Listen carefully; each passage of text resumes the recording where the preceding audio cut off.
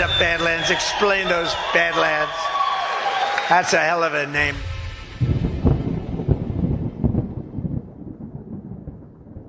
I hear every day about the products you all wish MyPillow carried. Well, guess what? We probably do. Slippers, bathrobes, pet beds, blankets, mattresses, sleepwear, loungewear, duvets, comforters, pot holders, aprons, oven mitts, and so much more. And they're all on sale. For example, get our best-selling standard MyPillows for only $14.98. Body pillows, $29.98. 6-piece bath towels or kitchen towel sets, just $29.98. Multi-use MyPillow 2.0s with pillowcase, $9.98.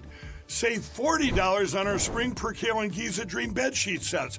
Any size, any color, and so much more. So go to MyPillow.com or call the number on your screen. Use your promo code to save up to 80% on all MyPillow products. And I've never done this before. When you spend $100 or more, you're going to get 2 standard MyPillows absolutely free.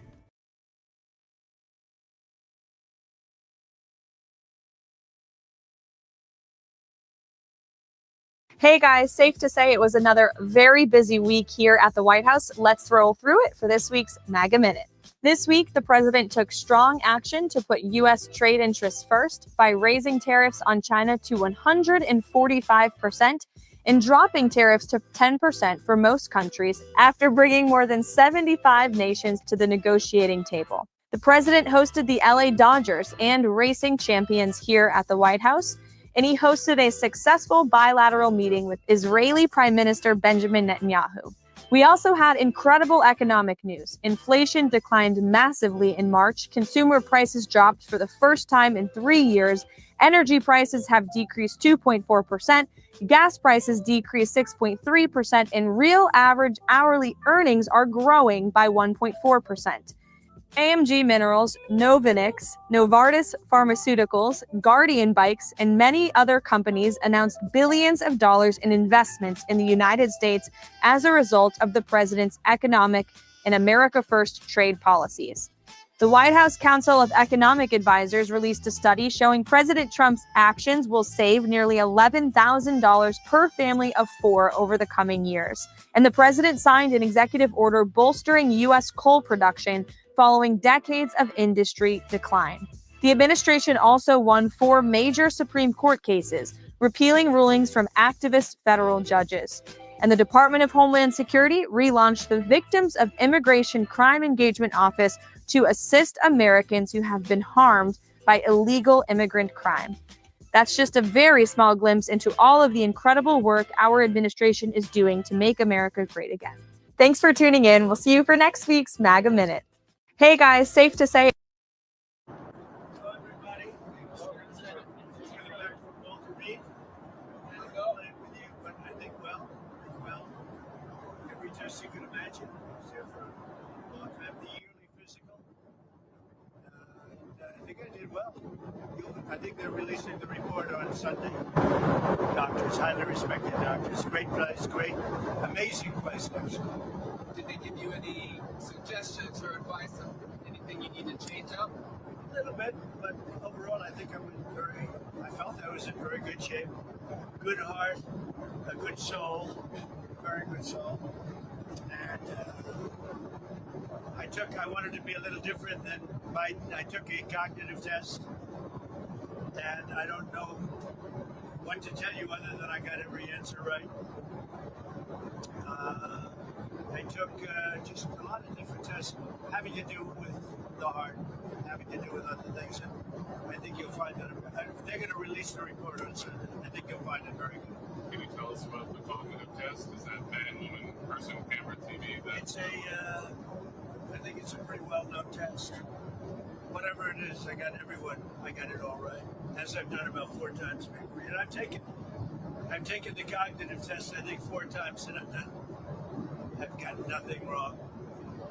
That's what the American people want, right? Biden refused to take it. Kamala refused to take it. I think most of them refused to take it, but I don't refuse to take it.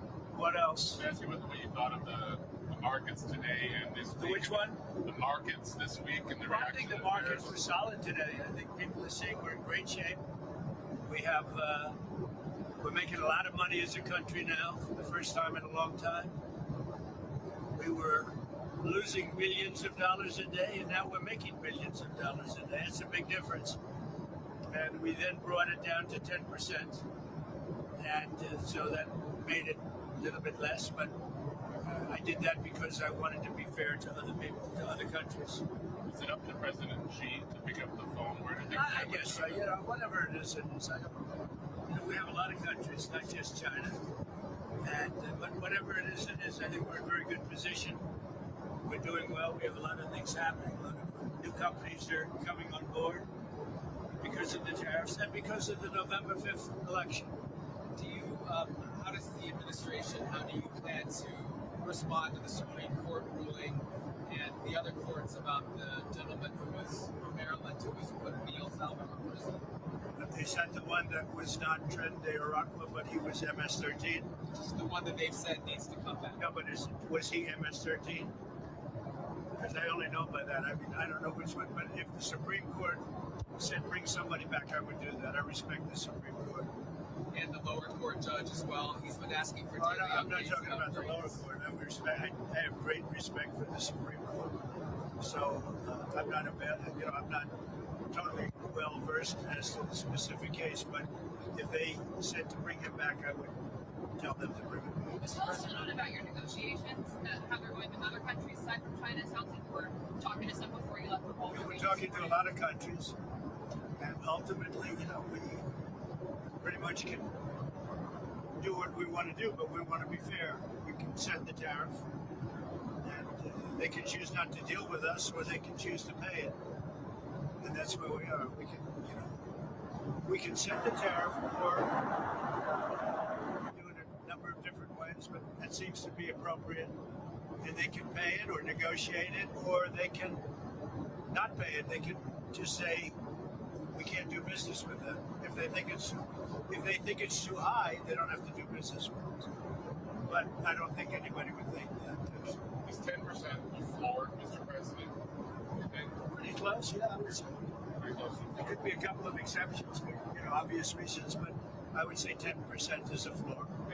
Are you wanting to get to the table with China, or are you comfortable with the tariffs where they're I'm at very right now? comfortable. I mean, honestly, I'm very comfortable now, but I've always gotten along well with President Xi. We had a good relationship, very good.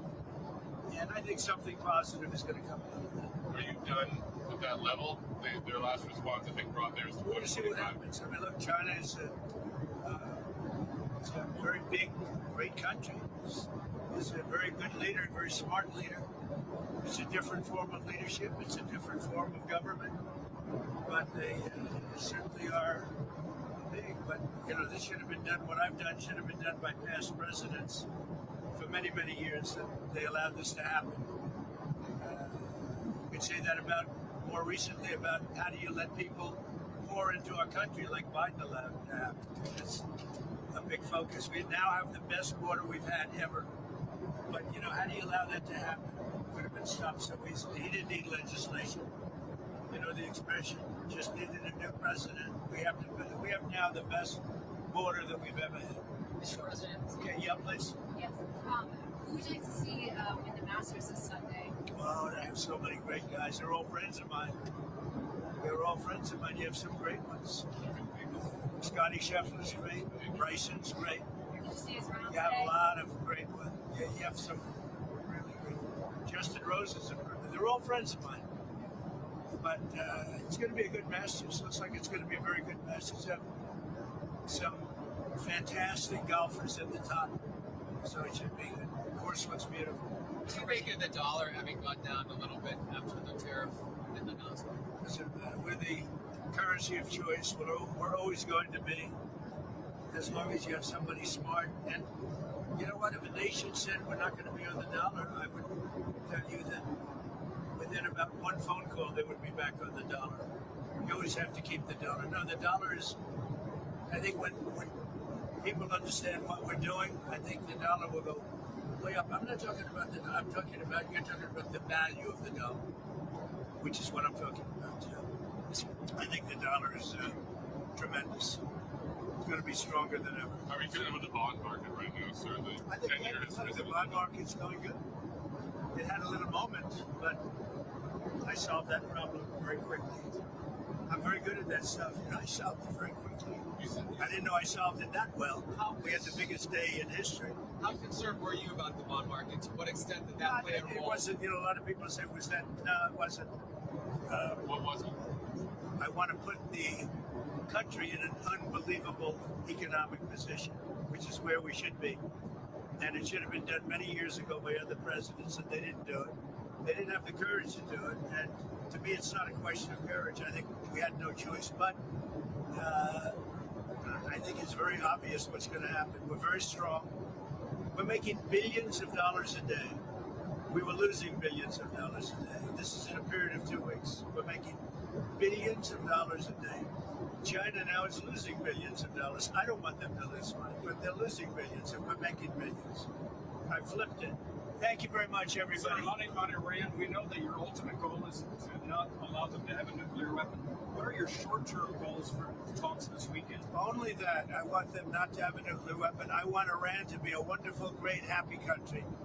But they can't have a nuclear weapon. And we're negotiating with them. On Saturday, we have a big meeting with them. What do you hope to come? And right now, we have a meeting with President Putin as we speak. There's a meeting going on right now. But with Iran, I want them to flourish, but they can't have a nuclear weapon. Thank you, everybody. Tomorrow night, USC, you can... Thank you.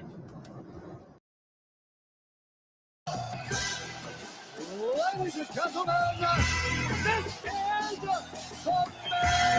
event of the evening.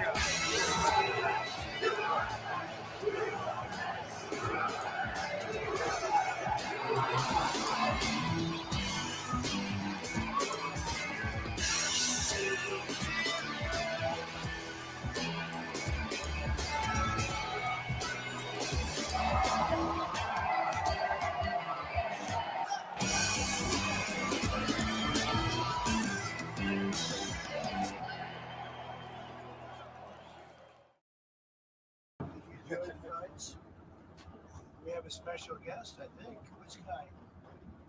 Is she here? We'll get her. We have Guy. It's like 2 in the morning. We're doing this. You people requested. I'm always available, unlike Biden. Think Biden would do an interview at 2 in the morning? He would do one at 9 in the morning. How did you enjoy the fight? I thought it was great. I thought they were all great. Have you ever seen that before? Have you ever witnessed that? No, First time, right? Yeah. 5. Those are seriously tough people. Did you agree with the final verdict on the last fight? I did. I thought he was. I thought he won. Did any of the fighters say anything to you? Yeah, they all said. Every one of them came up at the end, and they were great. I mean, they were all warriors. They're modern day warriors. Yeah, what did you tell them, sir? Just good fight. I mean, the ones they all came up. Every one of them. You saw them, and very respectful of the office. But they're modern day warriors. Hello, Kai. Come on over. You know the fake news? This is the fake news. Hey, what's up, everyone? How are you guys? Good morning. Good morning. We're just doing a little news conference. You want to partake? I'll add some stuff. She's a great athlete, actually, great golfer. Yeah. And great student, actually. So go ahead. Any other Question. On Monday, you're having a meeting with the president of El Salvador. Yes. What do you want to achieve there? Do you have any concerns about that president? People have said it has human rights abuses. No, I think he's doing a fantastic job, and he's taking care of a lot of problems that we have that we really wouldn't be able to take care of from a cost standpoint. And he's been amazing. We have some very bad people in that prison, people that should have never been allowed into our country, people that murdered, drug dealers. Some of the worst people on earth are in that prison, and he's able to do that. What about human rights? Got 2 minutes left. I don't see it. I don't see that. Go ahead. Any other questions? Yeah. Hi, what did you think of the fight? That was awesome. This was my second UFC fight, and I really enjoyed it. And the crowd's reaction. Yeah, Watching it was really cool. It was really cool. Where do you plan on watching I didn't think you'd notice. Where do you plan on watching the Masters Brian would have tomorrow? done this. Yeah. What do you think of the reaction? Oh, I think it's great. Somewhat legendary. It's legendary. It's always is. Legendary. Yeah. It was great. It's a great honor to have that kind of ovation, really, because it says we're doing a good job. You won Florida? If we weren't doing a good job, we They get wouldn't the be opposite. I think we have to sit down now. We're going to land in 2 seconds. Good night, everybody. Good night. Good night, guys. Good night. Good night. Nice meeting everyone. Nice meeting you.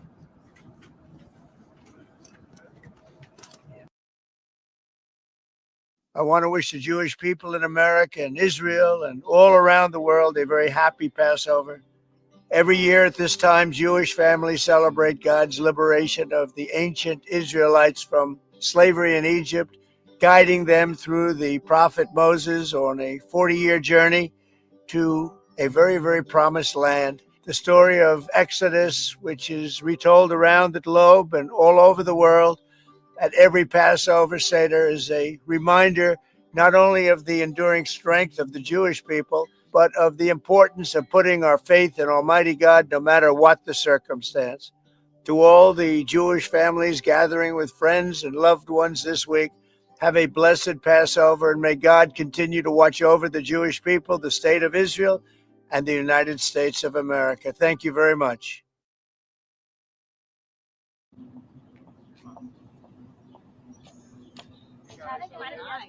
Well, you guys are up early. What is this?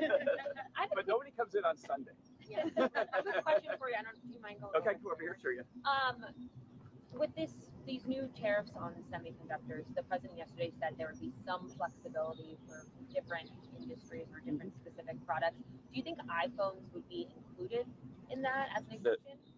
The specifics of the 232 law are very well known, and you should maybe bring in some legal experts to explain them. But 232 is an action that allows us to put tariff on things for national security.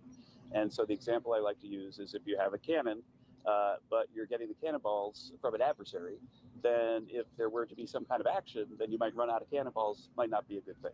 And so you can put a tariff on the cannonballs. And so in the 232 action, the courts upheld over and over the U.S.'s right to protect America by putting tariff on things that affect national security. And so there isn't any change in anything. It's just a question of what you say, is this affecting national security or not? That there are experts, legal officials, and technical experts that decide what is and what isn't. And that's a progress that happens a little bit over time when these actions are announced. But in the end, it's not a question of exemption or not, but covered or not. And the covered or not is a technical and legal matter. Do you think that, but just to clarify that, would iPhones, for example, be something that would be covered as a national security? I'm the PhD economist, so the specific matters go into the technical experts and the legal experts of the president. A question on China. They're limiting exports of rare earth minerals. Are you concerned about that? What kind of impact do you think it could have on America? The rare earth limits are being studied very carefully, and they're concerning, and we're thinking about all the options right now. They're concerning how and what options are you So rare earths are a part of lots of the economy. It's a little bit of the value add of the U.S. economy, but a crucial part of the value add. Yes. Kevin, there are thousands of small and medium-sized American businesses that rely on Chinese exports. How is the White House recommending that they stay afloat if they suddenly have to pay 145% more to get their goods out of port? The Secretary of Commerce in particular has a massive team of people, and also the Small Business Administrator, that are taking calls of small businesses, understanding their concerns, and thinking about how best to address them, including by finding other suppliers that are not on the current list that China is on. They say that they have tried to move their production out of China, but that's a process that takes 6 months, maybe a year. What do they do until then? It depends on which product, and that's why there are different experts helping the people. Kevin, do you feel like there's been mixed messages coming from the administration, from announcing the exemptions to now saying there will be tariffs announced on semiconductors sometime this week? Do you feel like there is mixed messages from the White House right now? I don't think so. I think that the team members of the president haven't been surprised by news, but I think that because of the normal development of things, like when you say we're covering this, and then the technical staff has to come out and say, well, what exactly is this? If you have a semiconductor that is a toaster with a semiconductor, a national security matter or not, there are people that have processes to decide those things, and those are ongoing. And that's been the case for trade practice, for trade law, for as long as I've been in Washington, which is 40 years or so. And the president has said he isn't worried about allies getting closer to China, but right now, China's president is meeting with leaders in Vietnam. Vietnam. Spain has said that they would like to potentially grow closer to China. Should the White House be concerned that this is pushing our allies closer to China? The White House is concerned about China, period. Yeah. Okay. Can I ask, Citigroup downgraded its stance in U.S. equities this morning and flashed the S&P 500 index target. Do you have a reaction to that?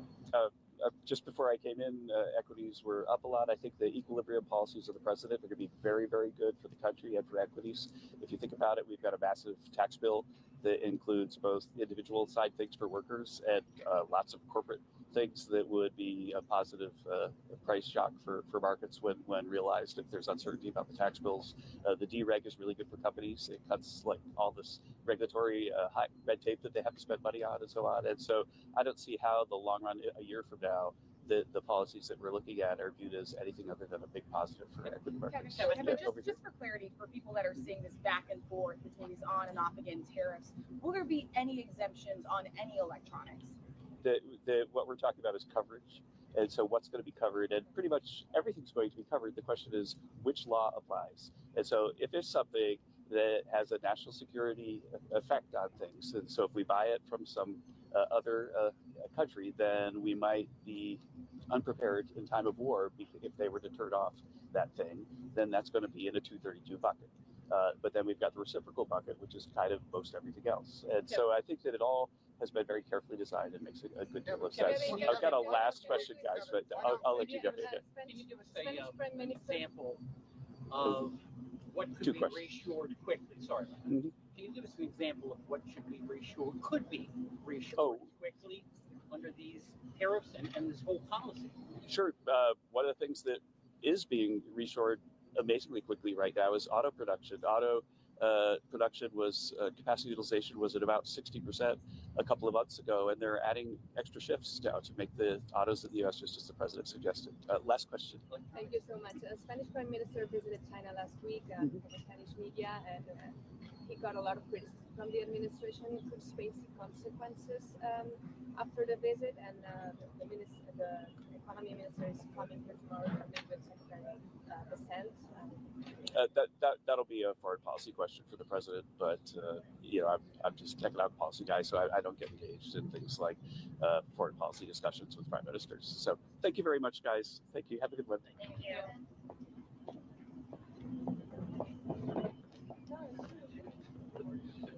Was that completely blocked? No, not your question. Opening statement. Okay, let's find the opening statement. First off, I want to thank all of you. Apparently, you've all done just a terrific job working with our different staffs in educating us. You've seen our idiosyncrasies of wanting you to fixate on the things where we can actually make some policy changes that actually make a difference. So, look, for 6+ years, because of the quirkiness of our office, we've been introducing AI bills, audit the Pentagon, using technology, using a crawler to find out where assets are. Healthcare, if over the next decade, interest in healthcare are the primary drivers of US sovereign debt, could we actually still protect the quality of healthcare, maybe even make it better, but using technology to deal with those cost drivers? And I know sometimes that makes people very uncomfortable, but there was also a time that going to Blockbuster Video was the family ritual on Fridays, and today you hit a button. So now I'd like to introduce our distinguished witnesses. You all get to be distinguished. Dr. Sterling Thomas is the Chief Scientist at the Government Accountability Office. He leads the work conducted by GAO Scientist, Technology Assessment, and Analytics team, which provides information to Congress on emerging technologies and their application in government. Prior to his appointment at the GAO, Dr. Thomas served as Chief Scientist at Nobis, a nonprofit research institute where he applied machine learning and artificial intelligence to his research on synthetic biology. Okay, you already realize you just like doubled the IQ of, never mind. Dr. Brian Miller is a practicing hospitalist and professor of medicine and business at Johns Hopkins, and somewhat of a friend. Dr. Miller is also a non-resident fellow at the American Enterprise Institute, where he researches and focuses on healthcare competition, FDA policy, public health, and integration of AI into the healthcare system. The doctor is head of AI policy at the Abundance Institute. Oh, sorry. Did I just, forgive me. Is it called the Abundance Institute? His research focuses on how artificial intelligence can be used to maximize innovation and advance human interest. Previously, he was the chief technologist at the Federal Trade Commission, where his work focused on economics of data privacy and blockchain. We should talk. I worked on blockchain before coming to this. Now I'd like to turn over to the ranking member to introduce the Democrat witness. Well, thank you so much, Mr. Chairman. And after I introduce the witness, I have a couple of opening remarks, if that makes sense. Why don't you go straight to opening remarks, because you may get stressed with having to vote on. Okay, and then I will introduce Mr. Canarsa. So I just really want to thank you for calling today's hearing on a really important topic, and to your point, a topic that has a lot of bipartisan interest and a lot of bipartisan potential. As this is the first JEC hearing this Congress, I also want to say how much I look forward to working with you, Mr. Chairman, in your new role as chair of the committee and my new role as ranking member. I really look forward to working together, and I've appreciated our conversations so far. And I'm glad we're starting out with a topic that we can find some real common ground on: cutting waste, fraud, and abuse through the use of innovation.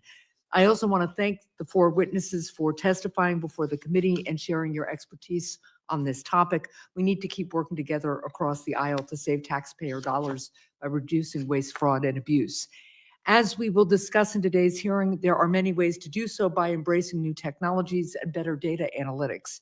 These types of tools can help an investigator identify potential fraud or a caseworker streamline an application process.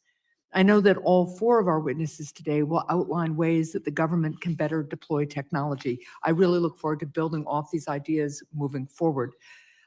Before we get to the introduction of our witness, though, I do want to just note my serious concerns with the reckless action so far of Elon Musk and Doge. Whether the government is providing healthcare for veterans, Social Security checks for seniors, or loans for small businesses, we should continually strive to improve the taxpayer experience. But Mr. Musk's slash and burn tactics are doing the opposite. In addition, I want to bring the committee's attention to the fact that the administration's decision to fire 17 inspectors general who investigate fraud, that's what they do, is completely counterproductive to the goal of improving government efficiency. I firmly believe that we should be cutting waste, fraud, and abuse, and that we can do so without making life harder for children, families, and seniors all across our country. I hope the conversations, including the one we will have this afternoon, can help us chart a better path forward. So again, I thank you, Mr. Chair, and to our witnesses for agreeing to testify today. Happy to proceed with the introduction. Mr. Andrew Canarsa is the Executive Director of the Council of the Inspectors General on Integrity and Efficiency. That's an independent part of the executive branch focused on supporting the work of Inspectors General. Prior to his current role, Mr. Canarsa served in the Social Security Administration Office of the Inspector General from 2009 to 2023. Welcome, Mr. Canarsa. I really look forward to your testimony, as I do the testimony of all our witnesses. Thank you, Senator. And please don't be discombobulated if you see members popping up and popping down. It is the nature of being here during a fairly chaotic time. Dr. Thomas, please, 5 minutes, educate us. All right. Chairman Schweikert, Ranking Member Hassett, and members of the committee, thank you for inviting me to participate today in today's hearing to discuss how AI can be used to reduce fraud and improper waste, fraud, and improper payments. As GAO's chief scientist and throughout my career in industry, in academia, and in the intelligence community, I've seen great advancements in data science. These innovations offer exciting opportunities to improve government efficiency. As you know, GAO is a nonpartisan watchdog for Congress. We have expanded our science technology team in recent years, and it includes a team of data scientists. We know firsthand from their work that AI holds great promise in furthering GAO's mission and your goal of safeguarding taxpayer dollars. My aim today is to offer 3 important actions that will help us reach that goal. First, we must continue and augment our traditional anti-fraud efforts. Second, we must apply AI thoughtfully and ensure that we use quality data to mitigate its well-known risks. And third, we must ensure that the federal workforce has the skills they need to apply new innovations like AI. Regarding my first point, GAO has a large body of work on fraud and improper payments in the federal government. Last month, one of my colleagues testified before House Appropriations on this topic. The federal government reported an estimated 162 billion in payment errors or improper payments during fiscal year 2024, and that is almost certainly an underestimate. We have outlined numerous ways that Congress and federal agencies can tackle this problem with existing capabilities. For example, Congress could make permanent the Social Security Administration's authority to share its death list with Treasury's do not pay system. These traditional methods are routinely preventing and detecting fraud. By enhancing them, we can save taxpayer dollars today without any new technology. But on my second point, I am optimistic about innovation, but we must be thoughtful about it. In data science, we often say garbage in, garbage out. Nowhere is that more true than with AI and machine learning. If we start trying to identify fraud and improper payments with so-so data, we're going to get so-so results. Broad use AI is still at early stages of development and implementation, and rapid deployment without thoughtful design has led already to unintended consequences. Before pouring data science on the problem, we need solid, reliable, ground truth data and a human in the loop to ensure data reliability and application of this technology. GAO has an AI accountability framework which lays out these and other principles. One piece of advice that emerges from such principles is to find a solution that produces the desired result with the least complexity. For example, in response to our recommendation, the Small Business Administration screened all PPP or Paycheck Protection Program loans made before September 20 with a rules-based tool. It was just looking for indicators. It wasn't using AI. And they still identified 4.7 billion in loans that went to ineligible recipients or were used for unauthorized purposes. And those loans were not forgiven. To build on that success, we need more innovation in government. In 2022, we recommended that one way to do that, Congress could establish a permanent analytics center of excellence to unlock tools that more efficiently identify and prevent fraud and improper payments. My final point is that harnessing innovation also requires a federal workforce that has the right skills. But agencies continue to face barriers in hiring, managing, and retaining staff with advanced technical skills. This is another area where GAO has made recommendations. And we have explored innovative big picture ideas like establishing a digital services academy. Rapid advances in AI capabilities hold great promise. GAO believes that the federal government can and must simultaneously realize those opportunities and do so upon a firm foundation of reliable data and a digitally skilled workforce. Chairman Schweikert and Ranking Member Hassett and members of the committee, thank you, and I'd be happy to respond to any questions. Thank you, Dr. Thomas. Dr. Miller. Chairman Schweikert, Vice Chairman Schmidt, and distinguished members of the committee, thank you for allowing me to join you and share my views on how AI and technology can improve government efficiency and reduce fraud, waste, and abuse. I'm going to focus on operational solutions targeting the Medicare and Medicaid programs, recognizing that these comprise over $1.5 trillion in annual spending. I should note that today I'm here in my personal capacity, and the views expressed are my own and don't necessarily reflect those of Johns Hopkins University, the American Enterprise Institute, the Medicare Payment Advisory Commission, or the North Carolina State Health Plan. That aside, ethos of DOGE, asking questions, re-engineering processes, these are things that we need to do definitely in government health programs. So there are three areas that I think that we should focus on. The first is Medicaid improper payments. In 2020, we had the global pandemic, tens of thousands of people were dying every day, and Congress implemented continuous Medicaid coverage, thinking that, if you're going to potentially have COVID and need hospitalization, coverage shouldn't be the issue. In 2023, states started redetermination for 20 million beneficiaries. CMS noted in 2022 that 76% of improper payments were due to eligibility. That's $61 billion a year. Now, I looked this up, and Medicaid eligibility requirements are codified in statute with little discretion. So if you think about it, redetermination and then on the other side, initial eligibility assessments are two sides of the same process. We should actually look to automate benefits eligibility. We might have to have human review first, followed by an auditing period, and then a move towards fully autonomous review. With the simple principle being, if you're entitled to Medicaid benefits, you should be able to get them. And if you are not entitled to Medicaid benefits, you should not be on Medicaid. The second area I'd focus on is Medicare Advantage diagnosis coding, which I think we've all seen the Wall Street Journal articles and the large plethora of news about this marketplace. So if you think about it, in fee-for-service Medicare, it's like running a pizza shop. You're paid if you make more pizzas. If you make a slightly fancier pizza, you're also paid a little bit more. In Medicare Advantage, it's a bit different. You get risk-adjusted capitated payment or a population-based payment with the risk adjustment from diagnosis coding. That way, if plans take care of sick people, they get paid more. If they take care of healthier people, they get paid less. It's no surprise that across these two programs that coding intensity is different. Coding intensity has three components. One is fraudulent coding. The DOJ picks you up in a black car and takes you to jail. Two is upcoding, subject to debate, but likely no. And the third is sort of clinically appropriate coding intensity, better communication about diagnostic specificity or severity. So we've sort of studied this problem for 2 decades. You can pick your favorite health policy analyst, economist, actuary, committee, or commission, and you can get different numbers. No one has measured those three components. The research has shown that it varies across plans.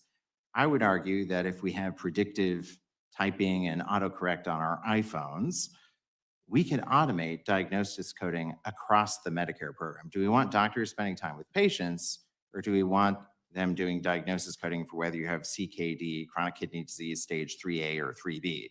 I think we can all agree that we want doctors taking care of patients.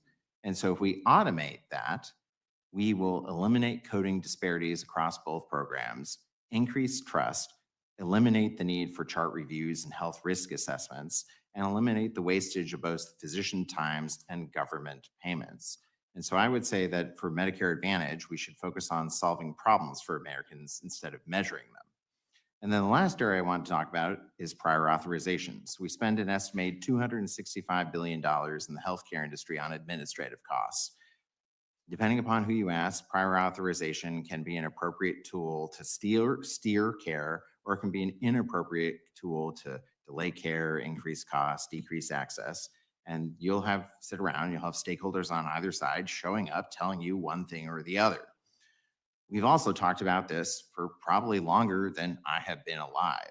So I would say that we should start with process reform, fix the process. So let's put the fax machine lobby out of their misery. Same for PDF submission, et cetera. We should use CMS and ONC to drive automation of data submission and have it be built directly into electronic health records. So I think we have a lot of opportunity to practically make government more efficient, reduce waste, and also make the delivery system better. And thank you for the time. Chairman Schweikert, distinguished members of the Joint Economic Committee. Thanks for the opportunity to be here to discuss how artificial intelligence can transform government efficiency. America leads the world in advanced AI technologies. Private companies are rapidly deploying these tools to boost productivity and eliminate waste. But our government is only beginning to tap their potential. Of the 2,100 AI use cases identified in January of this year across 41 US federal agencies, I could only identify 17 operational systems that directly target fraud, waste, and abuse. And most of these are on a small scale. This represents both a challenge and an extraordinary opportunity. The Trump administration has recognized this. Just last week, the Office of Management and Budget issued 2 detailed memos that highlight these benefits and set forth a path both for federal government use and the procurement of AI technologies. Consider the staggering costs of fraud. We've already heard some of these numbers, and the federal agencies reported $162 billion in improper payments last year alone across 68 programs, with Medicare and Medicaid accounting for $85 billion of that. And GAO has estimated in the past that an annual fraud loss of potentially as high as $521 billion. That's potentially $500 billion of taxpayer money each year that never reach its intended purpose. AI technologies offer some powerful solutions. We hear a lot about large language models and chatbots, but I'll talk about a few specific tools that I think have great application here, and then two specific areas two broad areas of government in which they have some applicability. Again, the point here is that these are well deployed in the private sector and could be used in the government.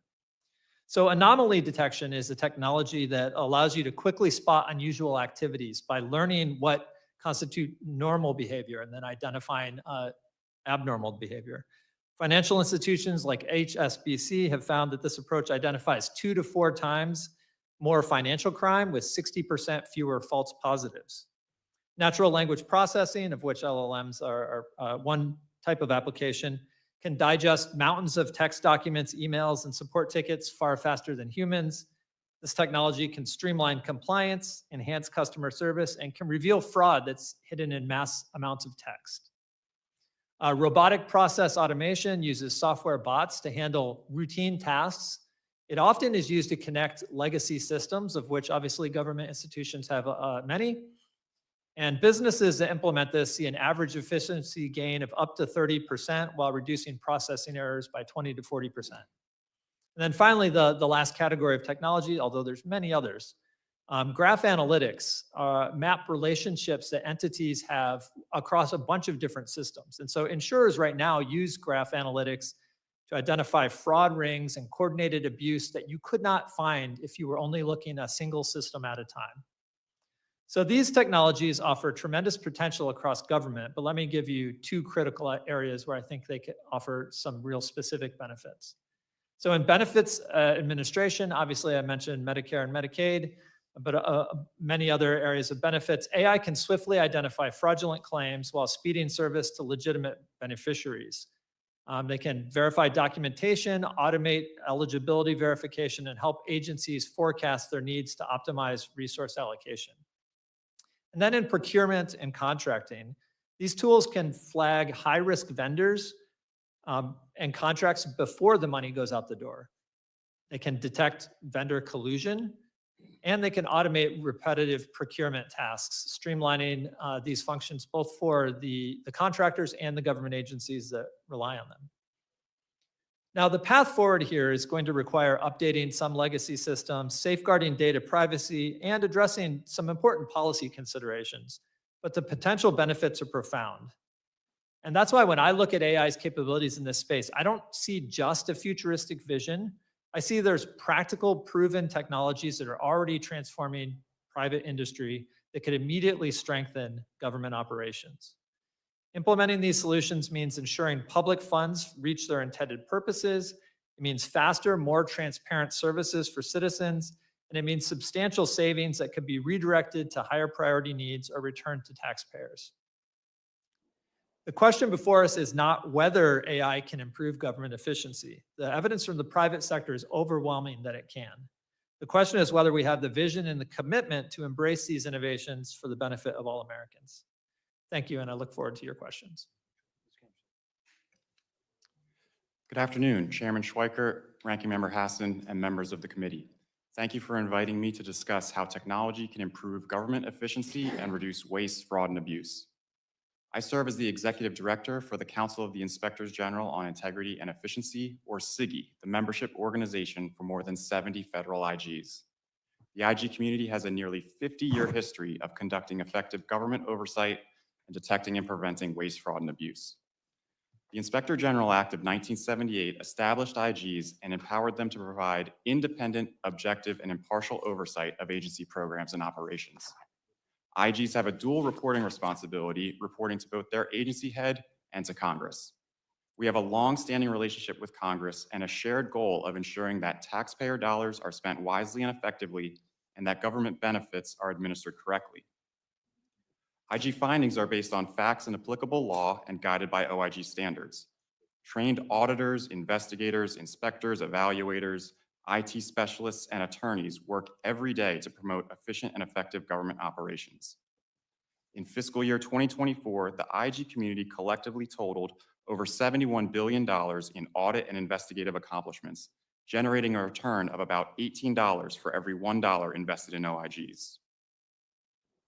For the government to see the full value of this oversight, agencies must take action to resolve OIG recommendations. There are currently over 14,000 unimplemented OIG recommendations, many of them related to improper payments. If implemented, such actions would improve payment integrity across dozens of federal programs. For example, the Department of Labor OIG identified over $45 billion in potentially fraudulent pandemic unemployment benefits, and the OIG has engaged the department in resolving these high-risk payments.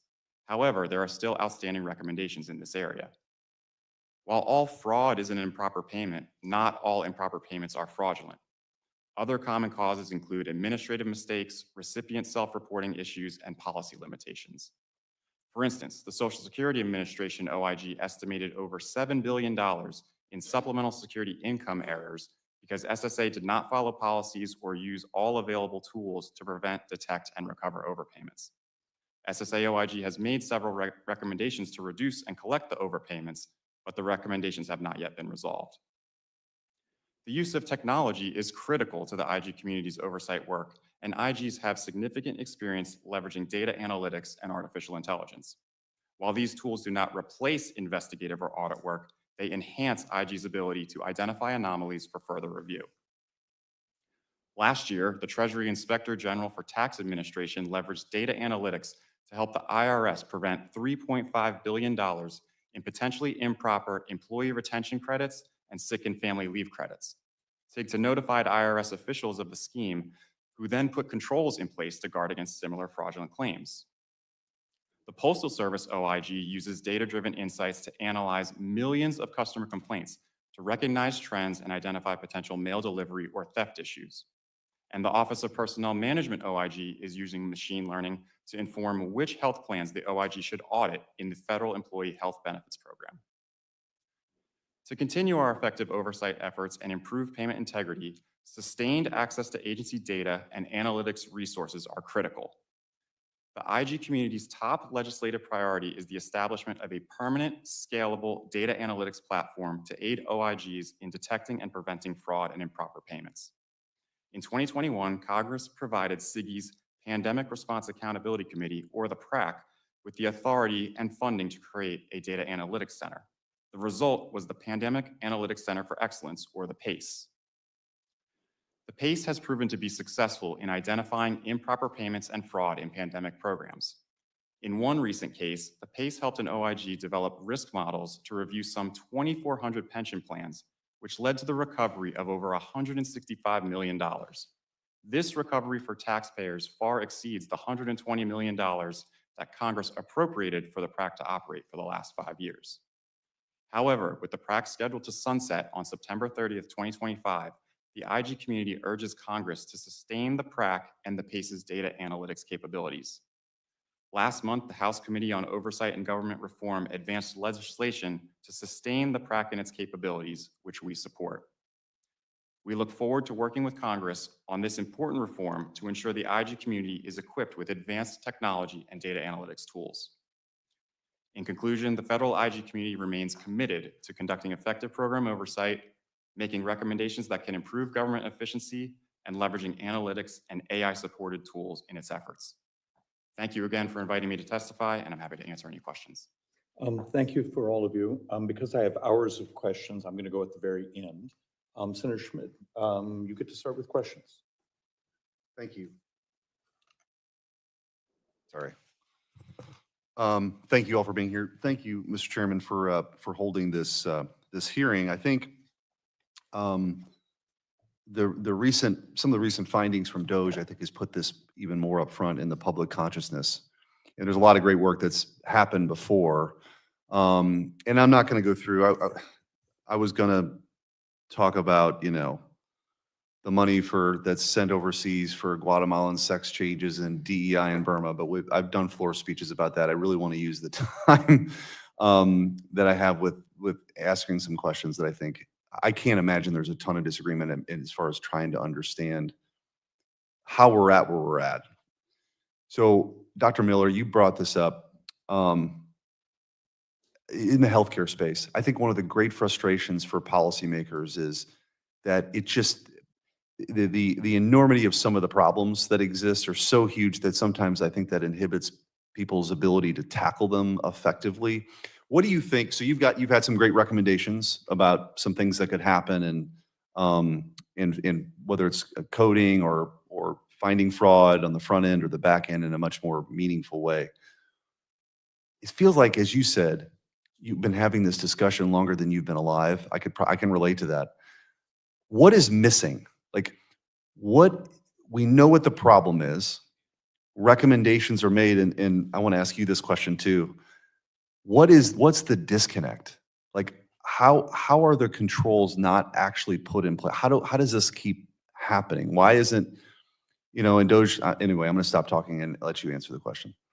So 2 reasons. One is whether it's fraud or an improper payment, that's someone's revenue, and that person who has revenue doesn't like it when you take their revenue away. So that's a political issue. After that, there's the operational issue, which is often we measure the problem, we issue a nice report, write a nice paper, and then we don't get the agency wheels going to address it. So we need to have oversight, public attention, and energy directed at getting the agencies to execute an operational plan. If they don't have an operational plan, have an operational plan. For example, we know that there's often fraud in procedures, and if a procedure takes 2 hours and you bill 20 of them in a day, that's clearly not possible. We should have prepayment claims editing in Medicare and Medicaid to prevent that from happening. We don't. So I would say aggressive and assertive oversight over agencies for what are the operational steps that they're going to do, and then continued oversight to make sure that they execute on those steps. So are AI, because it's subject to the hearing, are AI tools being used currently outside of Doge, right? Because they're looking under the hood. Are those sort of tools being used effectively currently in these agencies? I would say no. Right. That's, I think, the right answer. I wanted to ask you, so you've also talked about instances where recommendations were made. In some, like the PACE sort of oversight, you talked about how that was effective. Maybe that's the model. I don't know exactly, but what is the disconnect? Is it that Congress isn't calling these people in enough?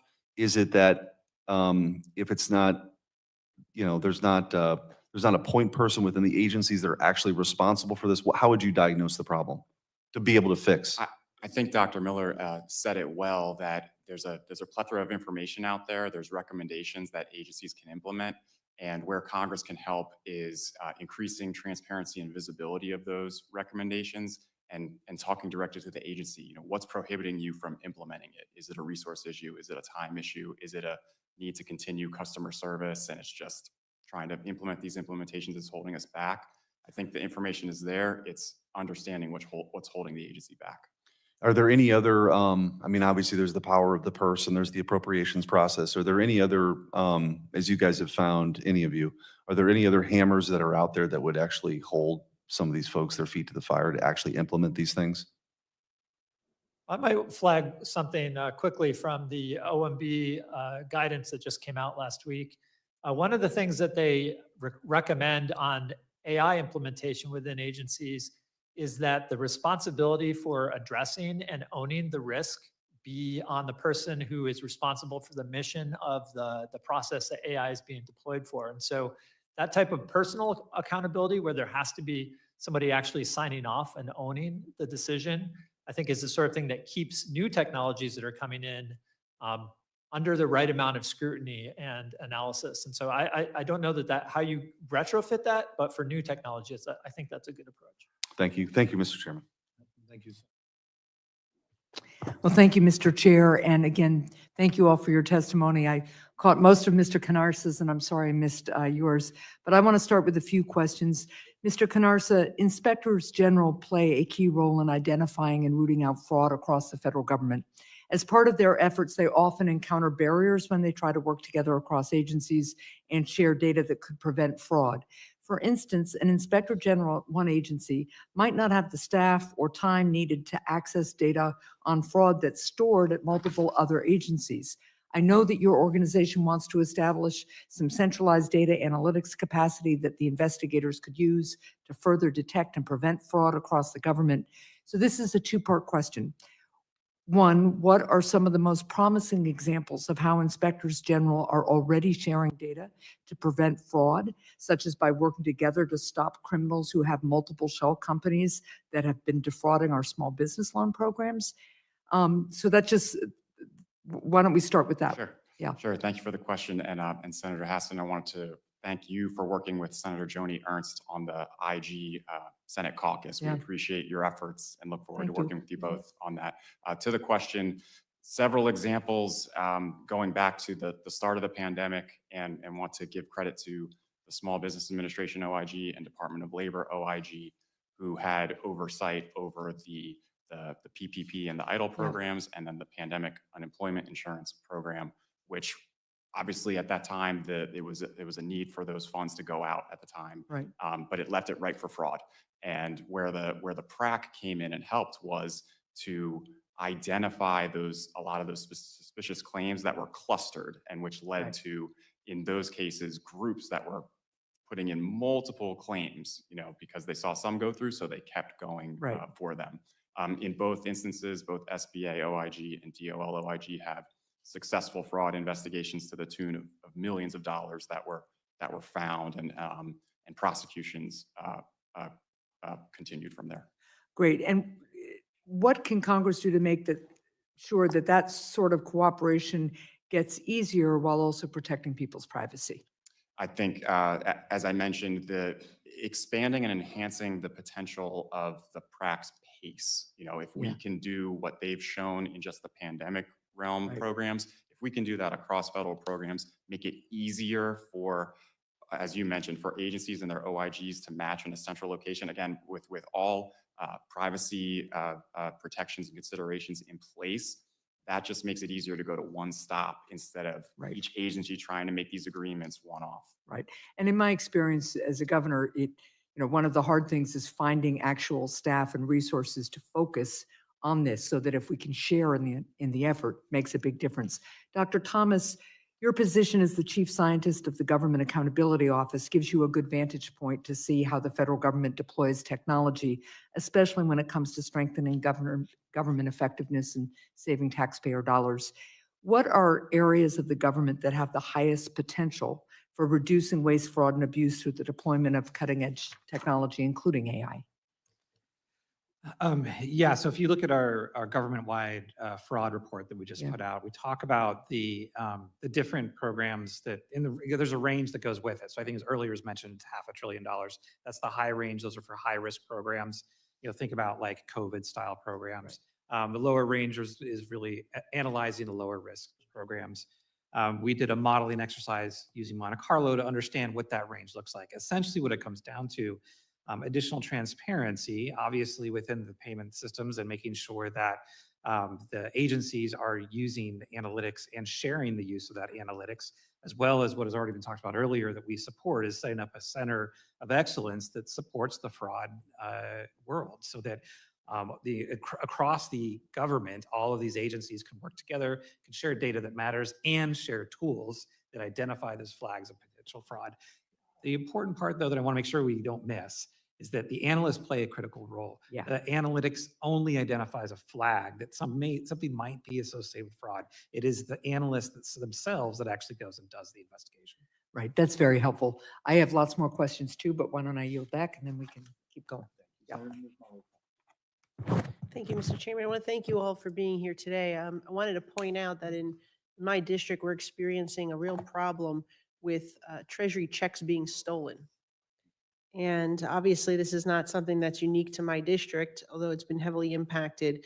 As you've mentioned, the GAO estimates a total of $162 billion in improper payments in fiscal year 2025 and more than $2.8 trillion since 2003. So you have the issue of improper payments, and then you have those of the fraudsters and the folks that are actually physically stealing these checks, washing them, reissuing them.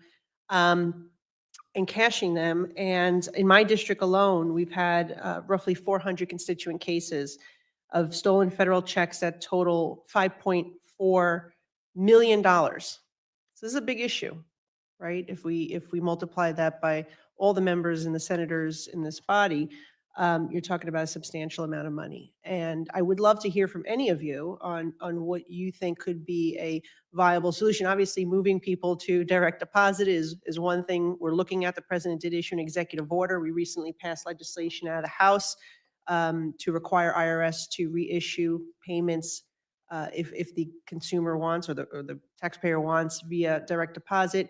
Maybe tracking checks so we know what point these checks are being stolen. And then AI, as you're discussing today, can come in handy as well. So we'd love to hear from any of you on any ideas or solutions you may have or what you've seen work potentially in the private sector as it relates to financial crimes that could be applied here.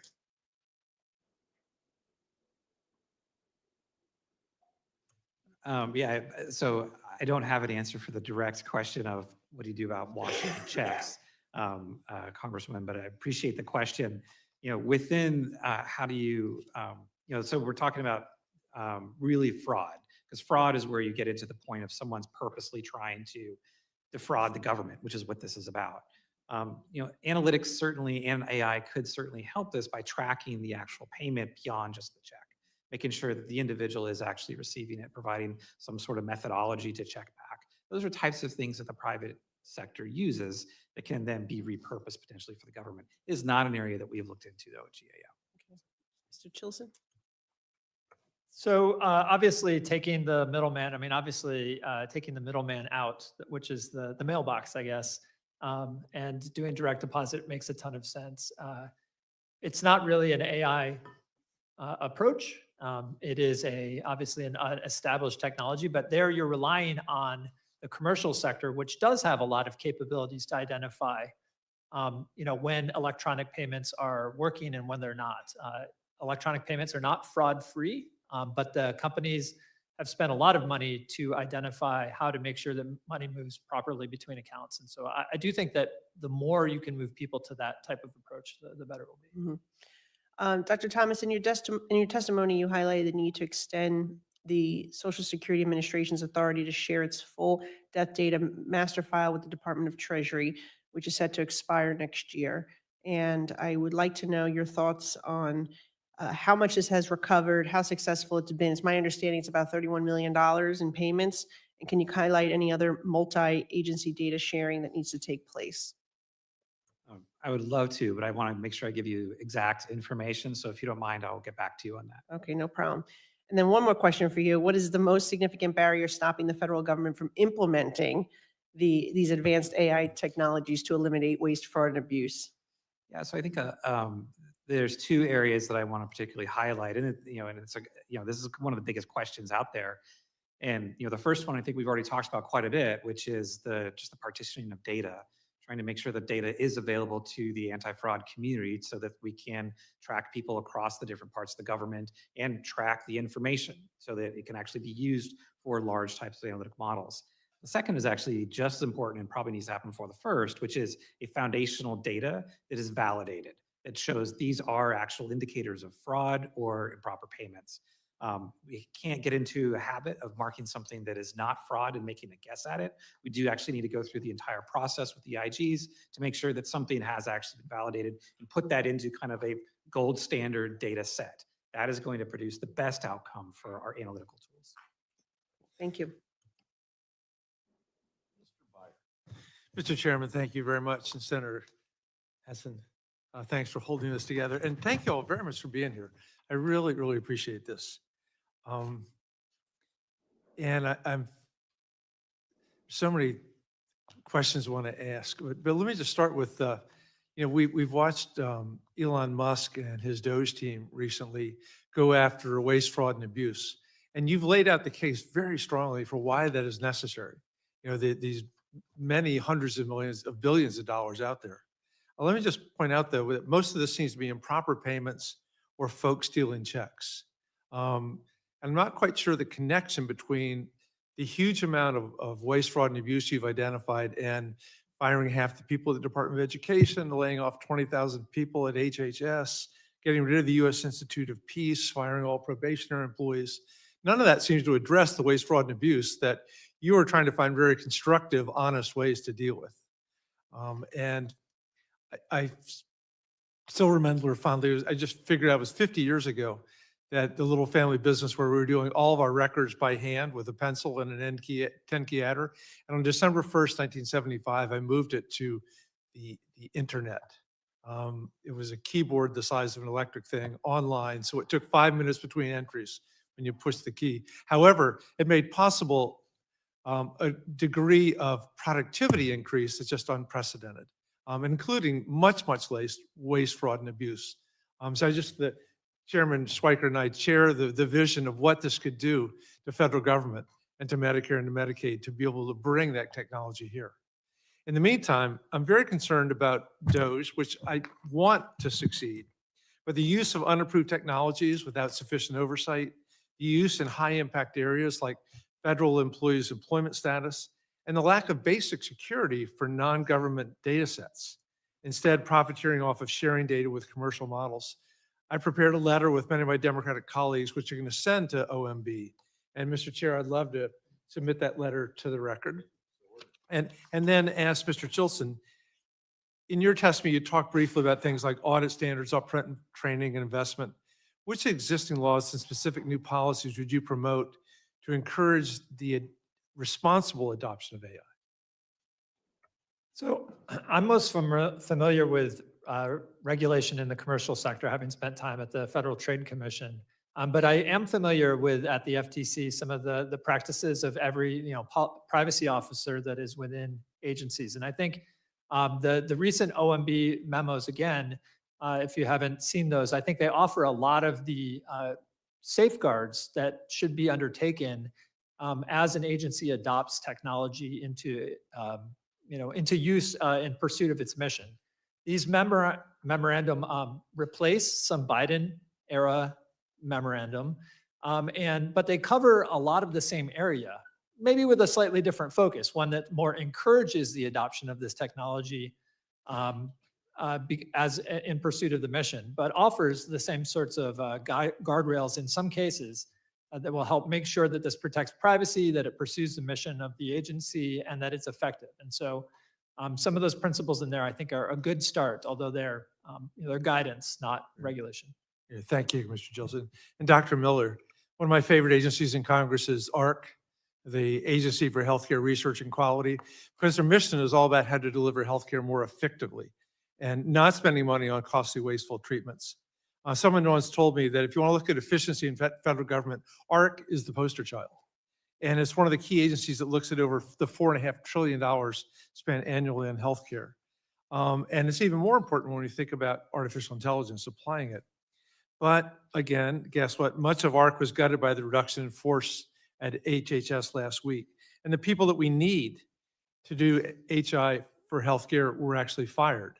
The RIF apparently eliminated much of the staff in the Office of the Chief Information Officer.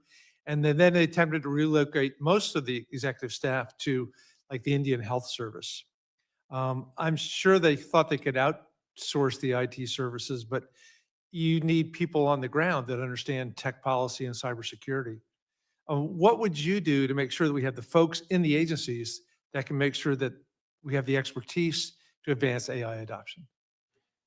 Thank you. I think AHRQ is more of a research and a research contract organization as opposed to a regulations or operations organization. So I would say that CMS, which is functioning as the payer and the regulator of the private payers executing the public program, needs the digital health, AI, machine learning expertise built into CMS, into each of the centers, whether it's the Center for Medicaid, whether it's the Center for Medicaid and CHIP Services.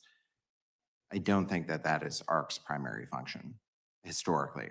Okay, well, great. Well, my time's up, but thank you very much.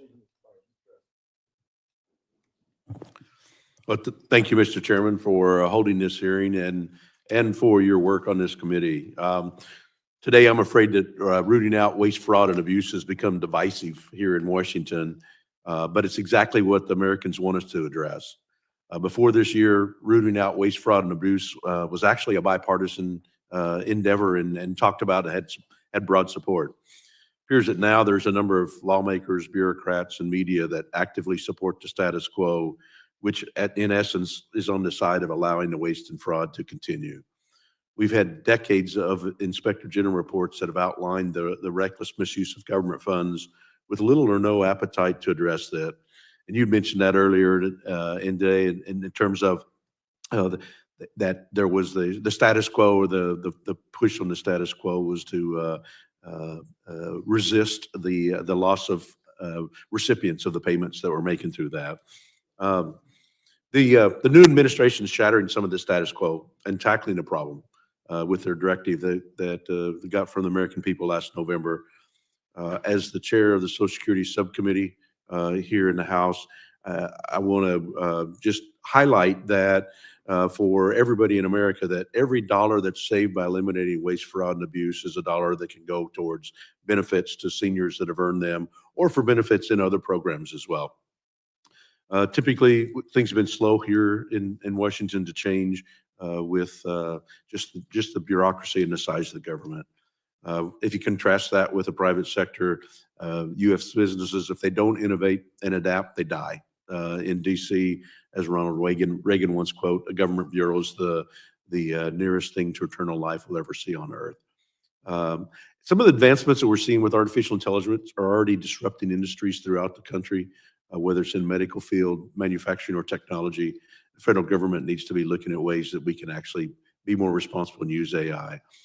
Dr. Thomas, based on data from 2018 to 2022, GAO estimates that aggregate fraud was between $233 billion to $521 billion each year. On the low end, that means that the government's lost more than $1 trillion in a 5-year period, and maybe as much as $2.6 trillion. It's unfathomable that people be against finding and eliminating this blatant theft of taxpayer dollars. So what, from a GAO's perspective, are you doing to implement machine learning and data analytics to help reduce that fraud, and how other federal agencies can work to get that number closer to zero? Yeah, so within our data analytics programs, we are developing tools for our analysts to identify the flags that I mentioned earlier of what are potential indicators of fraudulent events, fraudulent programs, fraudulent payments. And making those tools potentially available to the rest of the agencies to use. And we continue to work with the agencies to help them adopt the recommendations that we put forth in each of our reports. When we talk about fraud across the government as an estimate, that comes from information that we receive from each of the agencies. And as we work with that, we develop a whole bunch of recommendations. And we follow up with them. And adopting those recommendations, we believe, will bring down the risk of fraud. Additionally, we want them to use our fraud risk framework that we have implemented and shared with them. That allows them to look at programs and identify where potential fraud could exist if that program is implemented in that particular way, and make adjustments to try to, just as you talked about, stop fraud from happening before it happens. Thank you. Mr. Chilson, I think when we talk about rooting out waste, fraud, and abuse, sometimes a false narrative gets promoted that the federal government is taking away benefits from Americans that have rightfully deserved those. Trying to alleviate some of this fear mongering, can you help dispel some of those fears and explain how AI can more effectively target those bad actors, target the improper payments to ensure that our government programs provide the resources to the right beneficiaries? Well, accuracy is really important. And what we've seen in the private sector is that these tools can help both eliminate fraud, but also serve the people who are rightfully getting benefits more quickly and accurately. And so I do think that we have opportunities in this space. The financial sector does this all the time. And what it's found is that, you may remember you got lots of calls. Maybe 5 years ago, you got lots of calls anytime you went on a trip with your credit card. Well, now they can identify when there's fraud with a lot fewer of those false positives. And that's a convenience to the people who are getting benefits, as well as those who are, as well as addressing the people who are fraud. Well, thank you. And I've run out of time like so many others. We have so many questions I could ask each of you, and I yield back, Mr. Chairman. Thank you, Chair Schweikert and Ranking Member Hassan.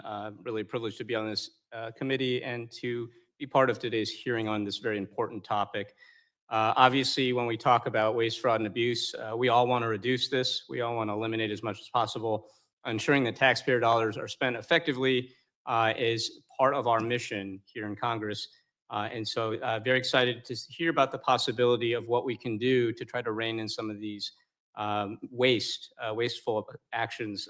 Every year, the federal government disperses trillions of dollars, as we know, across thousands of different programs, healthcare, infrastructure, defense, disaster relief, and on and on and on. And of course, with this level of spending comes the inevitable challenge of effectively managing waste, fraud, and abuse. Historically large organizations, including, I just want to note, private companies, big corporations, have all had to deal with this problem of waste, fraud, and abuse, and they've done so through manual audits and control systems. But the rapid development of technology over the past few years, including AI, as we're talking about today, give us a really transformative opportunity to try to run government better. We're talking about some very, very exciting potential here. That being said, I think it's important to also recognize that technological advances like AI are only going to be as good as the parameters we set for them. And these are fundamentally normative parameters we're talking about. So when we think about efficiency, we need to talk about the goals and timelines that are our mission here. Are we talking about just reducing costs? Are there other goals involved? What's the timeline we're looking at for efficiency or cost cutting? Is it immediate? Is it a year out? Is it 10 years out? All of these things matter. And I just want to give you an example here. When we talk about Social Security, despite a number of really bad and false and debunked claims about Social Security fraud recently, we know that Social Security has been a remarkably effective program and an efficient program. A very, very low percentage of fraud, always under 1% under any analysis, a very low percentage of overhead spent on that, less than 0.5% of the total program is spent on personnel and overhead. And until this year, the Social Security Administration was renowned for its remarkable ability to deliver trillions of dollars of checks consistently, securely, and on time.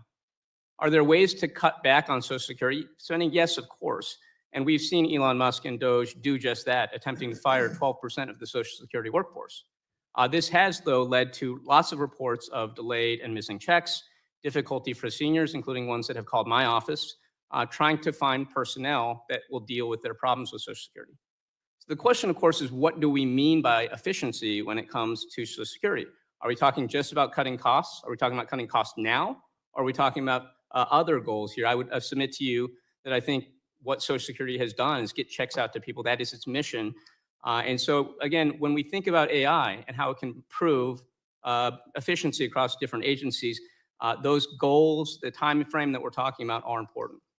I want to give you another example. I represent a vibrant life sciences industry, and I've heard a lot of growing concerns about the major cuts that have been made to staffing at the Food and Drug Administration, and that these will lead to longer approval times for new drugs and devices. In fact, if you look at the FDA structure, these staff are actually paid for largely by user fees from the companies seeking approval. So actually the cost, other than if you're looking at the very immediate time frame, is zero. But if your priority is to look for immediate spending cuts, the administration, the terminations of lots of FDA staff might make some sense, but beyond just the immediate present, it doesn't make any sense. And if you're looking at any other goals, including FDA approval, rapid approval of drugs and devices, these cuts look very inefficient. So I guess my first question to you all, maybe I'll start with Dr. Thomas. When we talk about efficiency, what time frame should we be looking at? Very short term or long term? Well, we look at both. So we're looking at short-term efficiencies or where we've identified potential areas of concern and made recommendations of how to improve those areas of concern. And then, of course, with the long-term one, that gets into the system that you're using, a systemic challenge. And we identify opportunities there as well, sometimes as matters for Congress, sometimes as areas of attention for the executive branch. So we look at both of them. I want to ask Mr. Canarsa that same question. Yeah, that was a good answer. OIGs are in the same business. There are short-term benefits and then, project out for the longer term for those bigger efficiencies that you're talking about. And I want to follow up with one last question for you, Mr. Canarsa. Do you think that inspector generals, oversight, transparency, disclosure, that these are important things that we need to have real efficiency in government, whether we're using AI or not? Absolutely. That's what the IG Act was built on, was the value of independent, transparent nonpartisan oversight, just so that the facts can be presented as to how to improve these agencies and their programs. So just to be clear, firing 19 inspectors general would not improve efficiency. I mean, I should say that the OIGs themselves didn't go away. Their leadership was removed. So we're proud that the staff that's there and the leadership that has stepped up has kept that oversight going. Thank you. Thank you, Mr. Chairman. I think Dr. Thomas, I wanted to, you involved with government accountability officers in charge of audits, correct? I'm sorry, say that You again. in charge with, you involved with audits of government, right? Yes, As we part are. of, yes, okay. So I'm a former auditor, spent over a decade auditing publicly traded and private companies. Do you think it's common sense to have authorization of transactions? That all transactions that government disperse should be properly approved and authorized? Yes, it makes sense. That's right, right. That's what DOJ is trying to do. They came and say, okay, we need to make sure that transactions are properly authorized. This is accounting 101. Do you think it's proper to have justification transaction? What is the reason this transaction was disbursed? Is it based on some invoice, appropriations, and have all of this process? This is its common sense accounting. Yes, we support the appropriate Okay, documentation. so that's right. You have documentation. That's what DOJ is trying to do. Do you think it's appropriate to have automated controls and matching of databases to make sure that the things when we disburse transactions have some way of controls, and including maybe some automated controls? Do you think that's something that government should do more? That is a much more challenging question. The automation is entirely dependent upon the algorithm. But do you think we should have controls with manual matching, automated, that matching controls to match data to have some controls in transaction? Do we have to have controls? You support having controls? I thought your question was about automation. I apologize. That well, could be automated controls, could be manual. I mean, but do you Manual support controls, right? Do you think you in charge of automation? Do you think it's sufficient technology to have more automated controls? I don't know if we have an answer to that right now. You don't know? So we studied a lot of controls, I don't know, 20 years ago when I was in audit, private companies were able to do this. We actually did artificial intelligence and continuous auditing done in private companies. Do you think government cannot do it? You're in charge of technology and innovation. How far we need to go? How many decades behind you think government should be from the real world? Within the science domain, which is my area of responsibility, the science right now does not support artificial intelligence that is deterministic. And that is the challenge that exists for using artificial intelligence for deterministic choices like you're talking about. No, but just for simple transactions, we're using just to identify fraud because that actually gives more efficiency. Don't you agree that actually continuous auditing and using more automation would detect and prevent fraud more efficiently than manually? We do continuous auditing is a practice that we also enjoy. Right, and I think that's what DOJ is trying to do. So they try to improve control environment to avoid to have, so I'm not sure why there is an argument even about that. If we try to improve, it seems like everyone wants to have efficiency and better auditing, that the things go to proper causes. And we need to simplify. Don't you agree? We need to simplify our billing. So your first statement was about the actual technology, and that Right. is what I'm here to talk about.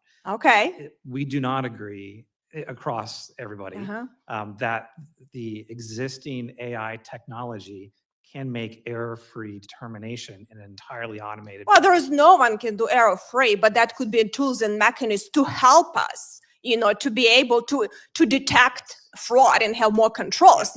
There is no proof, but it's less likely to have some set up system. So I think that's extremely important because we're spending a lot of money in healthcare, but we need to make sure that it's actually bring value. But there is a different conversation. It's a little bit broader, not just fraud that we need to make sure that not happening, but abuse of the laws because Congress write very broad laws. And unfortunately, this issue became very partisan, where it used to be overbilling by large hospitals of Medicare was a bipartisan issue, or abuses in Medicare Advantage was a bipartisan issue, or in Medicaid, Vice President Biden at the time was calling Ponzi scheme some of the, gimmicks, that hospitals play with provider taxes. And suddenly it became very partisan. And now we cannot have a discussion about the fraud and abuse because everyone wants here to make sure that people have better benefits and better health care.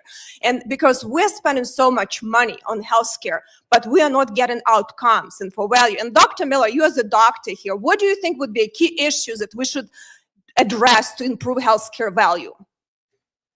I would say automation to eliminate improper payments. So that way you're either saving money or you're redirecting that money towards other items and services for beneficiaries.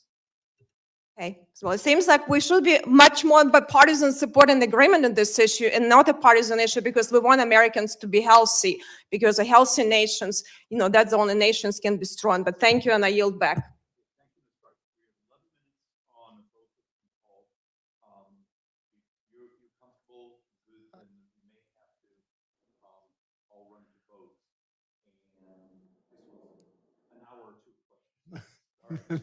Thank you, Mr. Chair.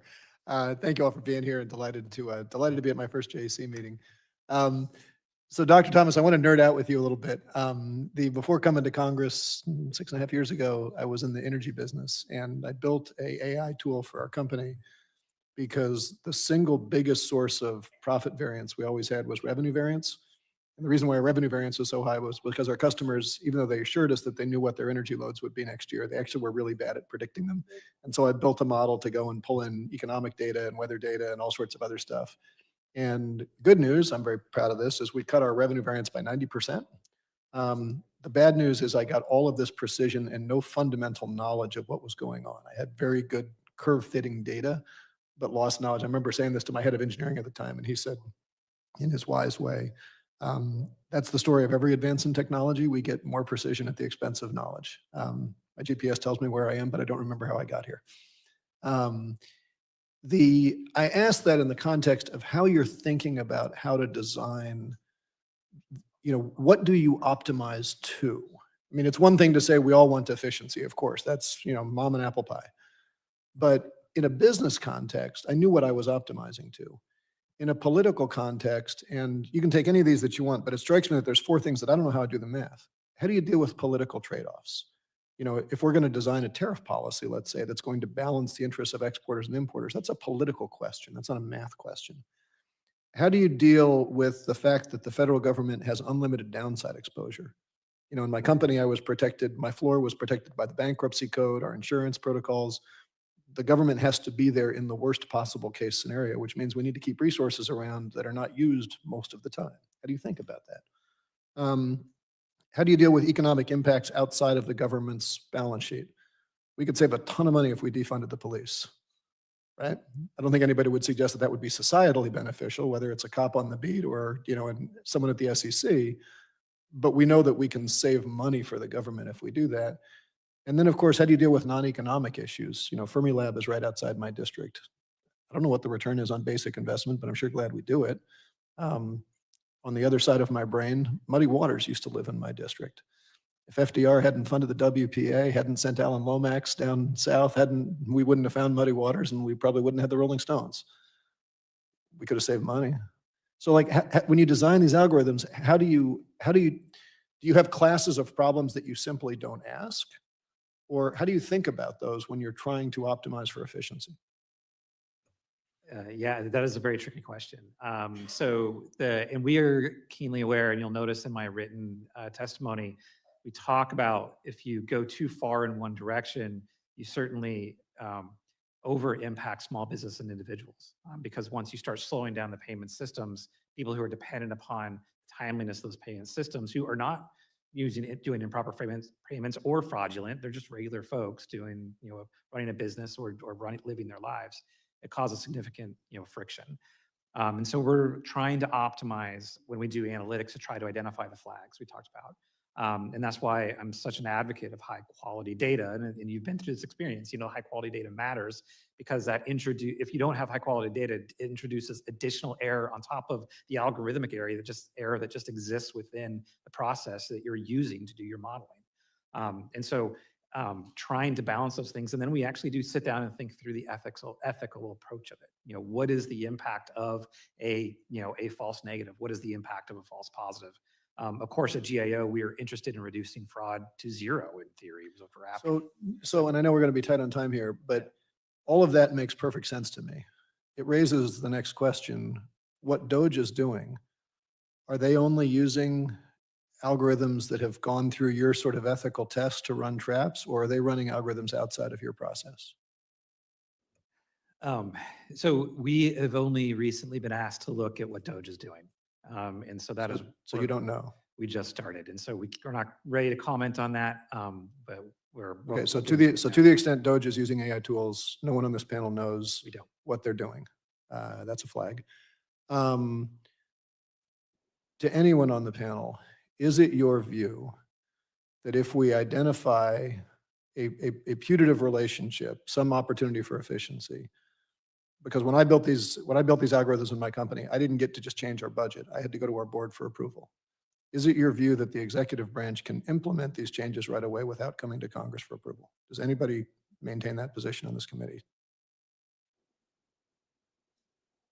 I think there are plenty of tools that, yes. I'm just asking whether the Impoundments Act and the Rescission Control Act trump here. Because I think to Dr. Thomas's point, we can learn a lot from AI. We still need to run ethics tests on the back end. And it is an important question whether we think the executive branch can act without congressional approval to implement what they learn without even telling us what they're doing, because it sounds like we don't even know what the hell Doge is doing. Okay.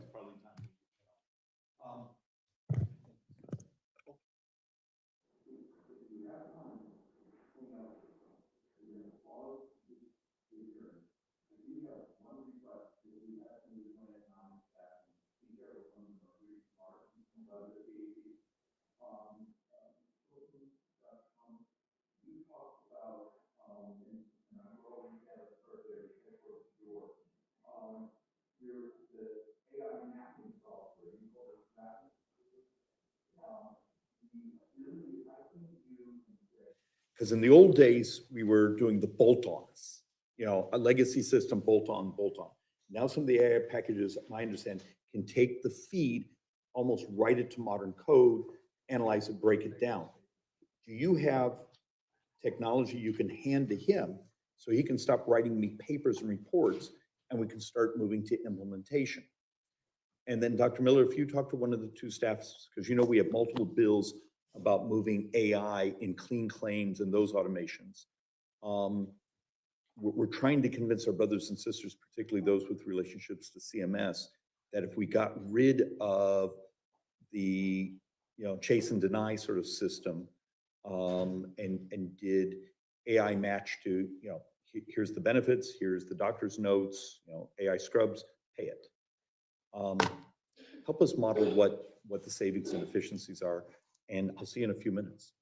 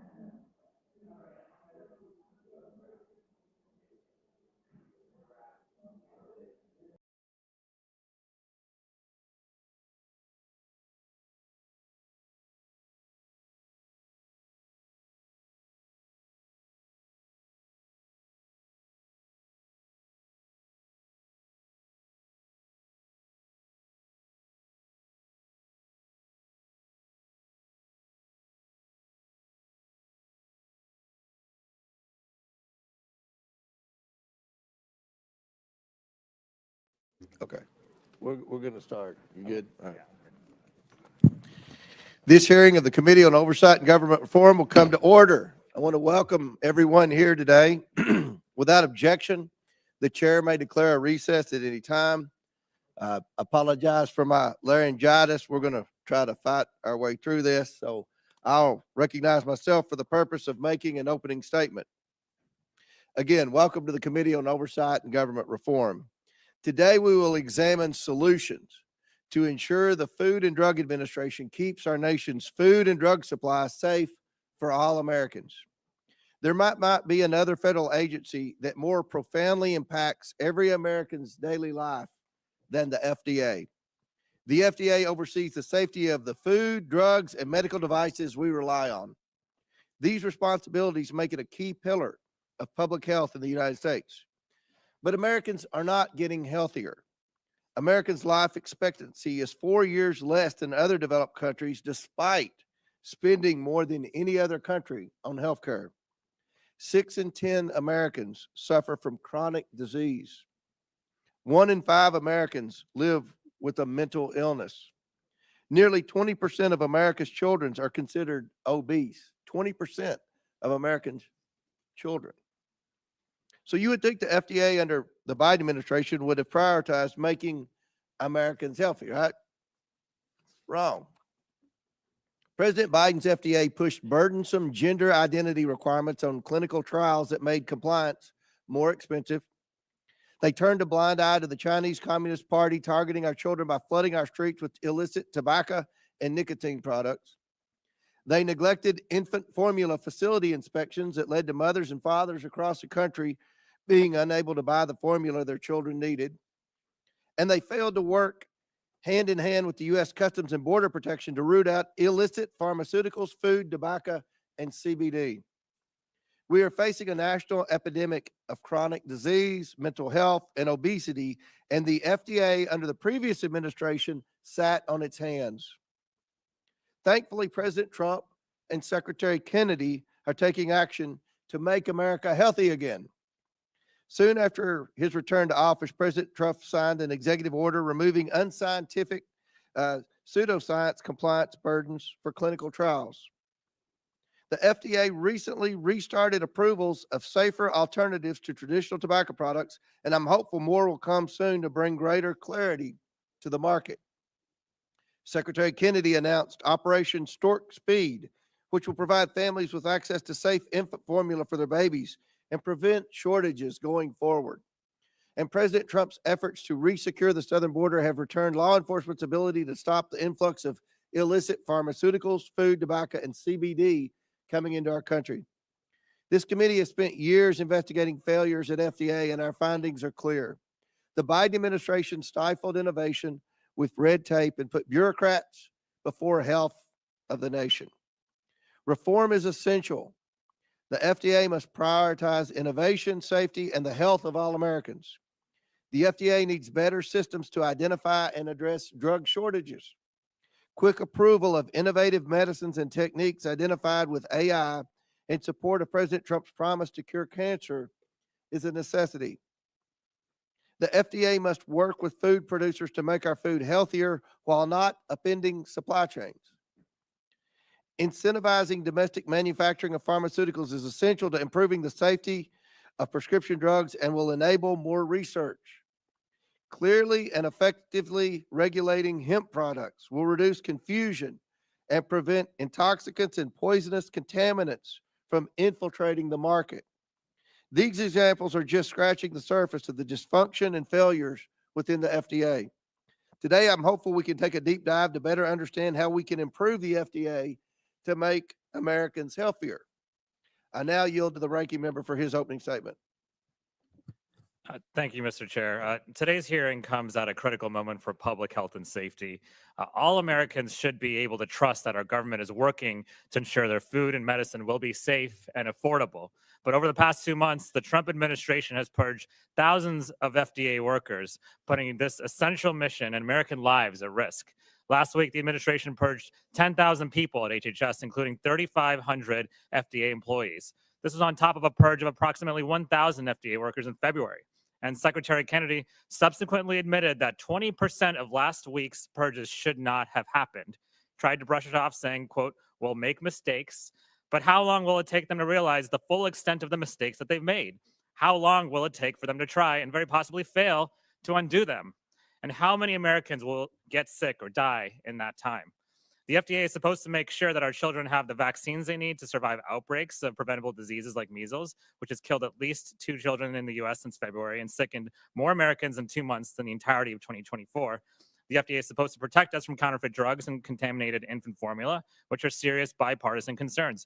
But how is the agency supposed to stop dangerous illicit products from entering American homes and threatening American lives when underfunded food and drug inspection teams are are being cut even more. 170 employees from the FDA's Office of Inspections and Investigations were reportedly let go last week. And let me tell you some of the expertise we're losing because of the administration's actions. Besides that, they fired people responsible for regulating e-cigarettes and ensuring that predatory companies cannot market vapes to children. They fired people responsible for monitoring drugs for side effects and updating warning labels. They fired the scientists monitoring bird flu and taking steps to prevent it from killing people. They fired the scientists with expertise in fighting heavy metals, toxins, and additives in our food supply. And they fired the people who monitor prescription drug shortages and ensure that Americans have access to affordable prescription medications. How is this making Americans healthier? We all know the answer to that question. It's not. People are going to die.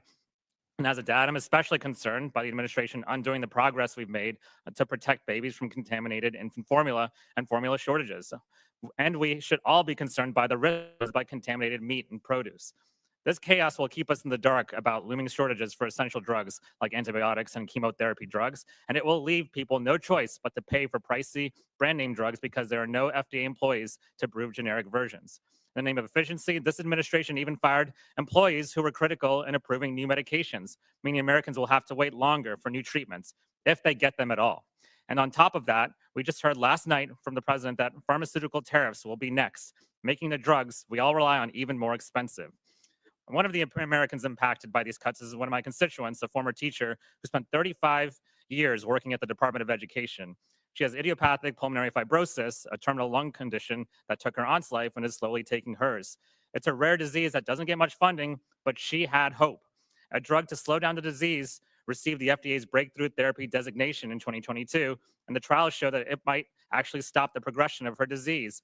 Her doctor anticipated FDA approval this year, but the FDA's funding cuts and the firing of researchers and staff who sit on the approval committees have made this impossible. This administration is stripping both hope and life-saving medications out of the hands of Americans who need it most. The FDA can and must do more for Americans, addressing our country's chronic disease epidemic, ensuring our children are set up to live long and healthy lives, getting more life-saving medications to those who need them, and ensuring that food on our shelves is safe and wholesome should be at the top of that list of things to do.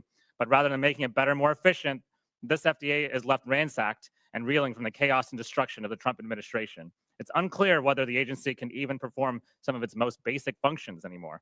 I don't know how much clearer I can be. These health cuts will kill people. They will make us less safe and less healthy. I was not elected to watch people suffer from diseases awaiting new treatments while this administration dismantles the offices that offer that hope. It's the responsibility of this committee to conduct meaningful oversight. If we're not talking about this and doing something about these cuts, we're not doing our jobs. I yield back. Gentleman yields back. Without objection, Representative Moskowitz is waived onto the committee for the purpose of asking questions at today's hearing. I'm now pleased to introduce today's witnesses. Mr. Guy Bentley is the Director of Consumer Freedom at the Reason Foundation, focusing on taxation and regulation of nicotine, tobacco, alcohol, and food. Mr. Jonathan Miller is the General Counsel of the Hemp Roundtable and partner at Faust Brown Todd Attorneys. Jonathan is known for being a leading advocate for hemp and CBD legislation, has continually worked to promote policies that benefit the hemp industry.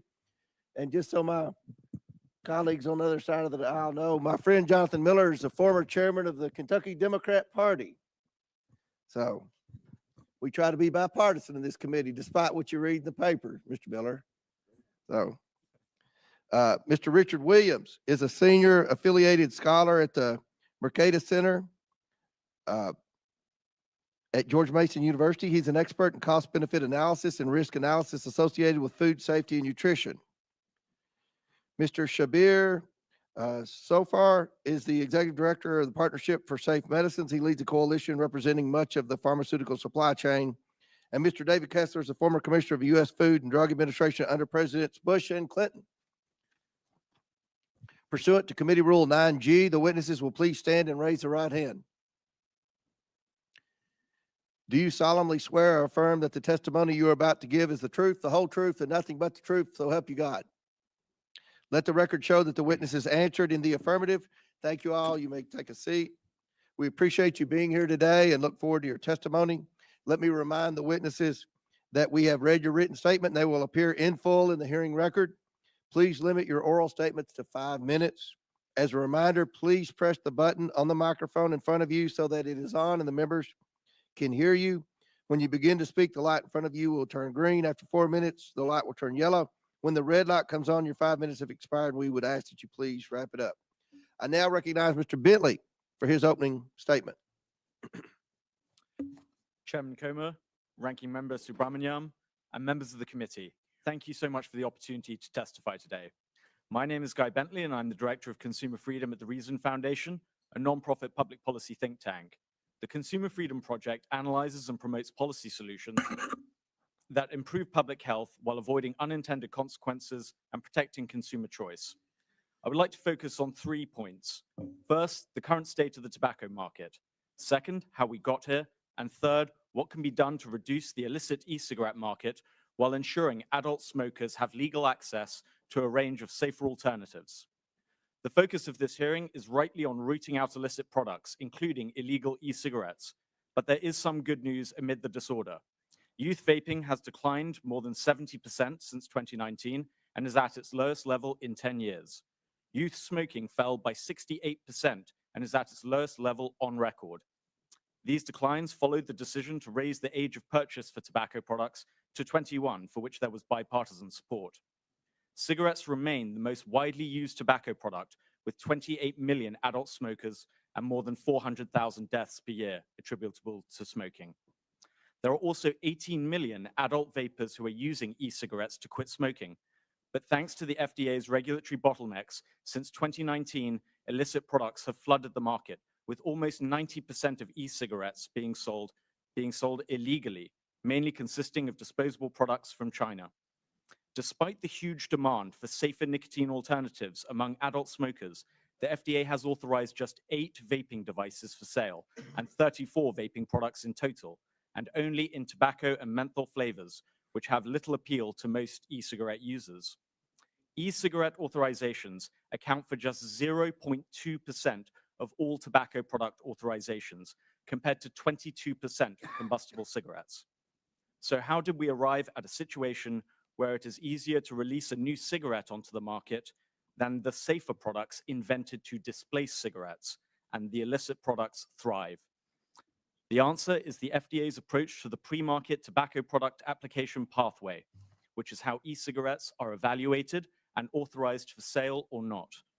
The PMTA pathway, established as part of the Tobacco Control Act, was supposed to facilitate innovation for safer alternatives to cigarettes. In reality, it presents an almost insurmountable barrier. In 2022, an independent review of the FDA's performance as a tobacco regulator was published by the Reagan-Udall Foundation, which criticized the FDA's lack of transparency and timeliness in authorizing e-cigarettes into the legal market. It is unfortunate that in response to a report that emphasized the need for timeliness and transparency, the FDA issued a 5-year plan of generalities with no substantive changes to the PMTA pathway. With a large illicit market now in place, the FDA has taken steps to ameliorate the problem with the creation of a multi-agency task force last year, increases in seizures, injunctions, and civil money penalties. But the only way to sustainably resolve the problem of the illicit e-cigarette market is to streamline the PMTA process to have regulated companies sell their e-cigarettes in the United States and reduce death and disease from smoking. Reforming the PMTA process would lessen current burdens on FDA staff reviewing e-cigarette applications, hasten the creation of a regulated marketplace, and restore public trust. The FDA insists its current approach to authorizing or denying e-cigarette products is guided by science and is appropriate for the protection of public health. But despite the best of intentions, a regulatory regime that results in a de facto ban of almost all e-cigarettes, incentivizing the illicit market, is not appropriate for the protection of public health. When it's easier to bring a cigarette onto the market than a vape or a nicotine pouch, both of which the FDA acknowledges are dramatically safer, that is not appropriate for the protection of public health. And an agency that fails to correct the misperceptions around e-cigarettes, with the majority of Americans now believing that e-cigarettes are just as or more dangerous than combustible cigarettes, that is not appropriate for the protection of public health. It is within FDA's current powers to change this dynamic and pursue a different path. Thank you, and I look forward to your questions. Thank you. Chair recognizes Mr. Miller. Mr. Chairman, Ranking Member, I'm grateful for the opportunity to testify before your committee today.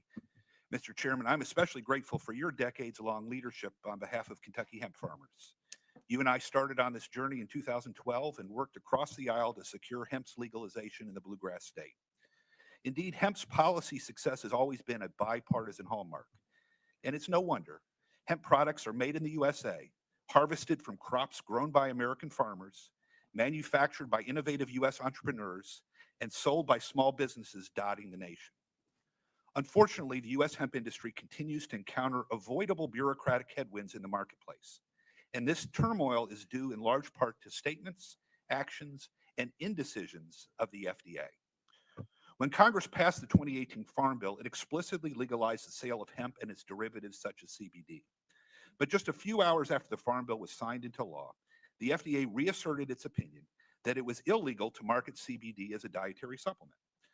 We've watched in bewilderment as FDA has jerked back and forth with contradictory opinions.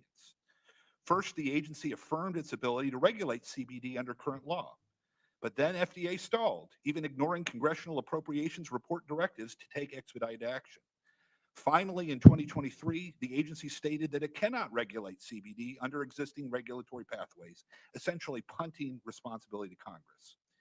This regulatory uncertainty resulted in a collapse of the CBD market, as demonstrated on this chart behind me, denying economic opportunity that was promised to farmers. The FDA's inaction doesn't just threaten CBD. A new industry focused on the adult market has emerged to meet consumer demand for hemp-derived cannabinoids like Delta-8 and Delta-9 THC.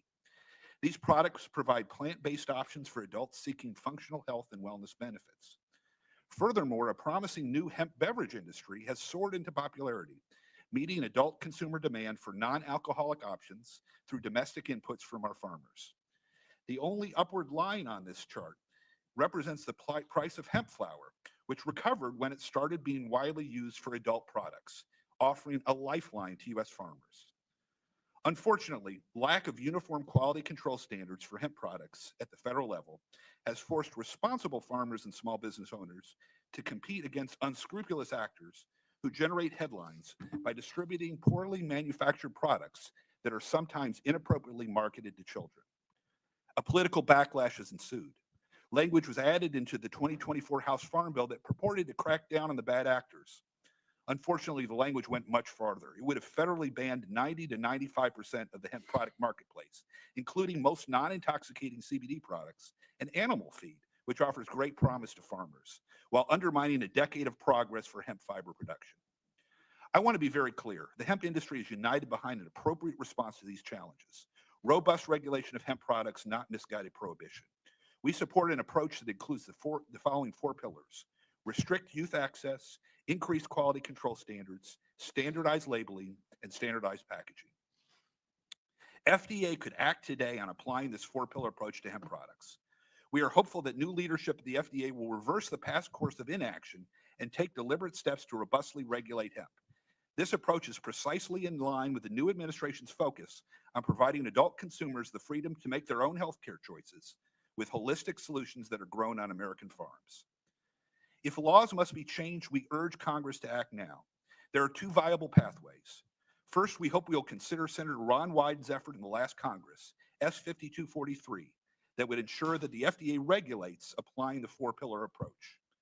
A parallel effort could be to invest more authority in the states to properly regulate their own markets. In the absence of federal regulation, many states, like our Kentucky home, Mr. Chairman, have filled the policy void by developing new laws and regulations that balance market access with consumer safety. We urge you to implement a federal framework that authorizes the sale of hemp products and develops uniform standards for labeling, packaging, and testing, while allowing states flexibility on more complex issues. In the meantime, we've taken the additional step of establishing the U.S. Hemp Authority, the industry's self-regulating organization, which sets rigorous standards for safety, quality, and transparency across the supply chain. The hemp industry may be unique in that we are coming to Congress to ask, please regulate us. Thank you for your consideration. Chair now recognizes Mr. Williams for his opening statement. Dr. Williams.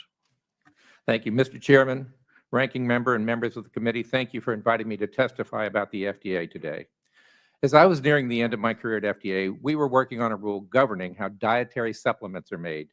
After a year of looking, my staff could find virtually no benefits. When I suggested to the program office that maybe we shouldn't regulate, the response was, "But Richard, we have to get these guys somewhere." So we ended up with a regulation, not because it would make supplements any safer, but because we could start exercising control over that industry. With approaches like that, is it any wonder the FDA has lost the trust of the American people? During the course of my career, one of my employees asked me, "Who do we work for?" I thought about it. Well, they're FDA managers, the Health and Human Services Secretary, and the President. But then I made up a person. She's a 30-year-old widow with 2 kids working in a diner in the Midwest. That's who we're working for. We should only be concerned about getting results, safer food, and helping people eat more nutritious diets. Again, when I look over my 27-year career, I was saddened by the fact that we hadn't made food any safer, and American diets have gone horribly wrong. But we justified our regulations to say we would prevent hundreds of thousands of cases of foodborne disease, and people would use the food labels to change their diets, preventing cancer, heart disease, and diabetes. None of that happened. FDA justifies budget increases with the same information every year, coupled with new challenges. But increased funding for FDA means more regulations, more control over the economy, and higher prices. I don't think people care about giving FDA more money or seeing them exercise greater control. They just want safe and healthy food. FDA never talks about those actual outcomes, as they don't want to be held accountable for failures. In fact, they fight fiercely against any notion of accountability.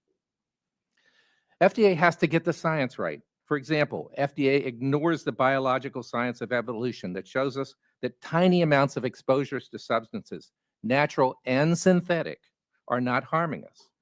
In fact, when we're exposed to tiny amounts, well over half of all chemicals and all radiation, they not only don't harm us, they're actually beneficial. In addition, given the massive testing of food and colored additives, it's unlikely that that's where the significant risks are. FDA needs to cut out ineffective programs and regulations, and going forward needs to produce far fewer regulations. Ineffective programs include things like food standards.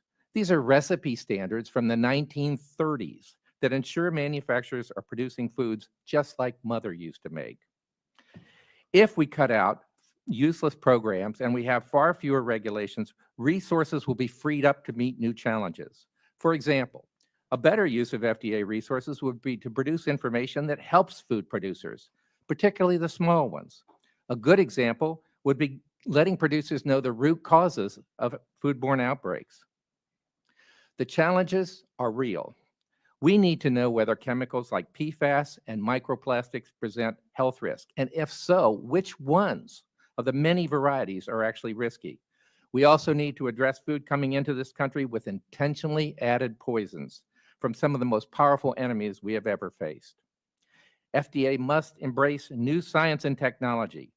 To start with, FDA must be fully committed to precision health, including nutrition, as we are now beginning to understand that individuals respond differently to foods. That means that some national advice and even some regulations, while it may help some, will harm others. New technologies that will make food safer and healthier include smart packaging that will alert consumers to spoilage, blockchain-enabled tracebacks, which FDA has recently begun, I'm glad to say, robotics that can produce food more safely. There are new types of treatments for pathogens for manufacturers. Better foods can be produced through genetic modification and precision fermentation. And finally, for nutrition, there are new monitoring technologies that will give us real-time advice on what to eat based on our personal characteristics. FDA needs to make sure that the new technologies are safe, but also that we do not inhibit innovations that will save lives. To restore trust, FDA should be working for consumers, like that mythical waitress who cares about results for her family. Thank you. Thank you. I now recognize Mr. Softar for his opening statement. And I apologize for mispronouncing that. Maybe you can correct my. It's fine. Chairman Comer, Ranking Member Subramaniam, distinguished members of the House Oversight and Government Reform Committee, thank you for your leadership on this issue and for inviting me today. My name is Shabir Imber Safdar.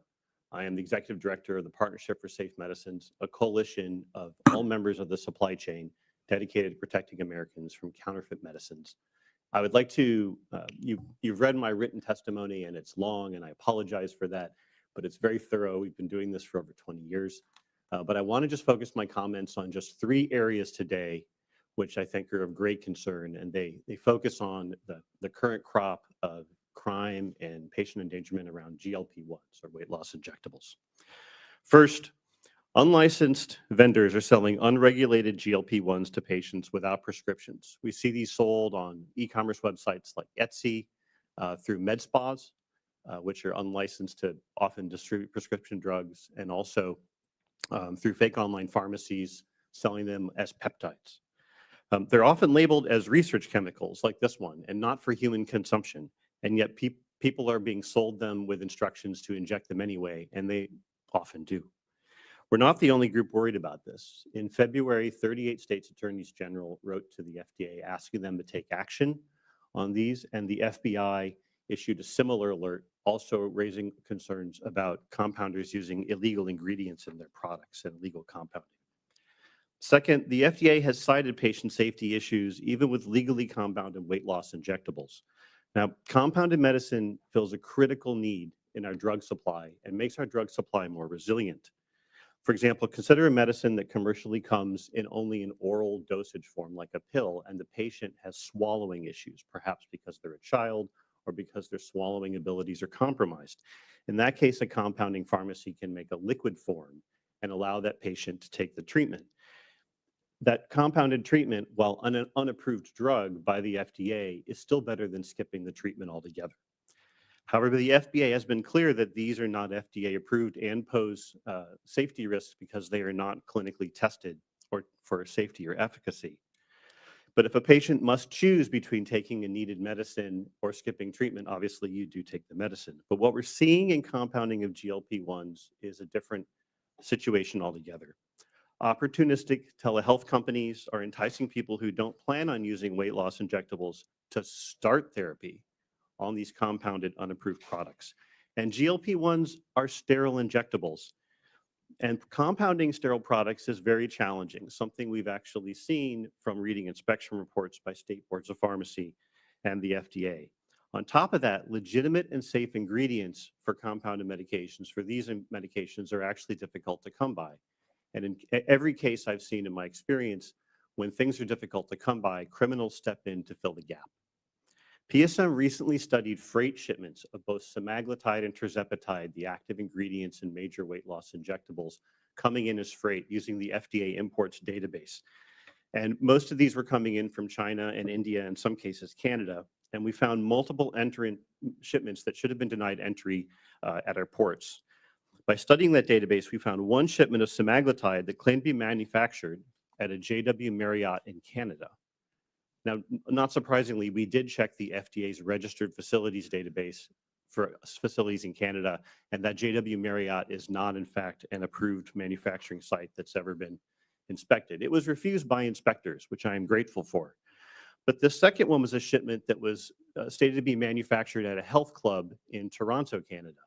That shipment did actually make it through, and so it came in, and we don't know where it went. I'm sure the FDA's Office of Criminal Investigation probably does. But it went somewhere in the U.S. and is destined for U.S. patients, either by a legitimate or illegitimate dispenser. A third bucket of GLP-1s that I would like to point out are these look-alike counterfeits. It looks exactly like an injector pen that would come from the branded manufacturer, but it does not, in fact, contain the active ingredient or the right ingredient. Sometimes it even contains needles that have been compromised with bacteria. This is an example of a unit of fake Ozempic that is not in fact Ozempic. The criminals actually peeled off the label of the real product and then printed up an Ozempic label and put it on it. A very alert pharmacist in Arkansas spotted this unit and quarantined it so that it would not be given to a patient, and called the investigator at the Board of Pharmacy. The Board of Pharmacy's investigator came over and used a new tool developed by the National Association of Boards of Pharmacy called Pulse. It's a scanner app, it's on your phone, and they used that tool to make an literally under a second determination that that product was counterfeit. Though that quick thinking by that pharmacist and that investigator almost certainly protected patients in Arkansas and around the country, because the Arkansas State Board of Pharmacy then immediately moved to suspend the license of the Florida distributor who was shipping it into Arkansas, so they could no longer do business in Arkansas. I am very proud of the safety of the U.S. prescription drug supply. It's the best in the world, and yet it contends with an enormous, perhaps globally record-breaking amount of criminality. And despite that, none of us have to worry about walking into a bricks and mortar pharmacy and getting a safe medicine. That is something that both keeps me up at night and actually also makes me very comfortable about living in the United States. I thank you for your time, and I look forward to your questions. Chair, I recognize Dr. Kessler. Make sure you got the microphone pulled right up to you so we can hear and C-SPAN can hear.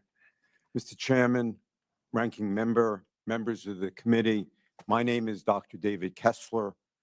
I have worked for both Republican and Democratic presidents. I was appointed by President George H.W. Bush and reappointed by President Bill Clinton as Commissioner of the FDA. We were responsible for accelerated approval, user fees, the food label, and the regulation of tobacco products. The FDA is a national resource. In January 2021, I had the privilege of returning to federal service and co-leading Operation Warp Speed. Mr. Chairman, I am in full agreement with you and share significant concerns about the safety and efficacy of illicit and sometimes licit drug products originating from overseas, particularly China. As you can see from the first graph, only 4% of active pharmaceutical ingredients, that's the key components of a drug, are produced in the United States. 80% are produced in China and India.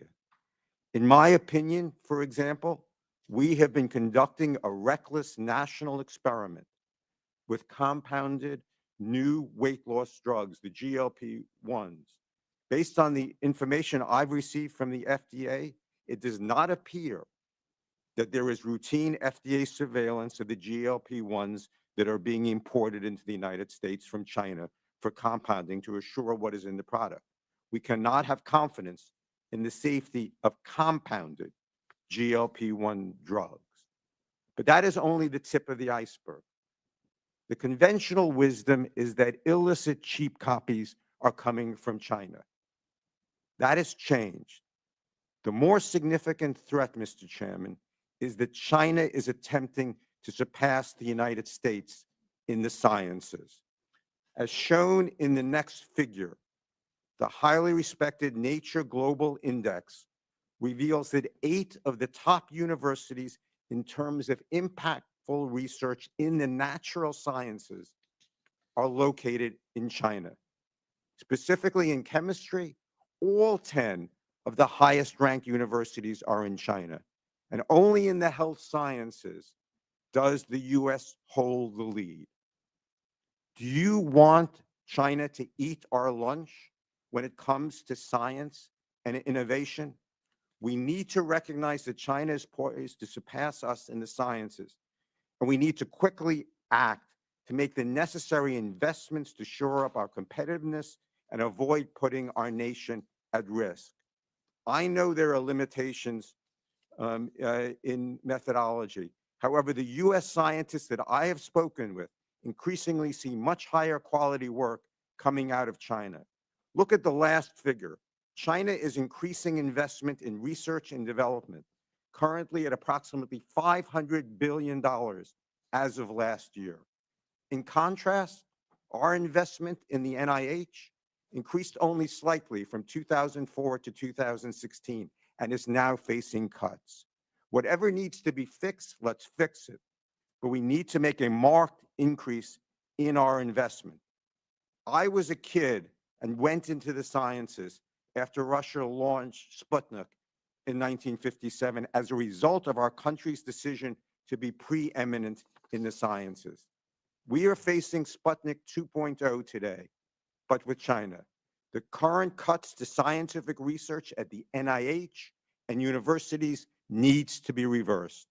Otherwise, we are ceding the scientific primacy that Congress over the last 75 years has worked on a bipartisan basis so hard to ensure. One of the reasons we've been able to lead the world in health sciences is due to a strong FDA and its rigorous standards. One of my goals as commissioner was to ensure that if you needed access to a life-saving drug and you lived in the United States, you would have access to it before anyone else in the world. We saw that with COVID-19, for example, with the monoclonal antibodies. Those drugs appear to have saved President Trump's life back in October 2020. Dr. Peter Stein's office made that drug available to the president and thousands of others. Dr. Peter Stein was removed from office in the recent rounds of cuts, as were thousands of others. It is no way to restore trust in FDA when you cut the person who may have saved the president's life. These cuts appear to me as devastating, haphazard, thoughtless, and chaotic. Mr. Chairman, I agree with your priorities of increased enforcement against illicit imports and counterfeits. I agree with your priority of improving the safety of our food. The current cuts will make achieving those priorities impossible.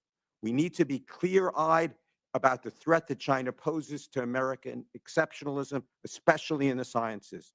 We can't afford to be haphazard in our support of American scientific enterprise, not when China's commitment to the sciences is more real than it has been in the past. The competition, America's real competition in the sciences, is China.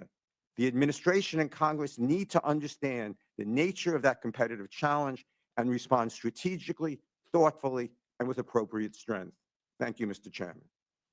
Thank you. We'll now begin our questions. Chair recognizes Ms. Luna from Florida. Thank you, Chairman.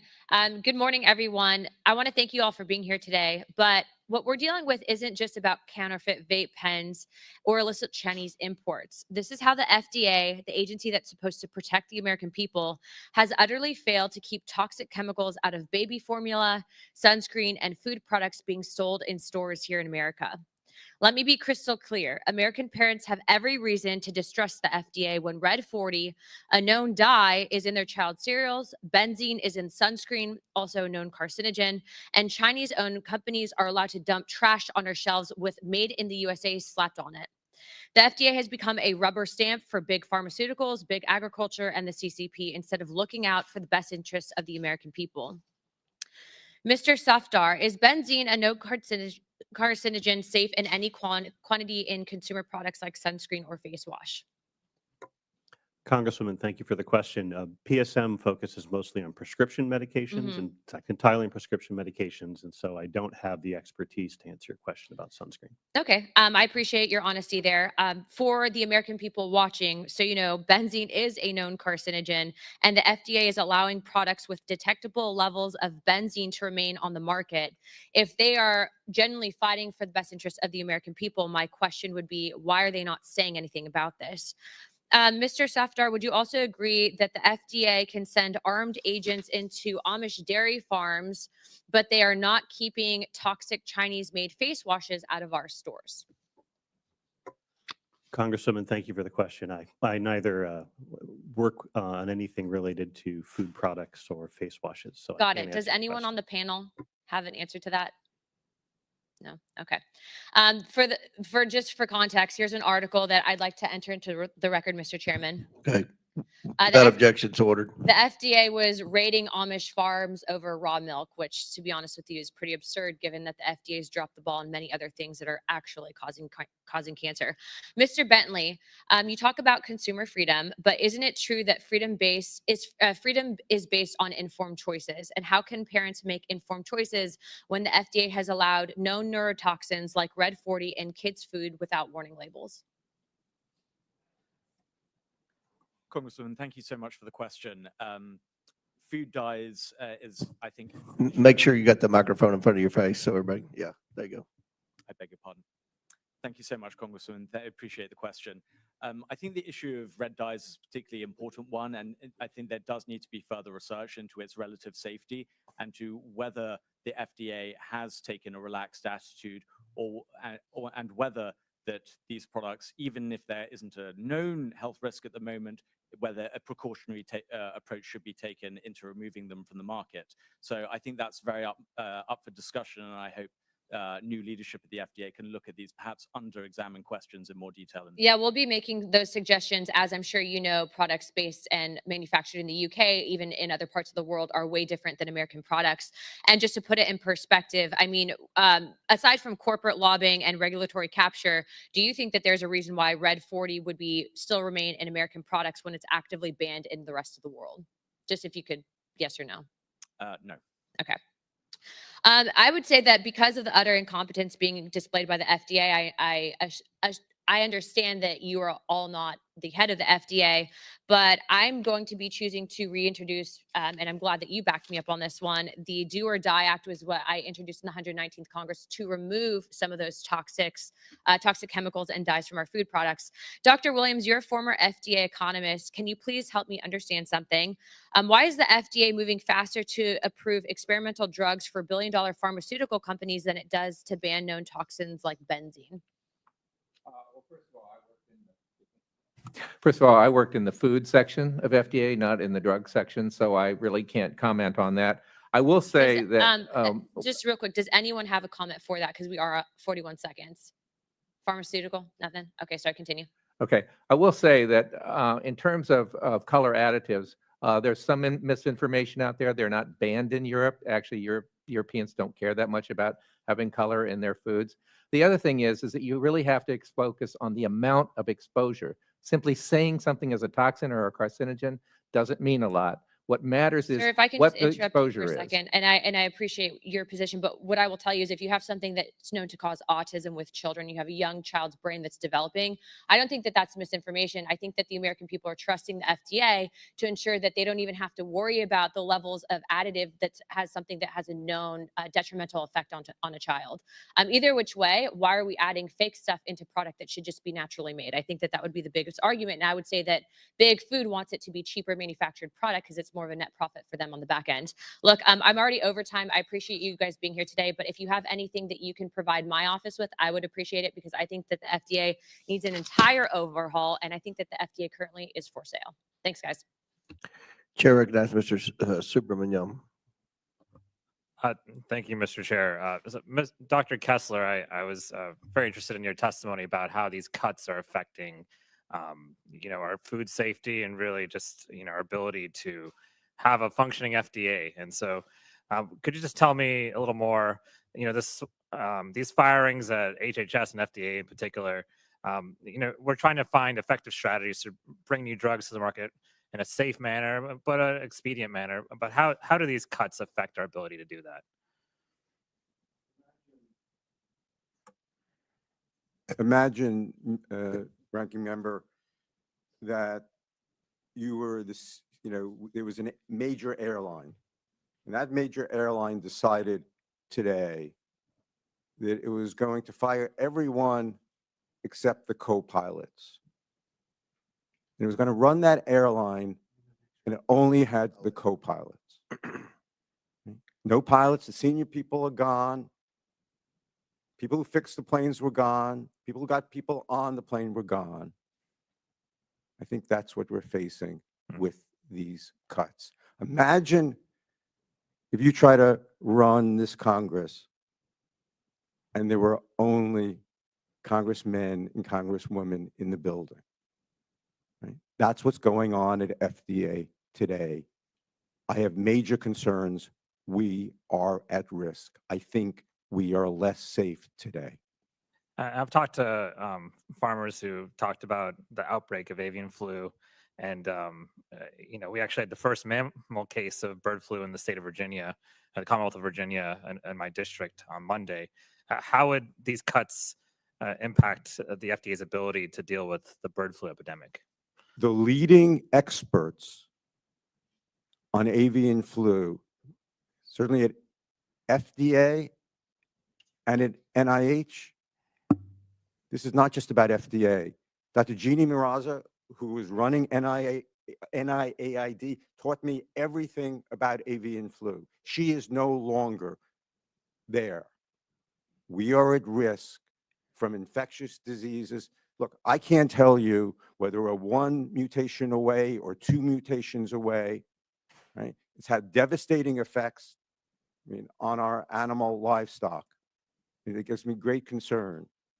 But that day is going to come. And those people that we need are not there. And I'd like to enter into the record a Washington Post article entitled "Worries Grow Over Risks to Americans as Trump Cuts Health Safety Agencies." Without objection to order. April 6th. And so how would these firings at the FDA impact its ability to make sure that infant formula is safe and that we don't have another infant formula crisis? Absolutely. You're exactly right.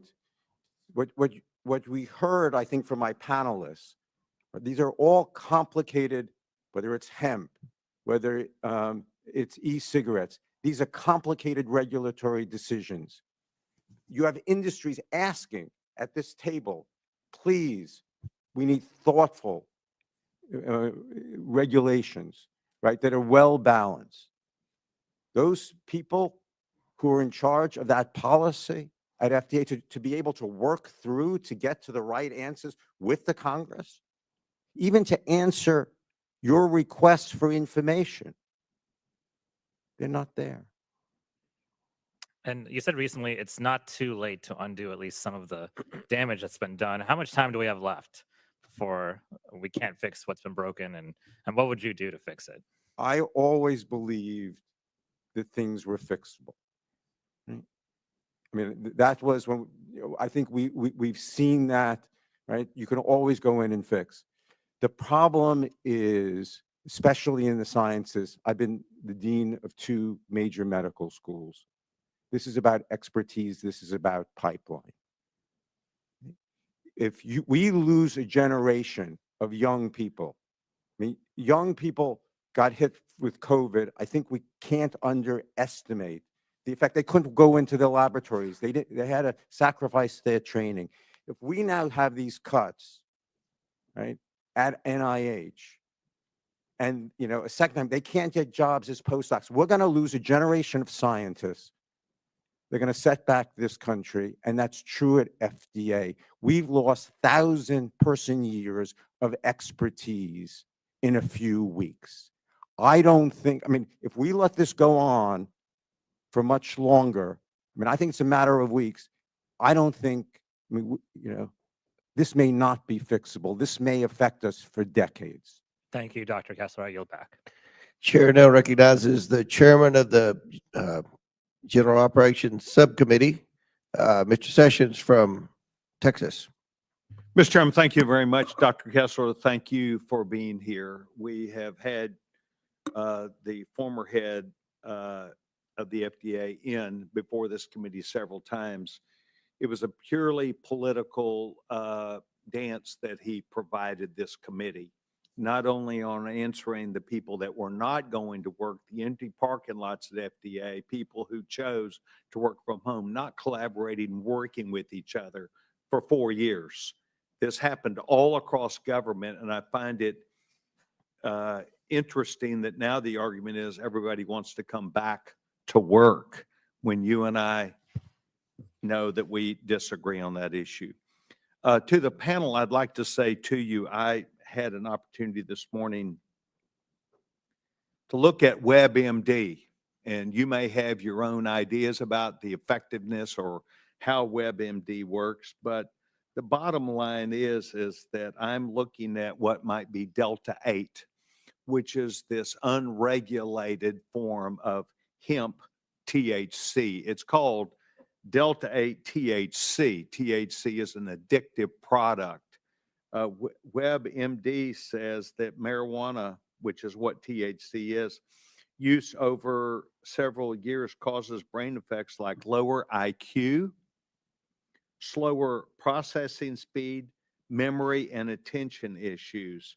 I would direct you to this slide here where Delta 8 is involved, and it's marketed in such a way that it appeals to not only adults, but also to children. WebMD further says hemp's legality stems from the so-called federal Farm Bill, and I'm quoting this, the so-called Farm Bill, which removed hemp and its byproducts from the list of controlled substances. The reason hemp's low THC levels, less than 0.3, which was on the bill, but the bill doesn't mention Delta 8 anywhere. And what's happened is chemists have come in and changed that viewpoint, not only of the hemp, which I was, as the chairman of the Rules Committee, very open to when the gentleman, the young congressman, former chairman, former head of the Agriculture Committee in Kentucky, came and asked me if I would allow this to be put into law, into the Farm Bill. And I went through a detailed explanation with him about what hemp stood for and how it might be used. I was told it was this: ropes, things that are used by Americans every day, but to build the market. And he did not say anything that was wrong to me. He said what was right at the time. But now these so-called loopholes, chemistry, these are dangerous products that create in not only my congressional district, the sheriff in McLennan County came to me and said, Congressman Sessions, please go to our hospitals and look and see what is happening as a result of Delta 8. What's happening as a result of this hemp product that has become loaded with THC?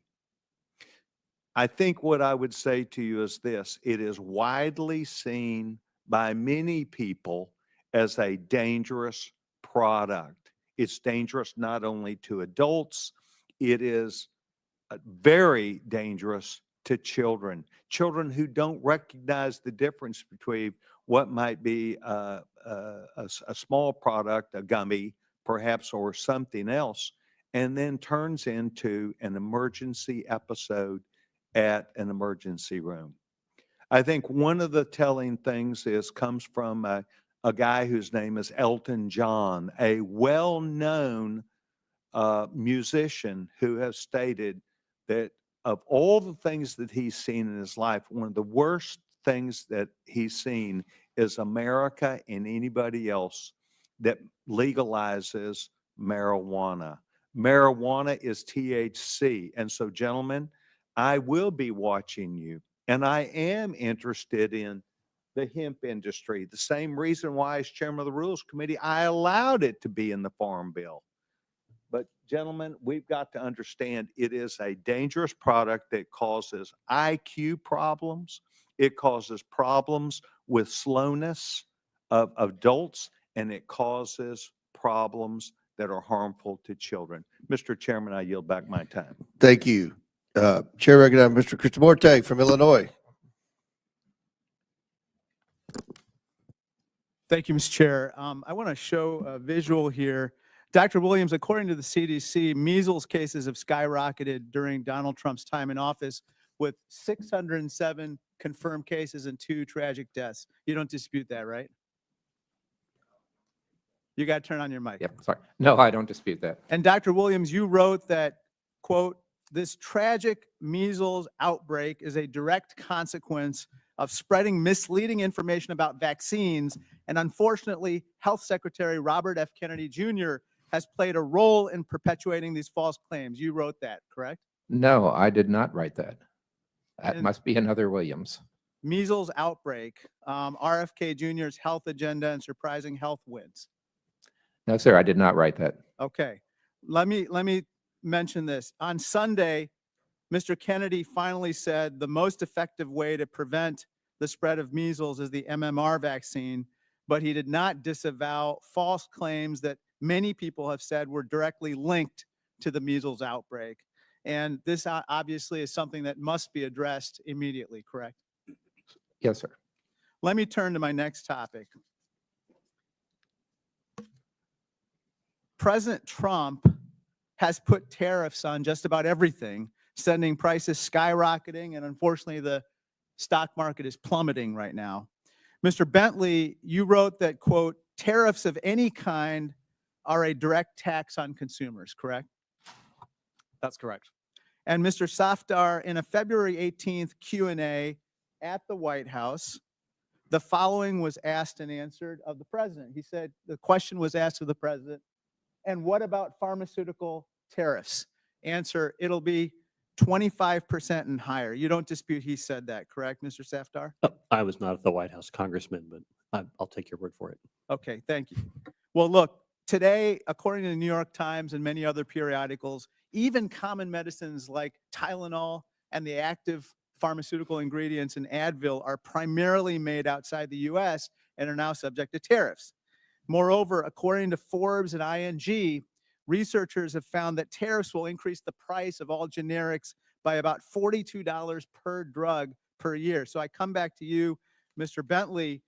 You said tariffs in this article, tariffs aren't just a threat to the economy, they are a threat to public health, correct? Correct, Congressman. I was talking about tariffs on e-cigarettes, which would be a threat to public health because e-cigarettes are a substitute for combustible cigarettes. And of course, tariffs on generic drugs would also be a threat to public health as well. Now, let me turn to you again, Mr. Bentley, regarding e-cigarettes. Mr. Bentley, by 2018 and 19, 20% of our kids were vaping, and the rate was doubling year over year, prompting Trump's then FDA Commissioner Scott Gottlieb to call it an epidemic. However, at this time in 2018, you call the situation, quote, an alleged epidemic, right? Correct. And today, there are over 1.6 million youth vapors. Yet despite millions of underage users, you said recently that, quote, claims of widespread youth vaping are disputable. You said that in this article, correct? Correct, because youth vaping has fallen dramatically since 2019. I assure you that the parents of the 1.6 million youth vapors don't believe that somehow claims of widespread youth vaping are somehow disputable. Now, let me turn to your other article, another article that you wrote here. You said, quote, a question of taste, the public health case for e-cigarette flavors. You believe, as the title suggests, that there is a public health case for flavored vapes, right? That's correct, Congressman. Let me just show you some of the American built, these are American sourced vapes that are on the market currently. Strawberry Super Strudel. There's a public health case for that, right? There are 18 million adult vapors in the United States. There's a most public of health whom case use for vape. Strawberry Strudel. Yes, there is, because most. And of how about vapors this are- one, Rainbow Road? There's a public health case for Rainbow Road, right? They all need to go through FDA review to be evaluated on their public health merits, which I completely support. But flavors are the overwhelming choice of adults, 18 million of whom are using 13% of e-cigarettes to youth, quit smoking. according to you, 13% of youth, on page 3 of your statement, 13% of youth who vape cite the availability of flavors as their reason for vaping. So hundreds of thousands of children who have never smoked are taking up vaping because of these flavors. This is sour Skittles. This is a sour Skittle vape. Sir, your defense of flavored vapes is completely unacceptable and endangering our youth today. Thank you, and I yield back. Gentleman yields back. I'll recognize myself for questions. Mr. Bentley, tobacco is still a huge crop in my congressional district. Tobacco is still legal in the United States. The FDA collects $1.8 billion actually, in 2014, the FDA collected 1.8 billion in user fees by the Center for Tobacco Products. Today, that number is $3.5 billion in user fees. Despite this increase, the FDA continues to put out unclear or incomplete guidance, causing the people in the business that want to play by the rules to have uncertainty. Why can't FDA properly regulate tobacco despite charging the tobacco companies billions of dollars? Thank you for the question, Congressman. And you're exactly right. The Center for Tobacco Products run by the FDA has collected billions of dollars in user fees, and yet we have a nicotine market that is in chaos with 90% of e-cigarettes being bought on the illicit market. What can change at FDA to resolve the problem of the illicit market is not more funding and staff, but the process of approvals. And just to touch on what my friend Mr. Cristomorte said, it's my understanding that the FDA approved very few tobacco and nicotine products, even though many of the products, the PMTA process, are safer than traditional cigarettes. Is that true? That's exactly true. So why is the FDA refusing to authorize safer products? Because the FDA interprets what's called the appropriate for protection of public health standard in a particularly opaque and we imagine strict way. And that means fewer products by companies, as you say, Congressman, who want to play by the rules are getting to the market. And I would argue with what, to go along with what Mr. Cristomorte said, the FDA's refusal to approve new tobacco products created a thriving market for illegal and unsafe products, the ones that Mr. Cristomorte was talking about from China. These products are targeted at children. What should FDA be doing to prevent these illicit Chinese products targeting our children? FDA has set up a multi-agency task force, particularly with partnership with DOJ and CBP, to try and track and halt the importation of products from China. But at the end of the day, this will be nothing really more than a bandage unless its own internal processes can be reformed, which also fortunately don't require more staff or more funding. All right, Mr. Miller, we're going to shift gears to talk about hemp and hemp derivatives. So the Congress legalized the sale of hemp, like Mr. Sessions was talking about, and hemp derivatives are removing them from being Schedule I substances. To what extent has FDA regulated hemp-derived products like CBD? They haven't, and we as an industry are begging for that regulation. Why hasn't the FDA refused to regulate hemp and its derivatives despite having the authority to do so and despite the leading organization representing the credible manufacturers and producers of hemp begging them to do that? They've gone back and forth. They initially said that they were going to regulate products, and then they have now claimed they need to have congressional authorization to allow them to regulate that. We dispute that. And I do want to mention, because Congressman Sessions raised that issue about youth use of these products, we as an industry strongly oppose the sale of these products or the marketing of these products to children, and really are looking for the FDA's help to make sure that that doesn't happen. How long would it take the FDA to do something like this? I mean, what are we talking here?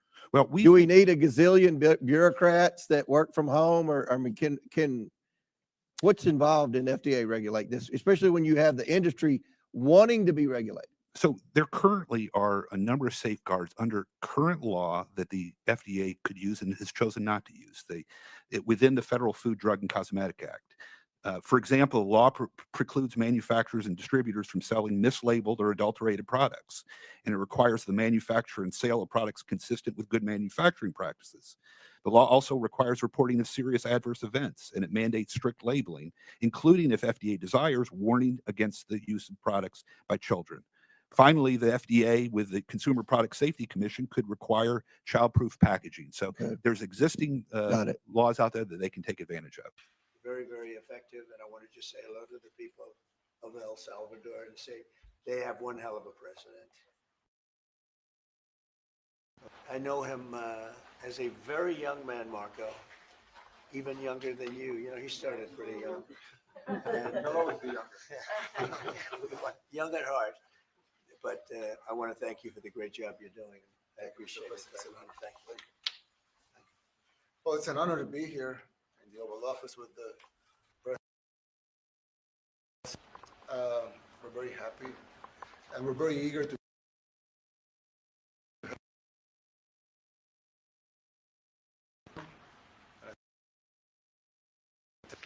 and we're a small country, but if we can help, we will do it. And we actually turned, that was the journalists call it, right? Murder capital of the world into the safest country in the Western Hemisphere. You know, if they saw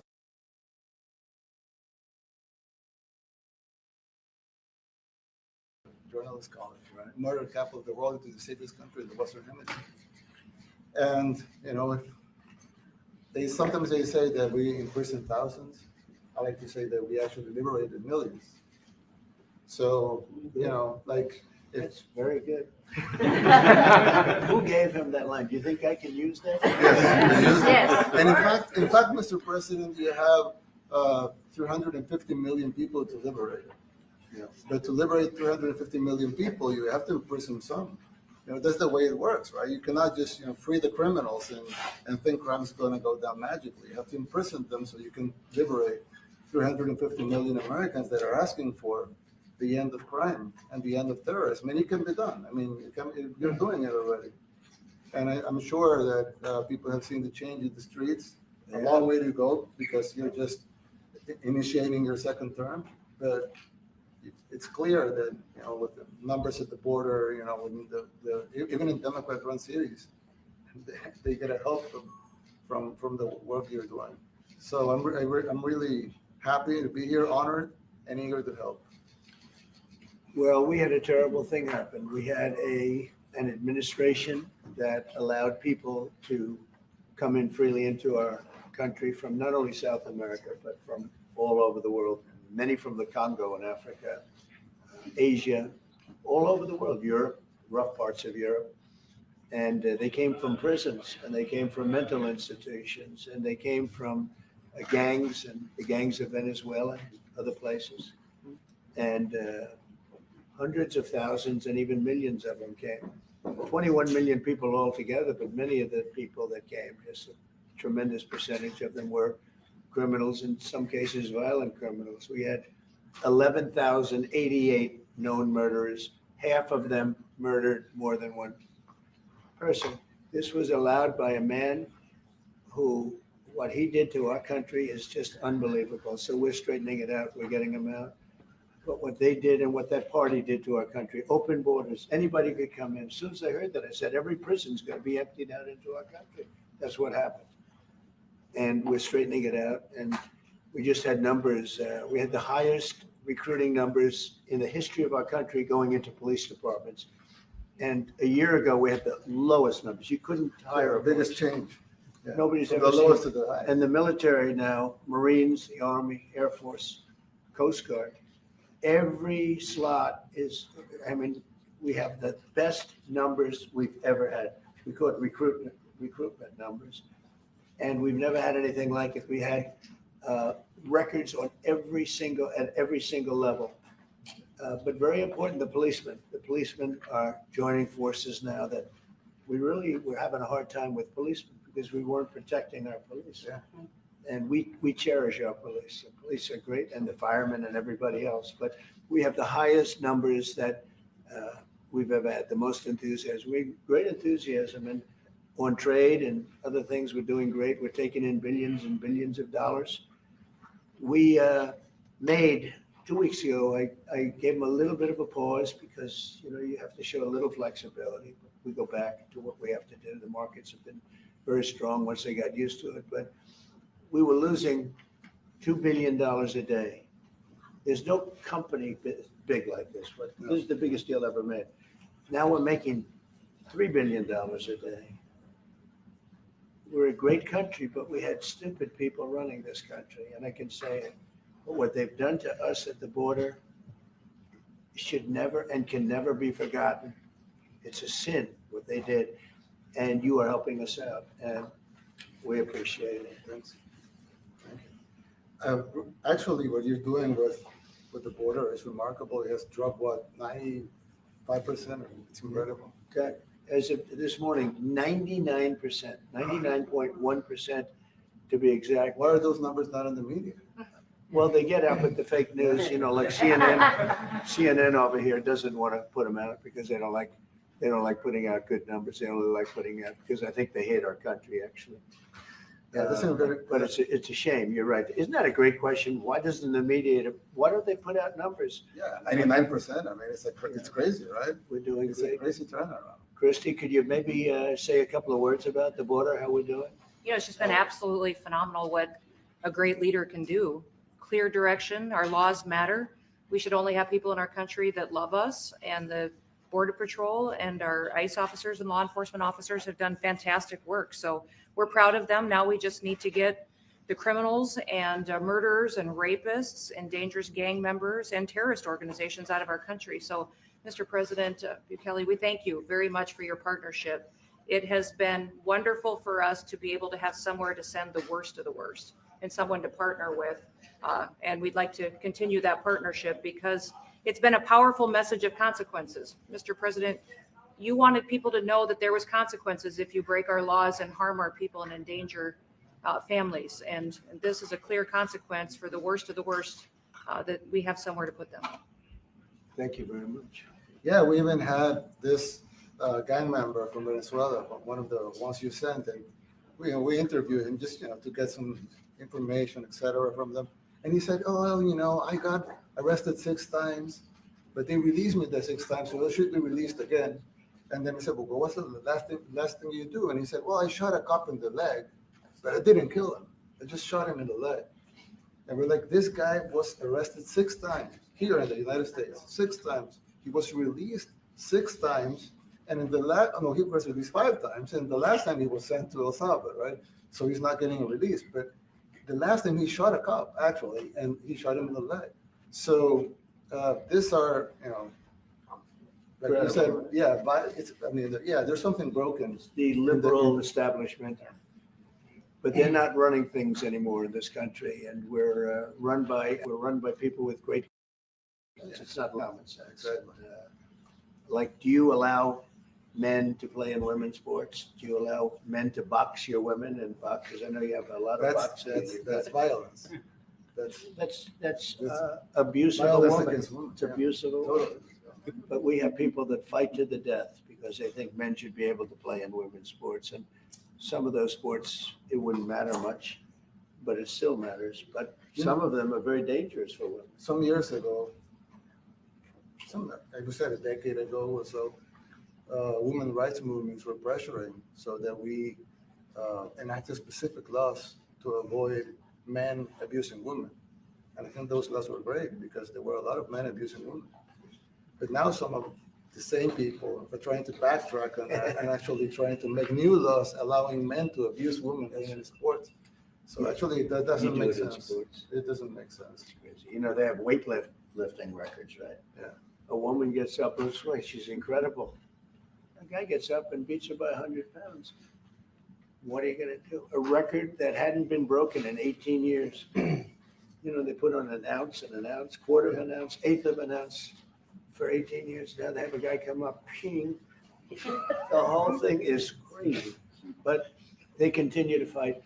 And I don't like talking about it because I want to save it for just before the next election. I said, my people, don't even talk about it because they'll change. And but I watched this morning, there was a congressman fighting to the death for men to play against women in sports. And you say to yourself, why? What are they doing? Right? What are they doing? But your country's not too big in that. No, of course not. We're big in protecting women. Good. That's right. It's a very important form of protection too. And as you can see, most of my cabinet are women, so. That's impressive. Yeah. That's why you're And they're running. not DEI hires or anything. They They're can just be great at what they do, right?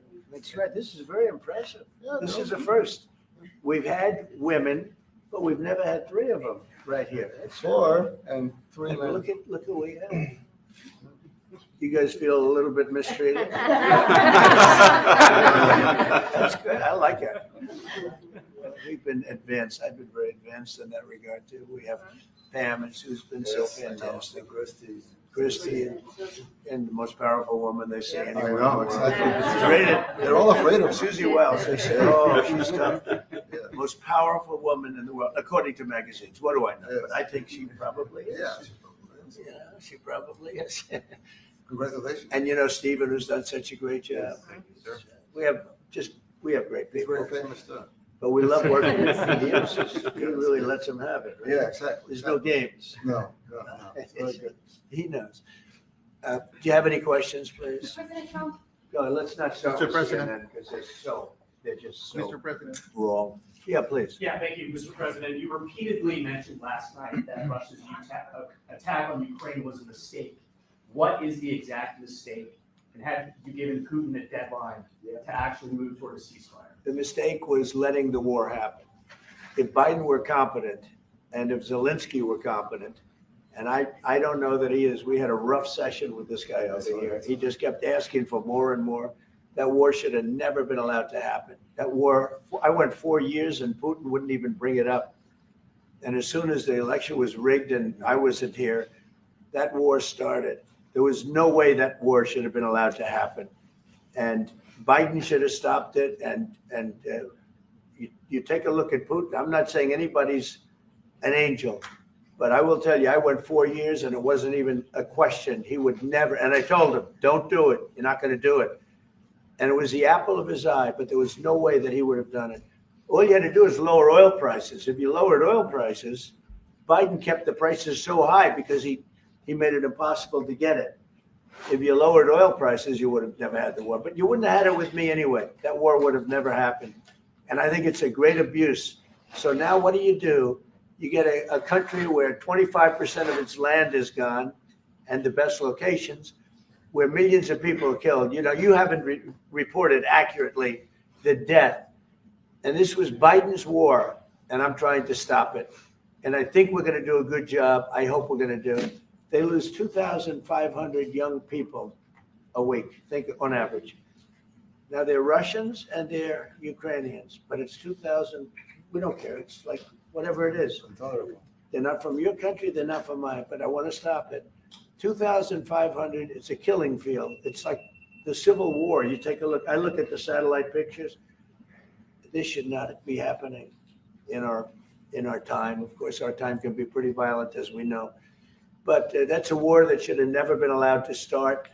And Biden could have stopped it, and Zelensky could have stopped it, and Putin should have never started it. Everybody's to blame. Have you spoken to President Zelensky, sir, about his offer to purchase more Patriot missile batteries? Oh, I don't know. He's always looking to purchase missiles. You know, he's against. Listen, when you start a war, you got to know that you can win the war, right? You don't start a war against somebody that's 20 times your size and then hope that people give you some missiles. If we didn't give them what we gave, remember, I gave them javelins. That's how they won their first big battle with the tanks that got stuck in the mud, and they took them out with javelins. They have an expression that Obama at the time, Obama gave them sheets and Trump gave them javelins. But just something that should have never happened. It's a really shame. The towns are destroyed. Towns and cities are, largely destroyed. They have the spires, the beautiful spires that go up. They say they were the most beautiful in the world in Ukraine for whatever reason, but the most beautiful in the world, they're mostly laying on their side, shattered and broken. And most importantly, you have millions of people dead. Millions of people dead because of 3 people.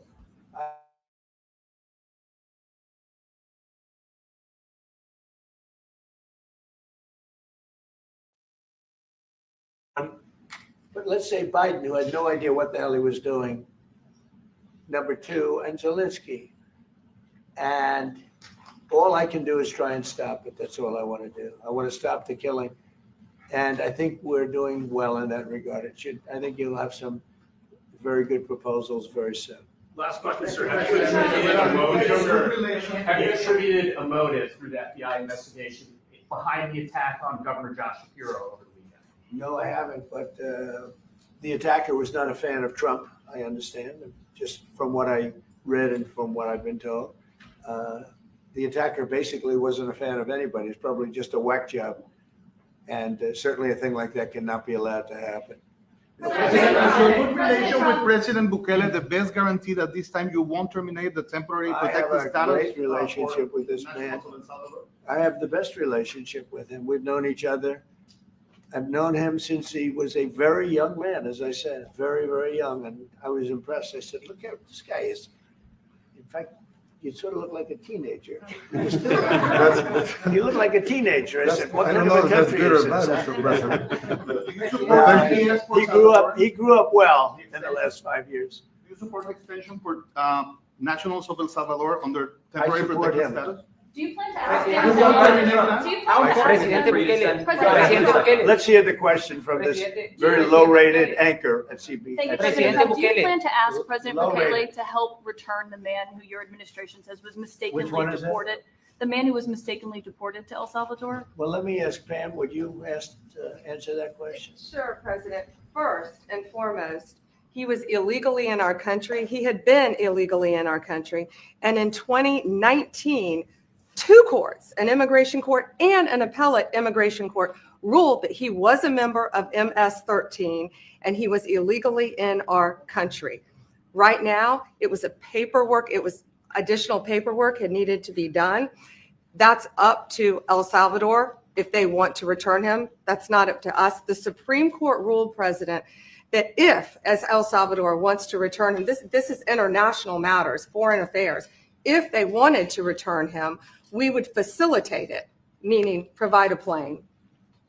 So will you return him, President And Bukele? you are doing a great job. Thank you. Stephen Miller, wait a minute. Can you just also respond to that question? Because, you know, it's asked by CNN and they always ask it with a slant because they're totally slanted because they don't know what's happening. That's why nobody's watching them. But would you answer that question also? Yes, gladly. So as Pam mentioned, there's an illegal alien from El Salvador. So with respect to you, he's a citizen of El Salvador. So it's very arrogant even for American media to suggest that we would even tell El Salvador how to handle their own citizens as a starting point. As two immigration courts found that he was a member of MS-13. When President Trump declared MS-13 to be a foreign terrorist organization, that meant that he was no longer eligible under federal law, which I'm sure you know, you're very familiar with the INA, that he was no longer eligible for any form of immigration relief in the United States. So we had a deportation order that was valid, which meant that under our law, he's not even allowed to be present in the United States and had to be returned because of the foreign terrorist designation. This issue was then, by a district court judge, completely inverted, and a district court judge tried to tell the administration that they had to kidnap a citizen of El Salvador and fly him back here. That issue was raised to the Supreme Court, and the Supreme Court said the district court order was unlawful and its main components were reversed 9-0 unanimously, stating clearly that neither Secretary of State nor the president could be compelled by anybody to forcibly retrieve a citizen of El Salvador from El Salvador, who again is a member of MS-13, which, as I'm sure you understand, rapes little girls, murders women, murders children, is engaged in the most barbaric activities in the world. And I can promise you, if he was your neighbor, you would move right away. So you don't plan But to the ask for Supreme any Court's help to get him asking back? to, Is that What was the ruling is that your in position? the Supreme Court, Steve? Was it 9-0? Yes, it was a 9-0 In our favor. in our favor against the district court ruling, saying that no district court has the power to compel the foreign policy function of the United States. As Pam said, the ruling solely stated that if this individual at El Salvador's sole discretion was sent back to our country, that we could deport him a second time. Well, No version of this legally ends up with him ever living here because he is a citizen of El Salvador. That is the president of El Salvador. Your questions about it per the court can only be directed to him. I asked ¿Usted lo President liberaría, Bukele, Presidente what is Bukele? can President Bukele weigh in on this? Do you plan to return him? Well, I'm supposed you're not suggesting that I smuggle a terrorist into the United States, right? It's I mean, always how can I smuggle, how can I return him to the United States? Like, I smuggle him into the United States, or what do I do? Of course, I'm not gonna do it. It's like, I mean, the question is preposterous. How can I smuggle a terrorist into the United States. I don't have the power to return him to the United States. So you can release him inside El Salvador. Yeah, but I'm not releasing, I mean, we're not very fond of releasing terrorists into our country. I mean, we just turned the murder capital of the world into the safest country of the Western Hemisphere, and you want us to go back into the releasing criminals so we can go back to being the murder capital of the world? No, that's not going to happen. Well, they'd love to have a criminal, Yeah, released into I mean, there's a fascination. They would love it. Yeah. They're sick, these are sick people. Marco, do you have something to say about Yeah, I mean, Stephen outlined it. I don't understand what the confusion is. This individual is a citizen of El Salvador. He was illegally in the United States and was returned to his country. That's where you deport people, back to their country of origin, except for Venezuela that wasn't refusing to take people back, or places like that. I can tell you this, Mr. President. No, the foreign policy of the United States is conducted by the President of the United States, not by a court. And no court in the United States has a right to conduct the foreign policy of the United States. It's that simple. End of story. And that's what the Supreme Court held, by the way, to Marco's point. The Supreme Court said exactly what Marco said, that no court has the authority to compel the foreign policy function of the United States. We won a case 9-0, and people like CNN are portraying it as a loss, as usual, because they want foreign terrorists in the country who kidnap women and children. But President Trump, his policy is foreign terrorists that are here illegally get expelled from the country, which, by the way, is a 90-10 issue. Well, Mr. President, you said that if the Supreme Court said someone needed to be returned, that you would abide by that. You said that on Air Force One just a few days ago, and they said that it must be facilitated. Why don't you just say, isn't it wonderful that we're keeping criminals out of our country? Why can't you just say that? Why do you go over and over? And that's why nobody watches you anymore. You have no credibility. Please go ahead. President Trump, thank you so much. How many illegal criminals are you planning on exporting to El Salvador? And President Bukele, how many are you willing to take from the U.S.? As many as possible. And I just asked the president, it's this massive complex that he built, jail complex. I said, can you build some more of them, please? As many as we can get out of our country that were allowed in here by incompetent Joe Biden through open borders. Open borders. You probably hear open borders and you can't even understand it because nobody can understand. Nobody smart or with common sense can understand it. So we have millions of people that should not be in this country that are dangerous, not just people, because we have people, but we have millions of people that are murderers, drug dealers. They've been allowed to come into our country by other countries that were very smart. When they heard that this very low IQ president, and by the way, I took my cognitive exam as part of my physical exam, and I got the highest mark, and one of the doctors said, sir, I've never seen anybody get that kind of, that was the highest mark.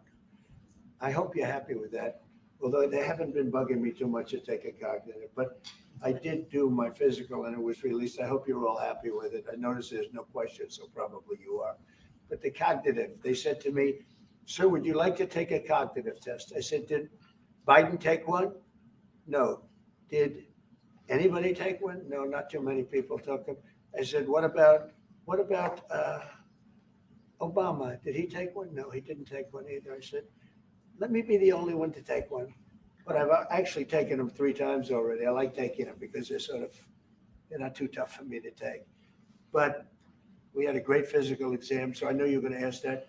And the doctors who are total professionals, Walter Reed Medical Center, they're great people. And I visited a soldier that was badly wounded, incredible soldier, lost his leg, and spent a lot of time with him. I mean, great with his mother. And it was really a very great thing. They do a phenomenal job. I just want to say, Walter Reed, I was there for, 5-6 hours. You were there with me. But I took a full physical and it came out perfecto. So that's good. That means you got me for a little longer. Would you be willing to pay for those facilities to be opened if new ones were going to be built? I'd do something. We'd help them out. Yeah, we help them.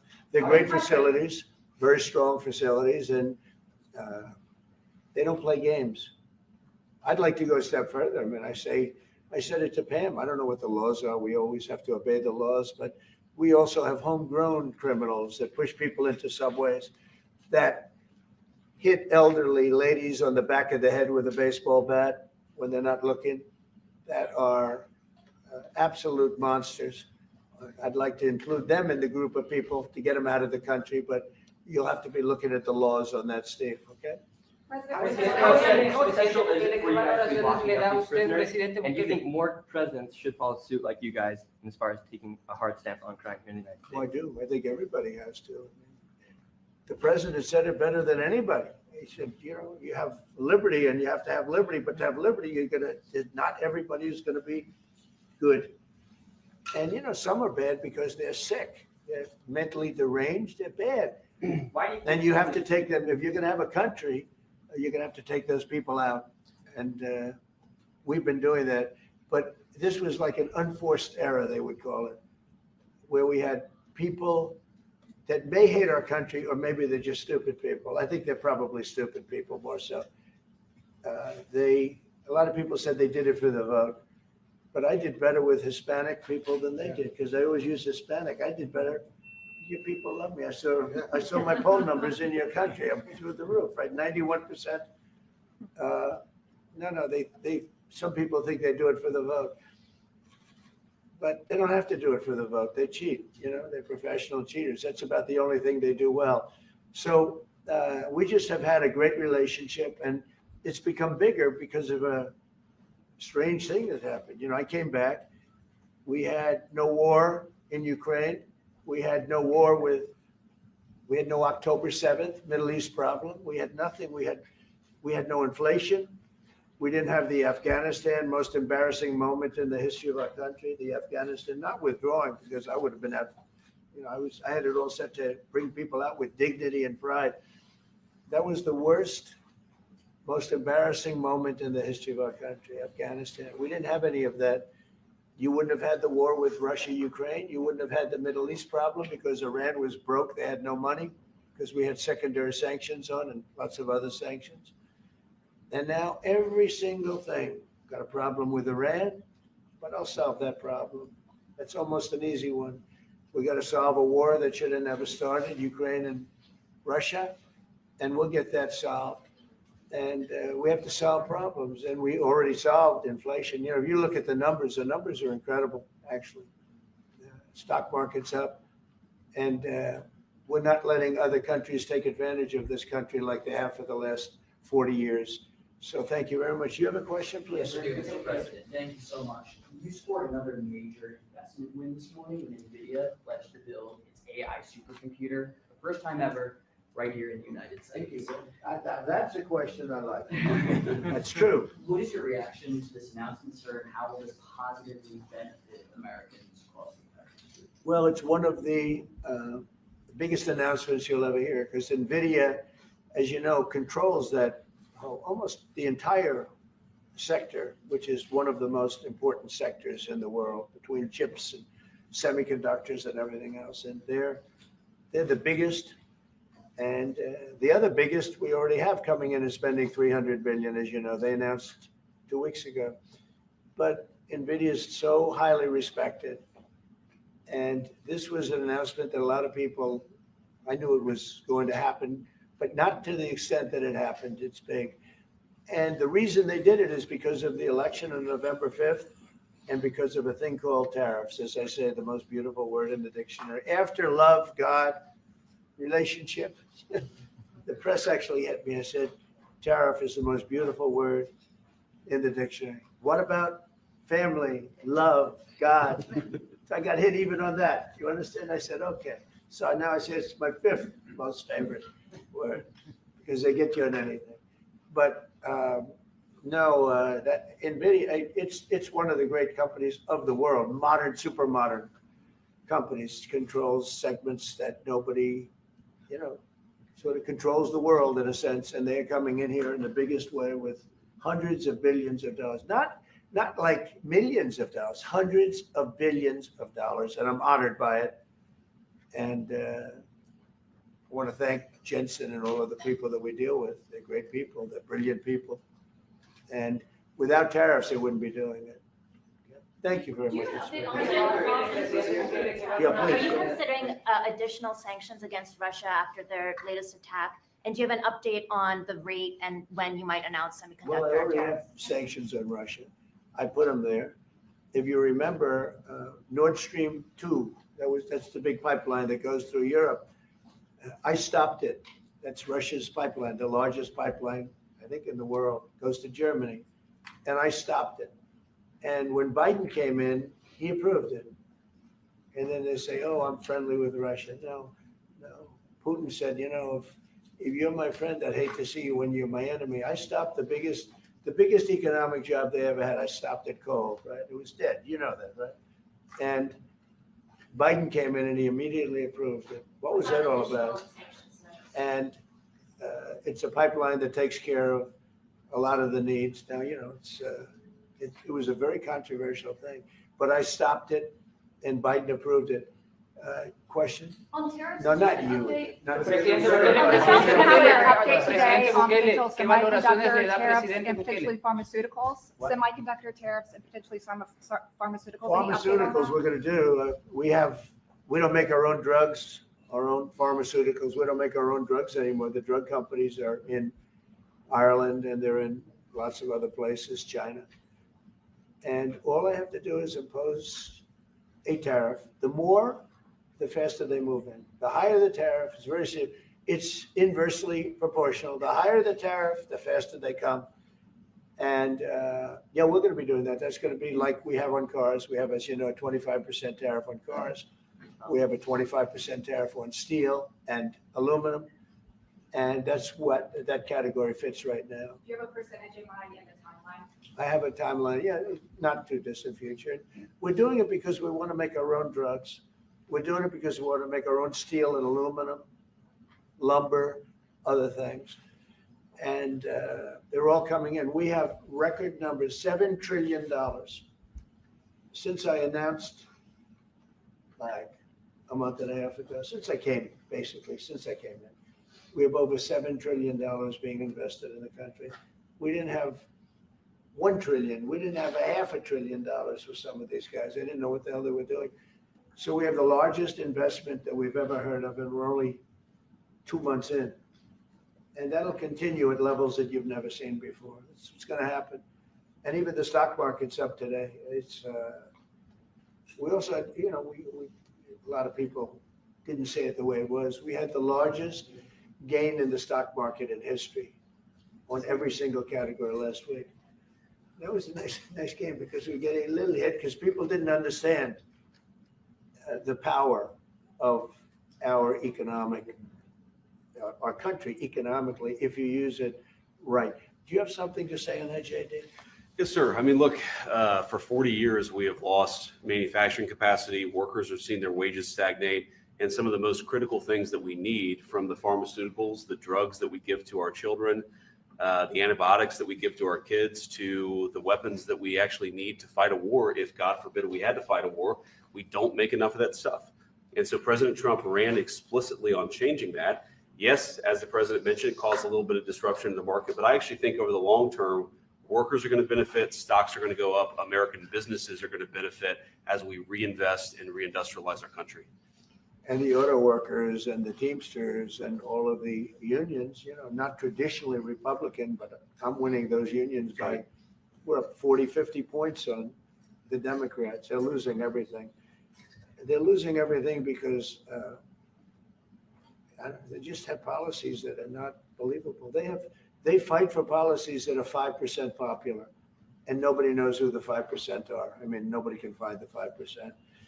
But if you go back to Ohio, and by the way, we have the great championship team from Ohio coming in today, right? Very big day. And that's going to be a little bit later. And that'll be, if you want to stick around, I'll introduce you to some nice people. You'll see some very large people, right?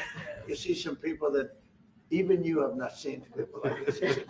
These are big, these are 6'7", 380 pounds with no fat. Okay, that's pretty good, right? But the team, the national championship team, is being honored today at the White House, so that'll be exciting. If you're around, you want to stay around, I'll have you up there. You can tell them all about your prison, how you have to behave. Okay. Who else? Are those exemptions on electronics? Yeah, you said yesterday that you're making a decision on Iran very quickly. What do you mean by that? Is that a decision to strike Iran? Well, they have to solve their problem very quickly. Iran wants to deal with us, but they don't know how. They really don't know how. We had a meeting with them on Saturday. We have another meeting scheduled next Saturday. I said, that's a long time. That's a long time. So I think they might be tapping us along. But Iran has to get rid of the concept of a nuclear weapon. They cannot have a nuclear weapon. He can't have a nuclear weapon. Nobody can have, we can't have anybody having nuclear weapons, We can't have nuclear weapons. And I think they're tapping us along because we're so used to dealing with stupid people in this country. And I had Iran perfect. You had no attacks. You would have never had October 7th in Israel, the attack by Hamas, because Iran was broke. It was stone cold broke when I was president. And I don't want to do it. I want them to be a rich, great nation. The only thing is, one thing, simple. It's really simple. They can't have a nuclear weapon. And they got to go fast because they're fairly close to having one. And they're not going to have one. And if we have to do something very harsh, we'll do it. And I'm not doing it for us. I'm doing it for the world. And these are radicalized people, and they cannot have a nuclear weapon. Does that include a potential strike on Iranian nuclear facilities? Of course it does. Just a follow-up question on clarification. You mentioned that you're open to deporting individuals that aren't foreign aliens but are criminals to El Salvador. Does that include potentially U.S. citizens, fully naturalized Americans? If they're criminals and if they hit people with baseball bats over their head that happen to be 90 years old, and if they rape 87-year-old women in Coney Island, Brooklyn, yeah, that includes them. What do you think? There's a special category of person? They're as bad as anybody that comes in. We have bad ones too. And I'm all for it because we can do things with the president for less money and have great security. And we have a huge prison population. We have a huge number of prisons, and then we have the private prisons, and some are operated well, I guess, and some aren't. But he does a great job with that. We have others that we're negotiating with too. But no, if it's a homegrown criminal, I have no problem. Now, we're studying the laws right now. Pam is studying. If we can do that, that's good. And I'm talking about violent people. I'm talking about really bad people, every bit as bad as the ones coming in.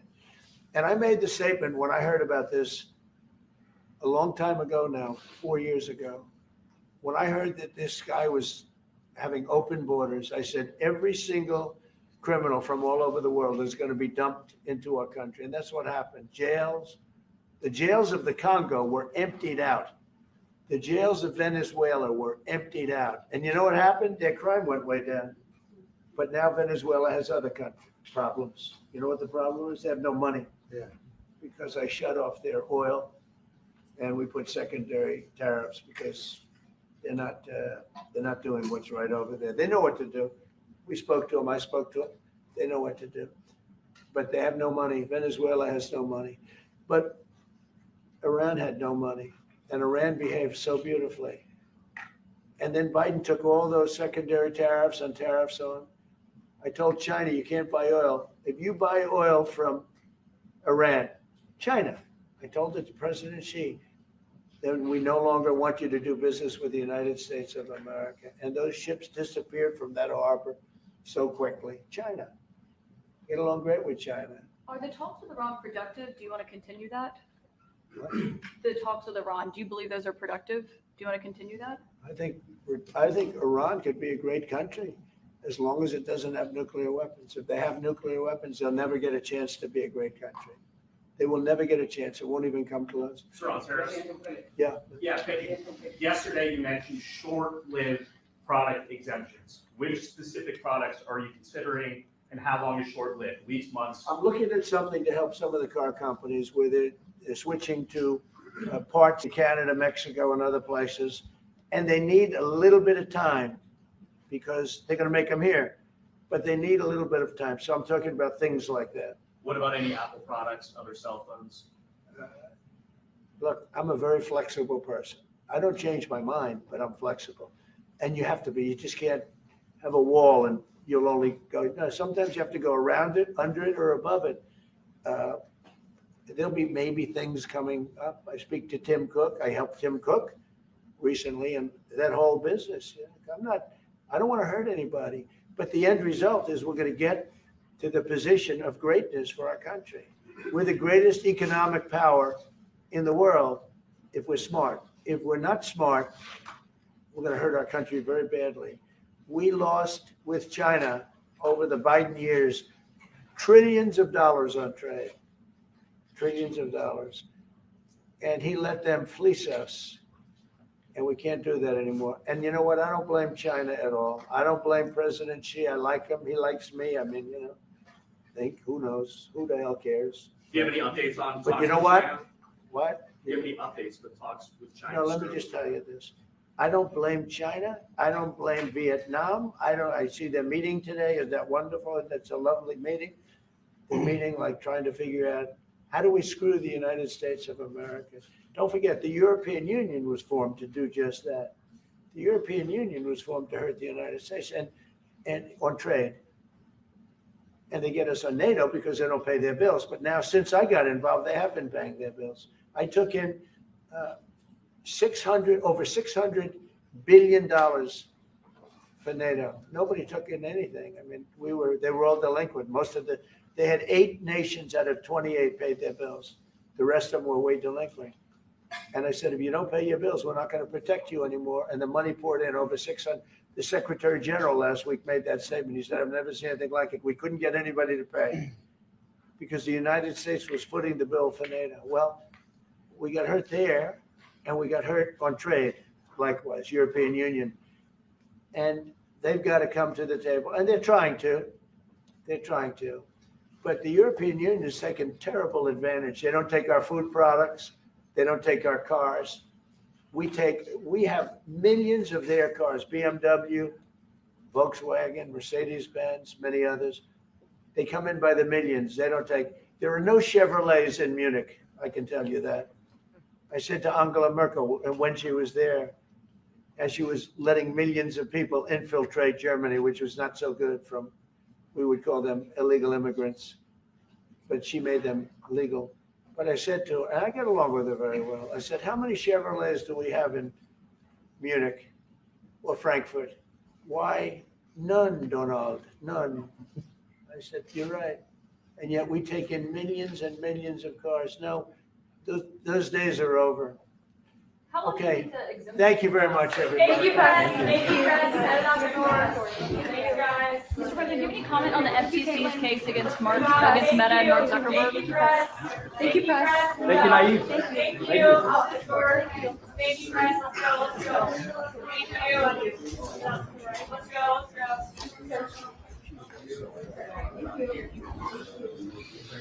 Oh, thanks, guys.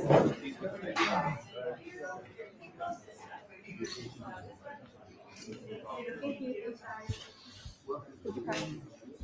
Keep coming. Keep coming. Keep going. Thank you. Thank you. Thank you. Thanks, guys.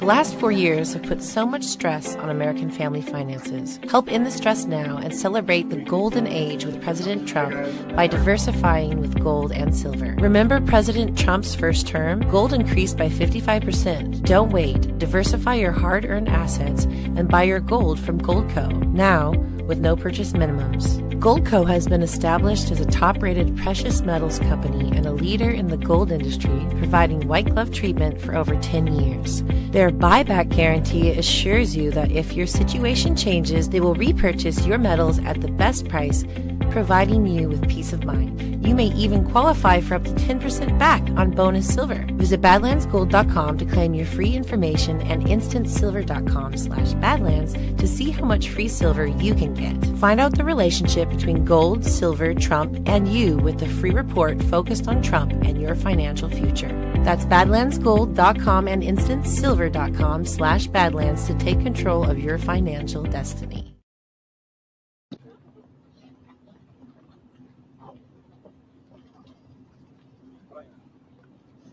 Hey, Stephen, how are you? Hey, I'm good, thank you. Good morning, everybody. Who wants to go first? I'll ask, do you plan on ramping up the does the administration plan on ramping up deportations to El Salvador? And how many people do you want El Salvador to take from the United States? Well, as an example, there are thousands of either trained Nicaragua members left in this country or their affiliates and associates.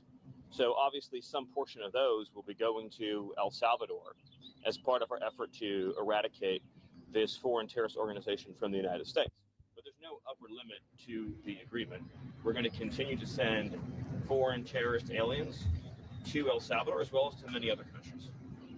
I think you were first, I think. Is the president asking President Bukele today to send Mr. Abrego Garcia back to the U.S.? Again, to be very clear about this, the Supreme Court ruled that the district court cannot, obviously, compel us to conduct diplomacy or foreign policy with another nation. So they overturned the district court order.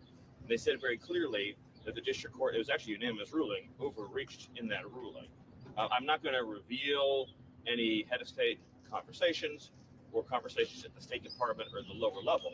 But the important point that we all agree on is that he's an El Salvadorian. That is his country of nativity and citizenship. He is an illegal alien in the United States. He has no lawful right to be here. He was issued a final order of removal from this country. And so it's up to El Salvador and to the government and the people of El Salvador what the fate of their own citizens is. We can't extradite citizens of foreign countries to our country over the objection of those countries. Obviously, to do that would be a monstrous violation of international law. We can't go into other countries and kidnap their citizens and then take them back into our country. That's up to El Salvador and their own. To send him back, right? But it's their own citizen, right? So remember, this whole entire conversation has been wrong from the beginning because nobody was mistakenly deported anywhere. That's like the big fact that all of you, most of you have gotten wrong. No one was mistakenly sent anywhere. The only mistake that was made is a lawyer put an incorrect line in a legal filing and has since been relieved of duty. He is El Salvadorian. He is an illegal alien. He was deported to El Salvador. I would welcome anyone here to tell me what country they think we should be sending El Salvadorian illegal aliens to. Didn't a judge order that he not be deported to El Salvador 5 years ago? So what you're referring to is an immigration judge. So that's Article 2, not Article 3. So there was no Article 3 restraint on his removal.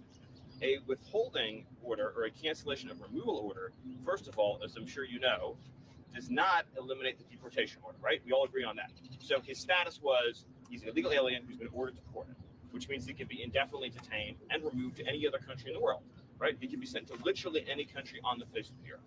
But the preference, general matter, is to deport someone to their home country, right? In this case, El Salvador.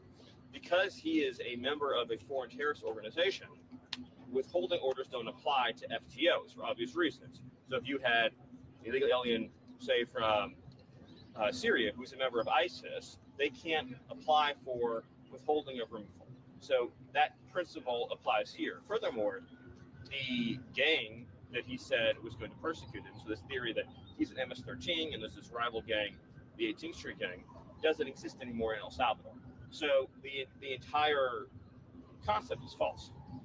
But again, when the media talks about the idea that there was a mistake in removal, it implies to, I think, a normal listener, the wrong person was sent somewhere. He's an illegal alien from El Salvador. Where was he sent? To El Salvador. Where does he belong? In El Salvador. Right? It's He different belongs. sending someone home and sending them into a prison that they could remain It in is for life. up to El Salvador how to handle the process for their own citizens. Again, what you seem to be asking us to do is to change the government and the laws of El Salvador. So if we deport somebody back to, for example, Syria, should we be closely involved on a day-to-day basis with the Syrian government, detailing that person's life and future? If we deport, say, 100,000 people back to Haiti, should we open a case file on each of those 100,000 people and ask every day, what's their housing situation? What's their healthcare situation? What might they need? What might they want? Once someone's out of our country, that becomes the problem of their host country, not our country. These people chose to invade us. So there's a lot of concern from the corporate media about the invaders, but they chose to invade us. It's our responsibility to return them back to where they came from or another country willing to take them. Is the president going to ask for him to be returned to the United States or not? Like, yes or no? So first of all, it's not a question for me to answer, but I think that the assumption that underlies the question is what needs to be corrected, which is that there was no mistake that was made. He was sent, like, so what, let me ask you, so what do you think would happen to him if he came back to this country? As your understanding of immigration laws, what do you think would happen? But I'm just asking No, at it's this point important to know. about whether You're or asking not a- the- you're asking a about lot of whether or not questions. the president. You're the asking, president plans to you were ask all El asking a lot of questions about this, and you all seem to care about it a lot. So let's see if any of you have researched anything about this issue at all. Can anyone here tell me what would happen to the illegal alien from El Salvador if he came back to the United States? Does anyone here know? Does anyone want to guess? Any of you? He could be with his family. Does any of you know the answer to the question? Legally, what would happen if he came back here? Does any of you know? Any of you? Do you really You've been- believe you've been the writing- Supreme Court? I'm talking Do you now. really believe the You Supreme need to Court stop. doesn't I'm talking now. think he Does should be any of returned? you- Why was it unanimous? You're done. Does any of you know the answer to the question? Does any of you? You've been talking about it for days. All would deport him again. No. He would be arrested. Okay. He'd be put in confinement. He would be deported the second time to El Salvador again because there's no withholding order for an alien who's a member of a foreign terrorist organization, number one. Number two is the gang that he's a member of doesn't exist in El Salvador anymore. So what you're asking for is to be deported twice. But additionally, if we chose to just pretend that the withholding order was real, he would be deported to a different country. So, for example, he could be deported to Egypt. So I'm just trying to understand, is it your view, in other words, you define a country that would be willing to take a MS-13 member from El Salvador. So I'm trying to understand from you all is, so if he came back and under our laws, he was then deported to Egypt or to Somalia, would you then be saying, great, I'm so glad that you deported him to another country? Is that what you'd all be saying? Do you understand our immigration laws at all? But the premise of your question, the gentlemen, the return, guys, do you know the difference between a deportation order and a withholding order? Do you know the difference? Any of you, please. Do you? Well, we're not in the government. But you couldn't even spend 72 hours over the weekend learning the distinction, even though you've been writing and talking about it this whole time. Stephen, we're not going anywhere. On the gold cards. Just raise your hand. Does any of you know the difference between a deportation order and a withholding order? How do you know that he's a member of MS-13? The White House has repeatedly said according to intelligence. According to our government and his government. In other words, his government has confirmed based on their own intelligence that he's a member of MS-13. First of all, do you dispute that he's an illegal alien? What's that? Do you dispute that he's an illegal alien? No. Okay. And do you dispute that as an illegal alien, we have the right to deport him? He went through the legal process. So I want to be very, what I'm getting from this conversation, which is educational for me, is that not one person in the media knows the difference between a deportation order and a withholding order. Is that a fair statement? You're learning about this all for the first time right now? I guess so. Okay.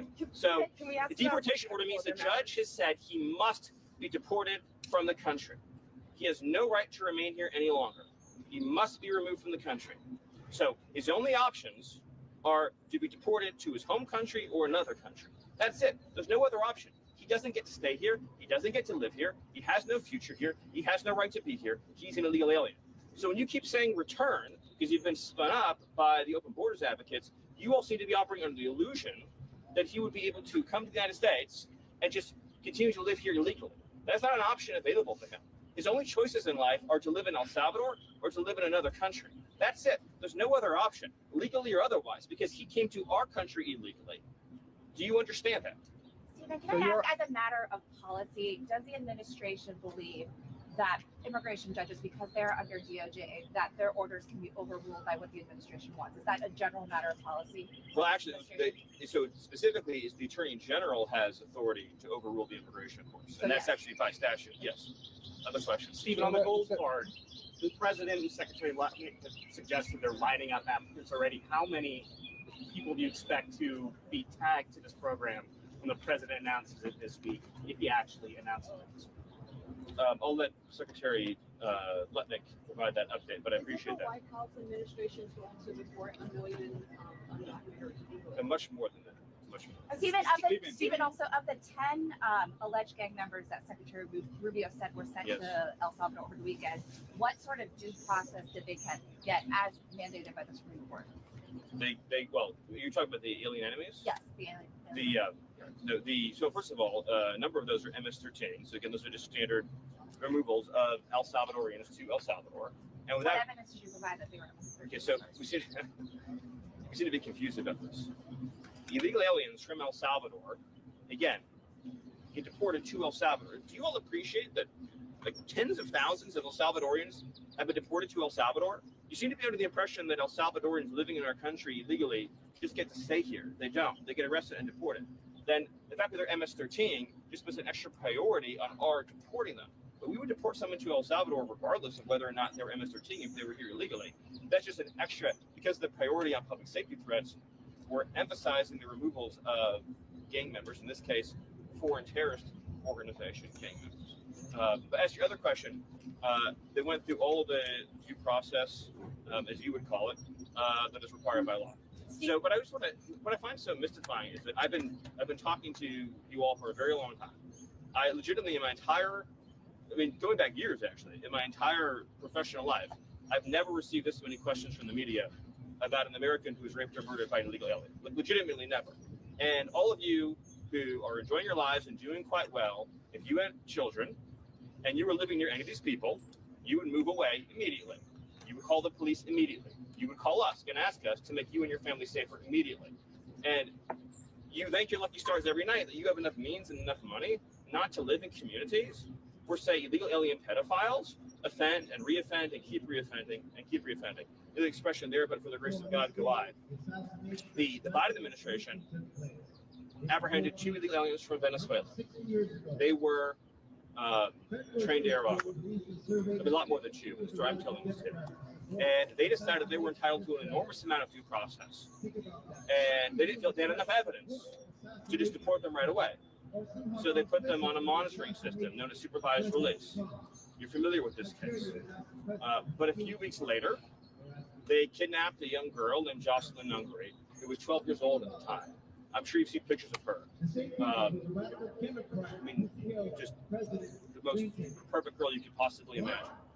And her mother loved her very much.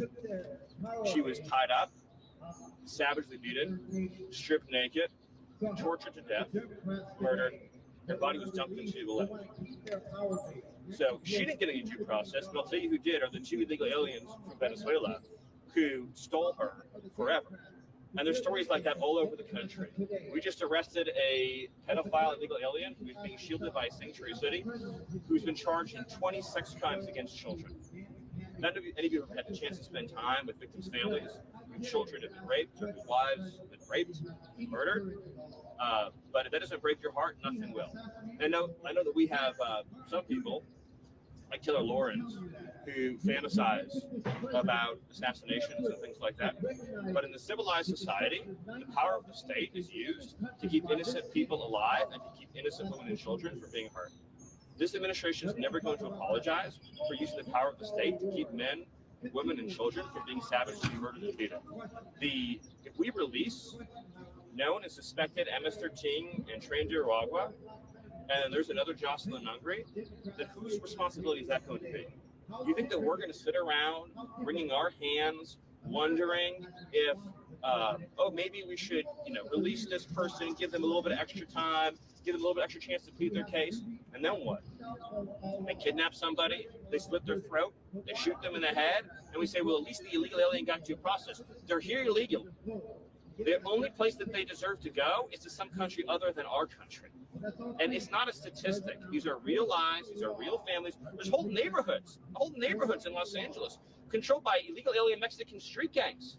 Entire neighborhoods where you have to live in fear because of individuals here illegally engaged in extortion and crime. Not to mention the fentanyl. You have cartels that have functional control over the entire northern territory in Mexico who are pumping fentanyl, lacing our drugs with this chemical. Children are ending up dead. They're going out to a weekend party. They think they're taking something safe, and they get a heart attack and they die by the thousands. So we're not going to apologize for doing something about that. And I just wish we lived in a country where the media gave to 1/10 a damn as much about Americans who were murdered and brutalized and savagely killed, beaten to death, as they did about whether illegal aliens that we all agree are illegal aliens should get 1 million days in court and 1 million trials and 1 million this and 1 million that. There's 15 million illegal aliens that violently enter the country. If every one of them got the trial that you're asking for, it would take us centuries to remove them. Centuries. We've been talking about this in 300-400 years. Their great-great-great-grandchildren would be the ones representing them in court. That's how long it would take. illegal aliens who come to our country have to be removed, and they have to be removed quickly, and that is an essential component of having something that we like to call a country. Stephen, on the matter of visa restrictions, the president on his first day, the president on his first day in office signed an executive order calling on his administration, the Department of Homeland Security, State Department, DNI, to come up with a list of countries that did meet the United States' vetting standards and to potentially put full or partial visa restrictions on those countries. I just want to know what is the status of that report that was due to the administration last month? Do you have a list yet of countries? So, the State Department has done the work that you're describing. It's currently going through the standard review process. I don't have an update beyond that, but I mean, you're correct in your statement that this was a product that was called for at the beginning of the administration, and it's being worked on, and hope to have a further update for you soon. Last question. If I may, President Trump continues to say that one of the best arguments for sending undocumented criminals to El Salvador is cost. When it comes to this White House considering sending U.S. citizens to El Salvador because of being criminals, is that the same argument, cost? So the El Salvadorian deportation program is for illegal aliens, but I would also say that on the cost point, what we're referring to is the fact that long-term incarceration in the United States, probably costs like 100x what it costs to send somebody to El Salvador. So that's in other words, if an illegal alien commits a crime in this country and then has to go into our judicial and penal system, I don't know the exact numbers, and I'm assuming it's probably like 100x cost. But I'll just close by saying the amount of lives that we've saved since we showed up by shutting down the border, since President Trump issued his executive orders and began deporting criminals, is already in the thousands. And by the way, we've been out looking for the 500,000 children that Biden trafficked in this country. The stories we've already uncovered of sex trafficking and labor trafficking and child abuse is beyond imagination. 500,000 minors were smuggled into this country under the last administration, and the administration not only didn't do anything to prevent it, in every way they funded it, subsidized it, facilitated it, supported it, contributed to it, that if any American citizen did these things, they'd be in jail for life. Thank you. So that means that no U.S. criminals will end up in El Salvador, By now, you've probably seen the new collab between Rise and Badlands Media, but I'll tell you what you haven't seen yet. The end of Clown World as we know it. But have no fear. Introducing the latest addition to the Badlands INTL lineup, the sequel to the best-selling Sci-War series. We've been conditioned by these clowns to accept their circus. But it's time to unwind that and strike them out the history books. The future belongs to the real, and we've got it in droves. Go to badlandsmedia.tv/rise for the full line of premium and direct-to-garment streetwear. Made to order right here in the good old US of A, the heart of the resistance. The fall of Clown World is upon us, patriots. Let's make it official.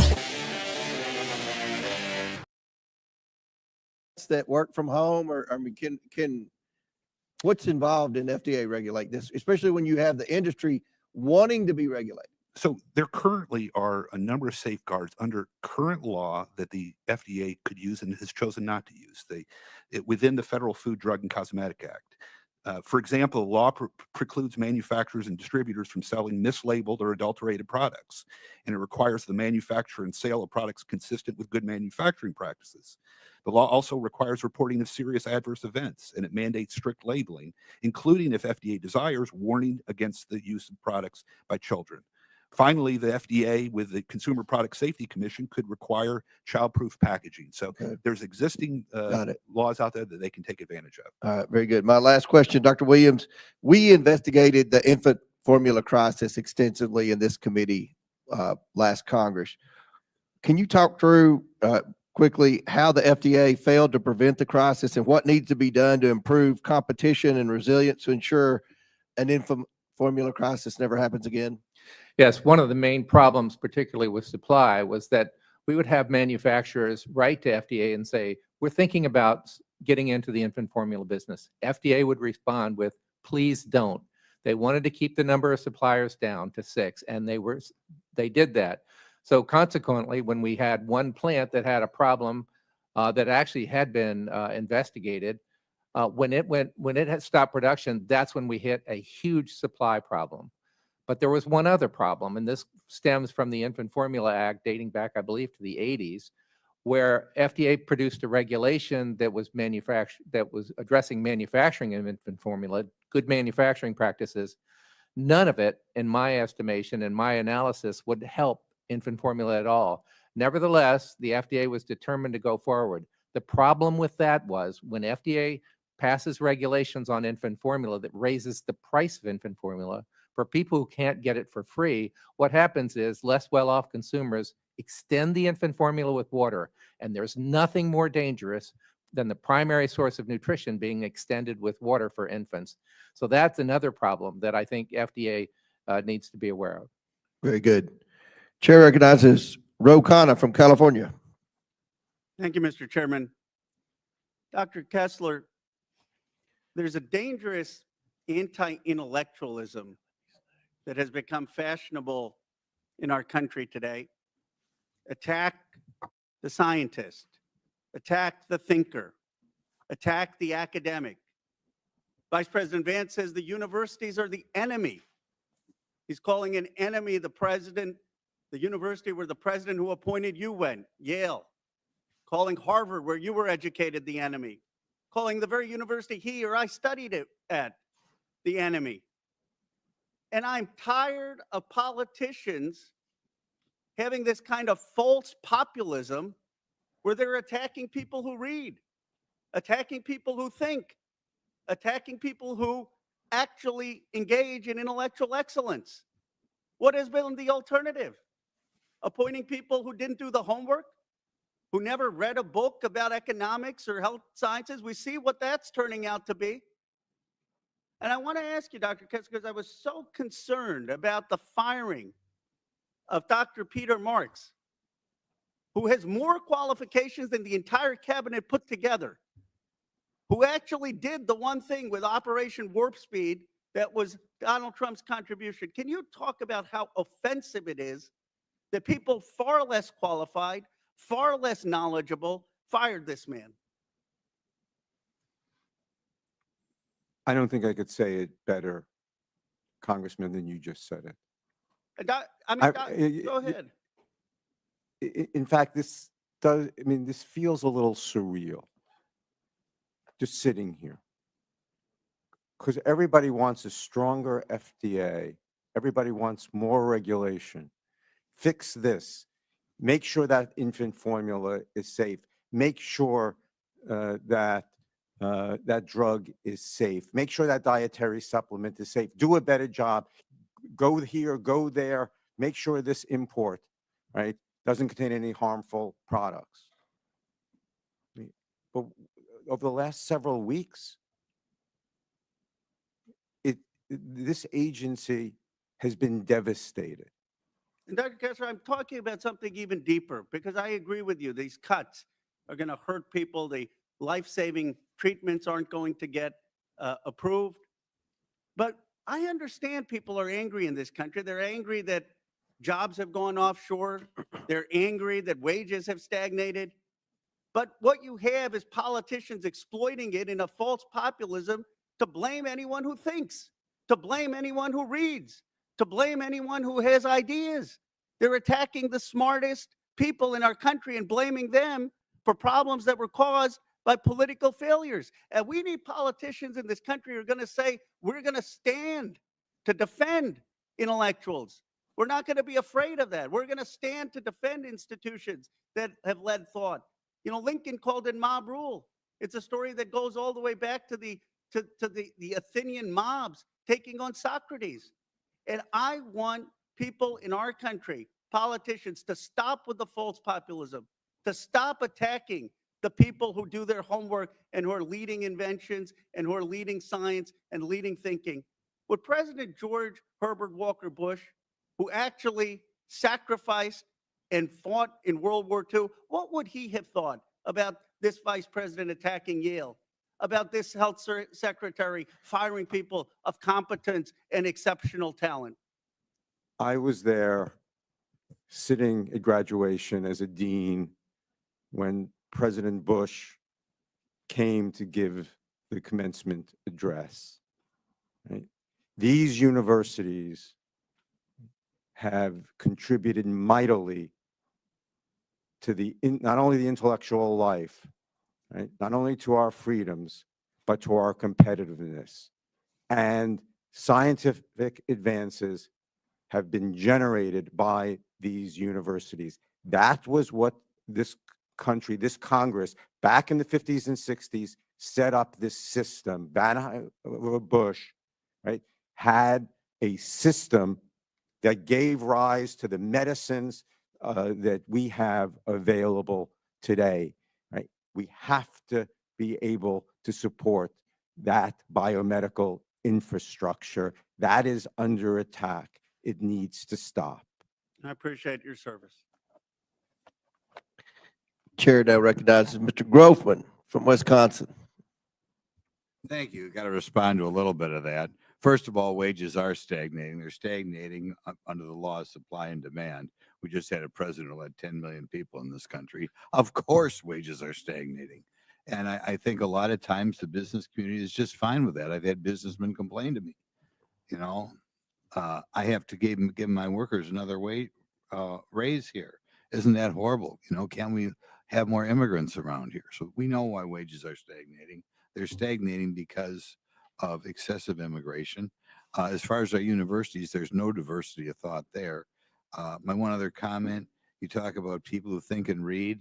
In my experience, people who are skeptical of our medical community or our pharmaceutical community are the most well-read people in my district. That's why they're skeptical. They go beyond just the blather you get in the mainstream media. But okay, now we got to ask some questions here. I'll ask one of you folks. It seems to me that am I correct here? We have more pharmaceuticals per person prescribed, consumed, or whatever in this country, in the world, or at least more than any other Western countries? You don't know. Okay, we'll try to give you another question. Do we have more antidepressants consumed in this country than other countries? We don't know. Stumped again. Okay. Okay.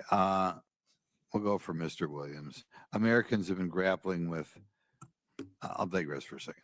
As far as bringing new pharmaceuticals on the market, do you believe the pharmaceutical industry itself has a disproportionate influence in determining which drugs come on the market and which off-brand drugs are not going to be researched? My expertise is in food safety and nutrition, not in pharmaceuticals, unfortunately. Okay, well, we'll give you a food question then. Americans have been grappling with high inflation, especially food inflation, during the Biden administration. Grocery prices rose 22%. Would you simplify the FDA's food regulatory structure to lower prices? Could you give me some examples of what could be done? Yeah, I believe that is exactly what I would do. I think a lot of the problem with FDA's food regulations, from my expertise, and it really is now going on over 40 years, and I continue to look at it, is that too many of FDA's regulations were not being made because it was going to keep food safer or because it was going to help nutrition. A lot of it is because of some firms controlling FDA, saying we want regulations to put our competitors at a disadvantage. All those regulations have to be complied with, and all of that compliance by those firms raises prices. They don't pay for the reg, particularly in FDA. It's consumers. Can you give me a ballpark number on which you think food prices could drop if we didn't have what I'll refer to as unnecessary regulation? I wish I had that information. I don't, but I think it would certainly help. And it would certainly help FDA to focus their resources, to target their inspections and focus their resources on real risk. Okay. We'll give Mr. Bentley a question, or Mr. Miller. America does spend a great deal on medicine, and a lot of that is on drugs. Nevertheless, our life expectancy seems to be less than other developed countries. Can you comment on that? Congressman, my expertise is mostly in tobacco policy, but I will say an easy way that we could increase life expectancy and reduce cancer is have more authorized, safer alternatives to cigarettes onto the market, which FDA has been stymieing for the last 5 years. Okay, Mr. Miller, you got any comments? I would just add that when it comes to holistic products made from American agriculture like hemp, these give alternatives to pharmaceuticals that a lot of Americans find tremendous relief in, and we should be promoting them, but we should also, as I've been saying, regulate them strictly. Okay, I give Mr. Bentley and Williams and Mr. Fourth one down the line, one more question or one more crack at it. It seems to me, compared to other countries, that we are over medicated. And I'm not sure that it's resulting in better health. Could you comment on that? Congressman, my expertise is not in that area, but I will say that our drug supply, which is my expertise, is probably the safest in the world. In fact, the next time you go up and pick up a prescription, you probably should buy a $2 lottery ticket. You're more likely to hit that than to ever get a counterfeit medicine in a pharmacy. It's really the pride of the world. Thank you. I'll just add to that. In fact, I think medicine has been responsible for our longevity up till now, but I think it's time to focus on prevention. And I'm very glad to see that there are a number of people entering government now that are focused on prevention more than medicalizing people who are already ill. Okay. Before I recognize Mr. Mfume, Mr. Christian Mortes asked for recognition of unanimous consent. Yes, Mr. Chairman, thank you so much for allowing me to enter into the record by request unanimous consent for this article by our witness, Mr. Richard Williams, entitled Measles Outbreak, RFK Jr.'s Health Agenda and Surprising Health Wins, from his website. And I'd give the witness a chance to remember that he wrote this, but it's from your website. This is your picture. This is your article. And this is your quote that I had from earlier. Without objection, so ordered. Would you give him a chance to respond, or if he wants to respond, it's up to the witness. I'll go back and take a look, but yeah, I don't recall that one. We'll give you a copy of this. Okay? It's serious to deny that you wrote this article. All right. Chair recognizes Mr. Mfume from Maryland. Thank you very much, Mr. Chairman. My thanks to the witnesses who are here today. I want to just say a couple of things that are quite obvious and then turn the attention a bit to clinical trials. Dr. Kessler, I'm going to start by saying I'm going to end with you because I found your comments to be chilling and to be a real warning to where we are and where we are headed if we do not heed the fact that we are making big mistakes right now, every day, as we dismantle the Food and Drug Administration. But before I do that, let me just state the obvious, and that is that everyone, I think, wants to protect the health of all Americans, at least everybody should. And everybody wants to root out illicit products that always find their way into our markets. And that's why ensuring the health of the FDA is so vital to this country. It's got to have the resources to protect all of us, regardless of race, ethnicity, sex, or any other designation. It's critical to public health. Since the FDA Commissioner Macari was sworn into service on April 1st, Secretary Kennedy and he have pushed out and fired, has been stated, over 4,000 federal employees at FDA. And just last week, more than 800 staff at FDA's Center for Drug Evaluation and Research were also fired. That center in particular is responsible for approving and monitoring new medications that come onto the market for side effects and for updating drug warning labels accordingly.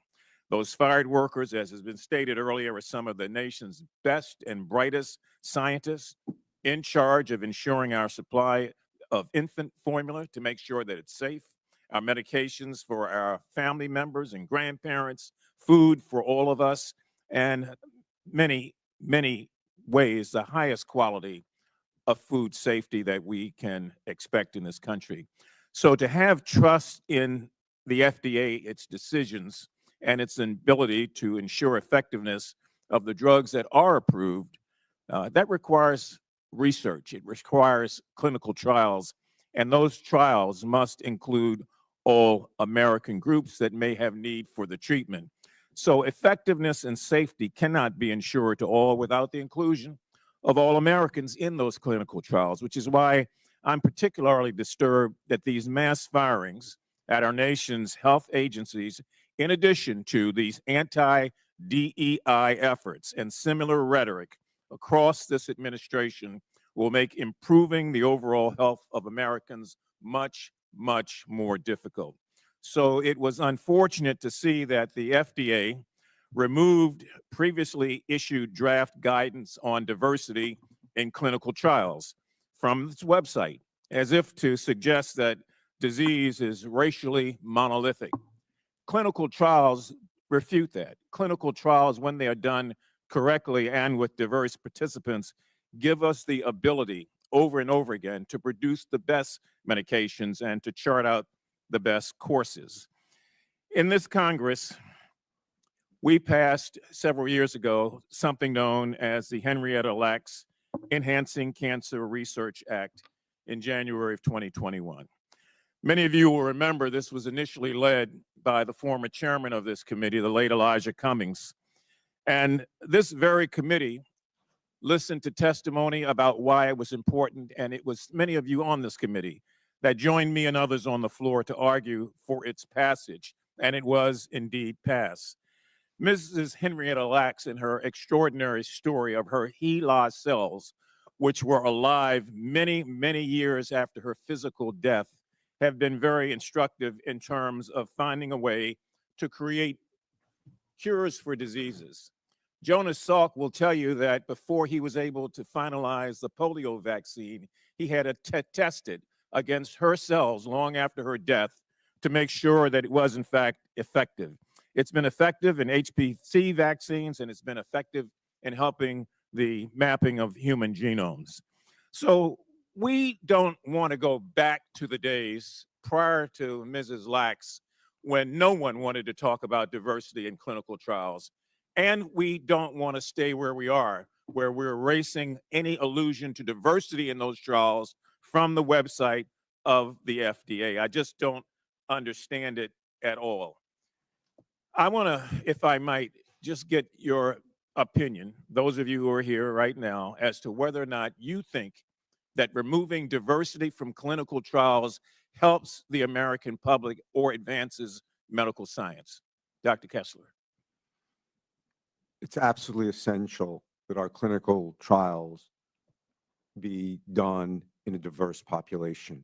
There is great variability of biological response. I'm humbled when I look at medicines and how variable they respond in different people. It's just the nature of biology.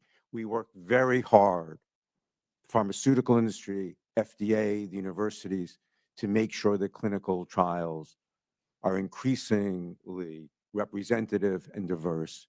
If we want to understand how medicines work, we want safe and effective medicines, clinical trials require a representative and diverse population. Mr. Chairman, if I might have an additional 15 seconds, I'd like to ask unanimous consent that we enter into the record the GEO report to congressional committees 2 years ago entitled Cancer Clinical Trials. Without objection to order. I'd like to ask unanimous consent that we enter into the record Public Law 116291, which many of the members of this committee voted in favor of, that created this whole notion of more diverse clinical trials, particularly in cancer research. Without objection to order. And I'd like to ask unanimous consent to enter into the record clinical research entitled Genetic Variant and Cardiac Remodeling, Injury, and Heart Failure Risk in Black Adults. Without objection to order. Thank you. I yield back. Chair recognizes Mr. Perry from Pennsylvania. Thank you, Mr. Chairman. Gentlemen, thank you for being here. The average life expectancy for Americans is 78 years. despite spending more than every other Western developed country, which has a life expectancy of 82 years. So we're not doing so well. 6 in 10 Americans have at least one chronic disease, with more than 40% of children suffering from at least one health condition. I think that's astounding. Mr. Safdar, as of March 31st of this year, the American Society of Health System Pharmacists lists 238 drugs in shortage. These shortages include pharmaceuticals used to treat infections, heart failure, psychiatric conditions, and cancer, and include drugs such as amoxicillin, penicillin, cisplatin, and active ingredients in most chemotherapeutic regimes. As you probably know, the medications taken by Americans are manufactured largely overseas, and their active ingredients are overwhelmingly made in India and China. Can you explain to us how our dependence on foreign pharmaceuticals markets has created manufacturing delays for critical medications across the USA? Thank you, Congressman, for the question. While I am not an expert in the inspection of foreign facilities, it is clear that our supply chain is global at this moment, and medicines and the ingredients come from all over the place. We are usually very pleased to see efforts to secure the supply chain and to secure manufacturing facilities with inspectors from the FDA. And it's part of what makes our supply chain most resilient. Do you think it's a good plan for the United States to rely so heavily on other countries, including ones that consider us their enemy, which would be the Communist Party of China? Well, the national security implications of that are definitely outside my expertise, but I think that the doctor here has probably got a better Okay, perspective. Dr. Kessler, what do you got? I agree with you 100%. I mean, I was in charge of, with my colleagues, Operation Warp Speed of sourcing, right, for the monoclonal antibodies, for example. We are at risk as a country. We are not producing in this country essential medicines for life-saving conditions. We need to do a better job. So either one of you or anybody, is it because the precursors or the drugs themselves are rare and unattainable in the United States of America? If you look at the top universities for chemistry today, Nature Index have 10 out of 10 are in China. But is that because they're unavailable in the United States? You need chemists make the drug, right? Where are they training the chemists? Where is that scientific expertise, right? We're not investing in this country in the natural sciences. So you're saying we have the material, we don't have the know-how. Is that what you're saying? We don't have the know-how, we don't have the plants, we don't have the commitment. Do these drug shortages then enhance the proliferation of illegal knockoff drugs? Is that a cause and effect relationship? We can't get them here, so there are knockoffs produced overseas, even in our country, that are often dangerous to people in our society that think they're taking a legitimate drug. They get it on the internet or get it through the mail and then take it and then overdose. Is that a part and parcel to this? It's a much better strategy, right, to have the talent, the expertise, and the commitment, and have those chemicals come from a secure supply chain, right, than through a lot of different unregulated sources. I mean, you want to lose sleep? That's what you should lose sleep about, where our medicines are coming from. Mr. Safdar, does the presence of a strong domestic compounding industry contribute to supply chain resilience and patient access at any time, but certainly during national emergencies or supply chain disruptions? Congressman, thank you for the question. Yes, as I said in my opening remarks, I think that there is a critical niche role that compounding plays in our drug supply. But as the FDA has said, compounded medications are not approved and they're not tested for safety or efficacy, so they should be used as a last resort. But as you pointed out, If there is a medicine you need for treatment that would be dangerous to your health to delay, you should definitely take the compounded version if the normal product, the FDA approved But product. what you say seems to imply that there's somehow danger, and aren't they manufactured domestically in licensed facility with oversight of state boards? The FDA has actually been very clear that their safety is not the same as FDA approved drugs, which should be generics or the branded products, that they take a second tier to safety. They're not to be used as a first line of treatment. And that's one of the problems we're seeing, is that we're seeing upstart and unknown and somewhat shady telehealth You're companies. not conflating compounded drugs made in a facility, in a licensed facility under state monitoring or oversight with illicit counterfeit drugs, are you? You're not conflating the two, are you? That's a whole nother problem. There's three types of danger that we've seen in the GLP-1 space. But even a medicine made in a state board of pharmacy or FDA inspected 503B, for example, outsourcing facility, is not an FDA approved drug. The FDA has given it a status of being not approved and not tested for safety or efficacy. Now, would I take it if it was that or skip my cancer treatment? I would absolutely take it. But it's not supposed to be the first line product. You don't start treatment on it. I understand. Thank you, Mr. Chairman. I yield. But before I recognize Ms. Brown, I have 4 UC requests: a letter from the Alliance for Pharmacy Compounding, a letter from the Council for Responsible Nutrition, a letter from the National Association of Convenience Stores, and a statement from Peter Pitts, the president of the Center for Medicine in Public Interest. Without objection, so ordered into the record. Chair now recognizes Ms. Brown from Ohio. Thank you, Mr. Chairman. The Food and Drug Administration exists to protect the public. It makes sure the foods we eat, the medicines we take, and the cosmetics we buy are safe and effective. Before any of these products reach store shelves, the FDA carefully reviews their development, testing, manufacturing, and labeling. And the agency keeps checking even after products are approved and available to make sure they remain safe and reliable. This work is vital. People need to trust that the FDA is making decisions based on science and facts. Unfortunately, from day one, the Trump administration has worked to undermine that trust. RFK pushes misinformation and lies. And just last week, President Trump recklessly fired thousands of workers across the FDA. These hardworking individuals, many of whom have been at the agency for decades and dedicated their lives to public service, were locked out of the building with no explanation. This isn't so-called government efficiency. It's playing petty politics with the health and well-being of the American people. These mass layoffs will delay reviews for new treatments and make it harder to ensure the safety of consumer products.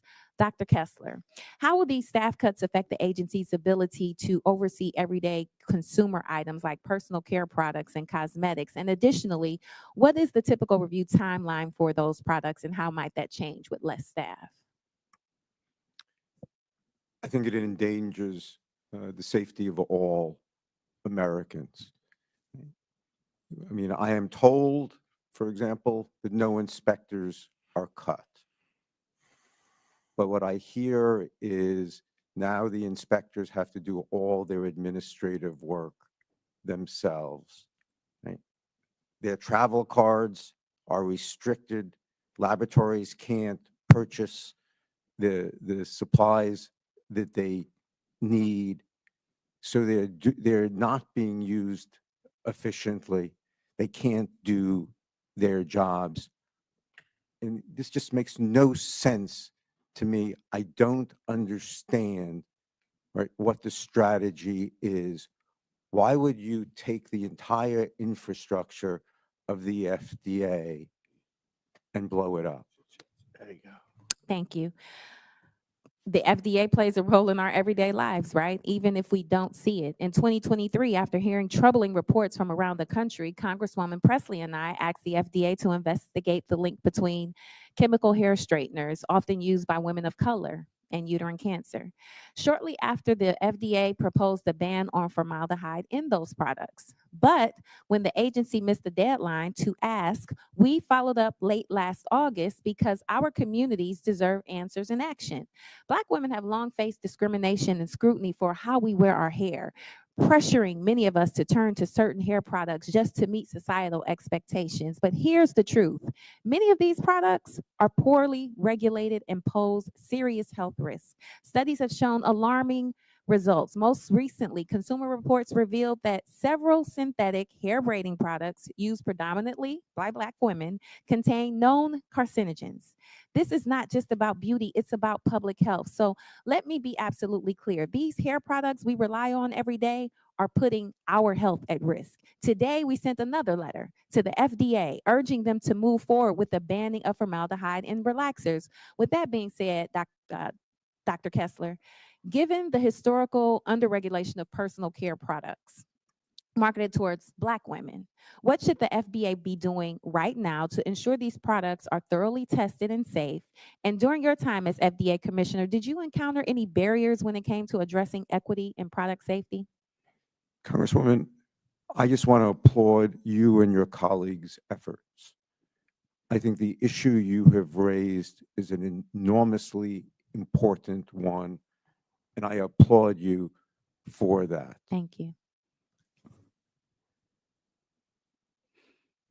So I'm assuming there were some challenges there, and by your response, I'm grateful for your accolades. But I want to say this. We can't let the new administration drop the ball on something this important. So I plan to stay engaged and hold this administration accountable. Passing laws like the Crown Act to prohibit hair-based discrimination is critical, but we also need to crack down on products that impact women's health and well-being. By requiring safety testing and making sure that public health research reflects the diversity of the market, we can help build a safer, healthier, and more trusted America. So with that, I want to say thank you, and I yield back the balance of my time. Chair now recognizes Mr. Biggs from Arizona. Thank you, Mr. Chairman, and thank you, witnesses, for being here today. As Congress looks to restore trust in the FDA and crack down on dangerous illicit products in our drug supply, it's critical that we distinguish between true public health threats and legitimate medical practices such as pharmaceutical compounding. Compounded medications, when prepared by licensed U.S. pharmacies and FDA-registered outsourcing facilities, are a vital part of our healthcare system. These drugs aren't counterfeit, they're not knockoff, they're not illicit. They're produced legally under rigorous oversight from state pharmacy boards and, in many cases, the FDA itself. These are personalized medications crafted to meet unique patient needs or to fill gaps in the drug supply, such as when the FDA added semaglutide injection products Ozempic and Wegovy to its drug shortage list back in March and August of 2022, prompting compounding pharmacies to step and fill the gap. Mr. Safdar told Mr. Perry that compounded drugs are manufactured domestically in licensed facilities under the oversight of state boards of pharmacy and the FDA. But some narratives conflate compounded medications with counterfeit or unsafe knockoff drugs. It's true that manufacturing standards are the same for compounded outsourcing facilities in the U.S. as those for branded pharmaceutical companies, and both adhere to the good manufacturing practice system. Compounded drugs serve a critical role in maintaining access to care, particularly during times of FDA-approved drug shortages. There was a company in my district that was able to step up during the FDA shortage of semaglutide injection products. The presence of a strong domestic compounding industry contributes to supply chain resilience and patient access during national emergencies or supply chain disruptions. Mr. Safdar, your organization, the Partnership for Safe Medicines, from 2007 to 2017 was staffed or led by a guy named Scott Laganja. Is that right? I believe so, yes. Did you follow him? I'm the executive director that came after him. Yeah. So when you say I believe so, what you really meant to say, yes, of course I know that was Scott Laganja, right? You meant to say you knew that he was the guy that was leading your organization before you were, right? I do not know the exact dates, but I know the end date was 2017 because that is when I started. So that's a real cutesy response. And the reality is, you know, he was your immediate predecessor. I do. He is. Right. He was. Right. And so I have a series of reports sitting right here. Before I go through with them, I just want to know, is your funding sources still the same as they were under him? We are funded by our members and dues from our members, which are listed on our website. Right. I've gone to your website. I've read them. Do you get money from large pharmaceutical companies? No, sir. We get money only from our members, and our members are only trade associations or not-for-profit. So Who if also- you're an actual company, a for-profit company, you cannot give us money. You cannot provide us funding. All right, very good. I have here now, Mr. Chairman, this is following items here. Article called Nonprofit Linked to Pharma Lobby Works to Block Drug Imports. Nonprofit Linked to Pharma rolls out campaign to block drug imports. Go ahead. Nonprofit Linked to Campaign Against Drug Imports is deep ties to pharmaceutical research and manufacturers of America. And then, Mr. Chairman, I have now another one called A New Report Reveals. It's a blow-by-blow takedown of a report by this organization. This is produced by the Alliance for Pharmacy Compounding, and it deals with a report issued by Mr. Salvador's company called New Report Reveals Illegal Ingredients for Knockoff Weight Loss Drugs Flooding into U.S. from Foreign Sources, Endangering Patient Safety. Without objection, so ordered. Thank you. And then also I have a letter from the Alliance for Pharmacy Compounding dated April 8th, 2025, that was sent, I believe, to you, Mr. Chairman. Without objection, so ordered. Thank you, Mr. Chairman. I do think that attacks on compounding pharmacies by this particular organization, when we're talking about whether something's a knockoff, illicit, or illegal or counterfeit drug, is inapt and unfortunate. And Mr. Chairman, with that, I yield back the balance of my time. Chair now recognizes Ms. Stansberry from New Mexico. Thank you, Mr. Chairman. I just want to ask a quick question. This is the Oversight Committee, correct? That's right. We're in the Oversight Committee. So I have to say, I found this to be a very bizarre committee hearing, because here we are in oversight, and our job is to conduct oversight over the administration because of the separation of powers between Congress and the executive branch. And right now, the administration is dismantling the Food and Drug Administration. And we are sitting here, and members on both sides of the aisle are asking questions of industry-funded groups about how the FDA is going to protect public health from medicines and food, while the secretary is firing thousands of FDA employees. In fact, just this last week, they announced they were firing 3,500 members of FDA, and RFK Jr. announced that he was going to fire 10,000 HHS employees across the entire agency. So my question is, if this is the Oversight Committee, why are we not conducting oversight over the administration and their mass firings and the actual deconstruction of the exact agency that's supposed to protect the public health? That is what we should be doing right now in this hearing room. So I find it very bizarre that many of my friends across the aisle are asking, how these folks are going to protect the public health, because they're not, because they're dismantling and taking out the top experts who do this work. Now, some of my colleagues have already pointed out that one of the top vaccinologists, not just in the United States, but in the world, Dr. Peter Marks, was forced to resign.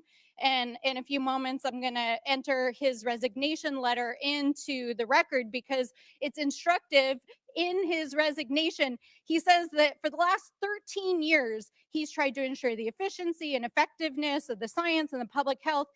And he says at the end of his letter, however, it has become clear that truth and transparency are not desired by the secretary, but rather he wishes subservient confirmation of his misinformation and lies.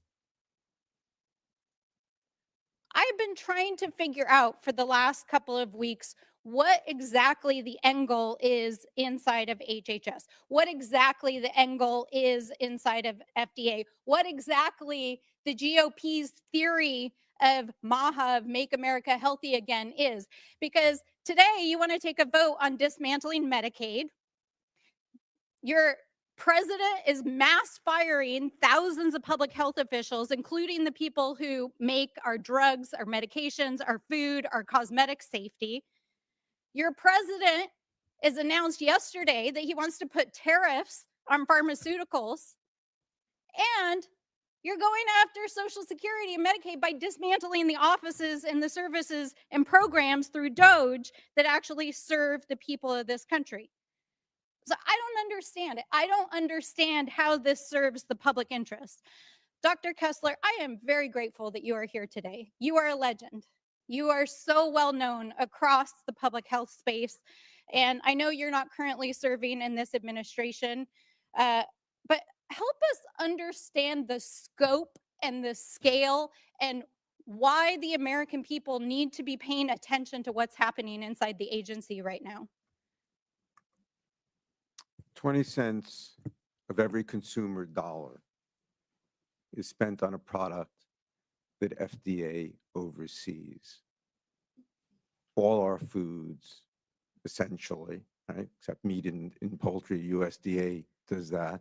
All our drugs, all cosmetics, our blood supply, our medical devices, our radiological, many of our radiological devices. The agency is absolutely essential for the safety of the American family, right? It's also absolutely key for our competitiveness, right? I mean, I am concerned, right, that China's going to beat us scientifically, you know, if we're not careful with all these cuts that are going on. But the reason I'm concerned about that, it's not about China. It's about the health of us. And Dr. Kessler, I want to end with this note. As Vera Rosenthal was leaving the department after being fired by the secretary, she said, people are going to die from these cuts. I am not being an alarmist. The day after they announced these mass firings and cuts, pharmaceutical prices tanked on the market, and that was before tariffs. And that's because the ability to get life-saving drugs to market, the ability to save American lives, the ability to get gentlelady's time is expired. To our people. Gentlelady's time is depends expired. On having a functioning. Gentlelady's time is expired. I now recognize Mr. Higgins from Louisiana. If they do not have The gentlelady's time is expired. I am The sorry, gentlelady's Madam time is Chairwoman, expired. But the American people. The gentlelady's time has expired. Miss Stansberry. Miss Stansberry, the gentlelady's time is expired. No, you're lying to the American people. I'm sorry, Madam. You are lying to the American people. The American people need to understand their health is at risk, and Higgins, this is a Mr. Higgins is now five-alarm recognized. emergency. Mr. Higgins from Louisiana is now recognized. It's always fascinating to witness to wailing and gnashing of teeth, is it not, gentlemen? Mr. Williams, I'm going to be talking to you mostly, sir, some questions and observations regarding FDA and food safety. Let's just talk about seafood for a second, please. About a year ago, we had a hearing where members interacted. Mostly were not overspoken by other members. The members were interacted with our witnesses, and it was confirmed broadly that only about 1/10% seafood imported into our country was inspected for chemical and biological poisons. And we're talking about billions and billions of pounds of seafood coming into our country. It's consumed by Americans, or else why is it coming here? And the only reason you don't get immediately sick in many cases because we cook it, and it kills, you know, some of the potential biological hazards and things, but the chemicals and the long-term impact on cancer and neurological disorders and serious problems can arise. You know, one might say, a reasonable observer may say that if you're consuming billions of pounds of poisonous seafood imported into our country, somebody might get sick, speaking to health.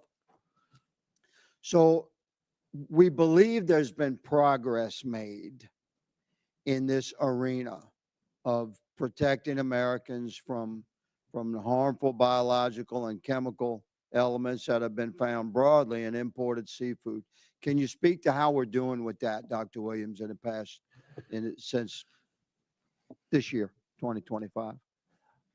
Yeah, I guess I could start briefly by just saying, originally, we had a rule on seafood called hazard analysis critical control points, where we hoped that was going to make a big difference. Unfortunately, the problems with seafood, most of it is seafood consumed raw. And I'm thinking raw oysters from the Gulf of wherever. And that's a problem because there's not much in the way you can do about that. They're taken right from the Gulf. They're already contaminated by the warm waters of the Gulf. And when they go straight to people and eat them, they are eating, in many cases, dangerous pathogens.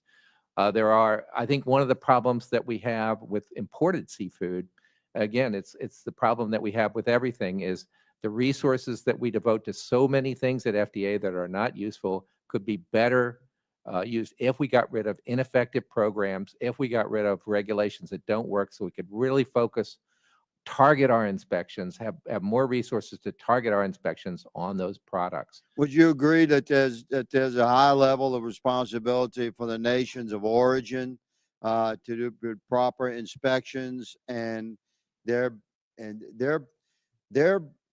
procedures for farming and harvesting and packaging and shipping are in no way do they meet American standards that American producers are required to comply with, and yet they're in violation of agreements that they will perform at standards equivalent to American standards. Don't you believe we should enforce that? Yeah, I think one of the problems is, where are they actually coming from? So, for example, I mean, I can give an example in furniture. We've for example. identified many nations, and they bounce their product around.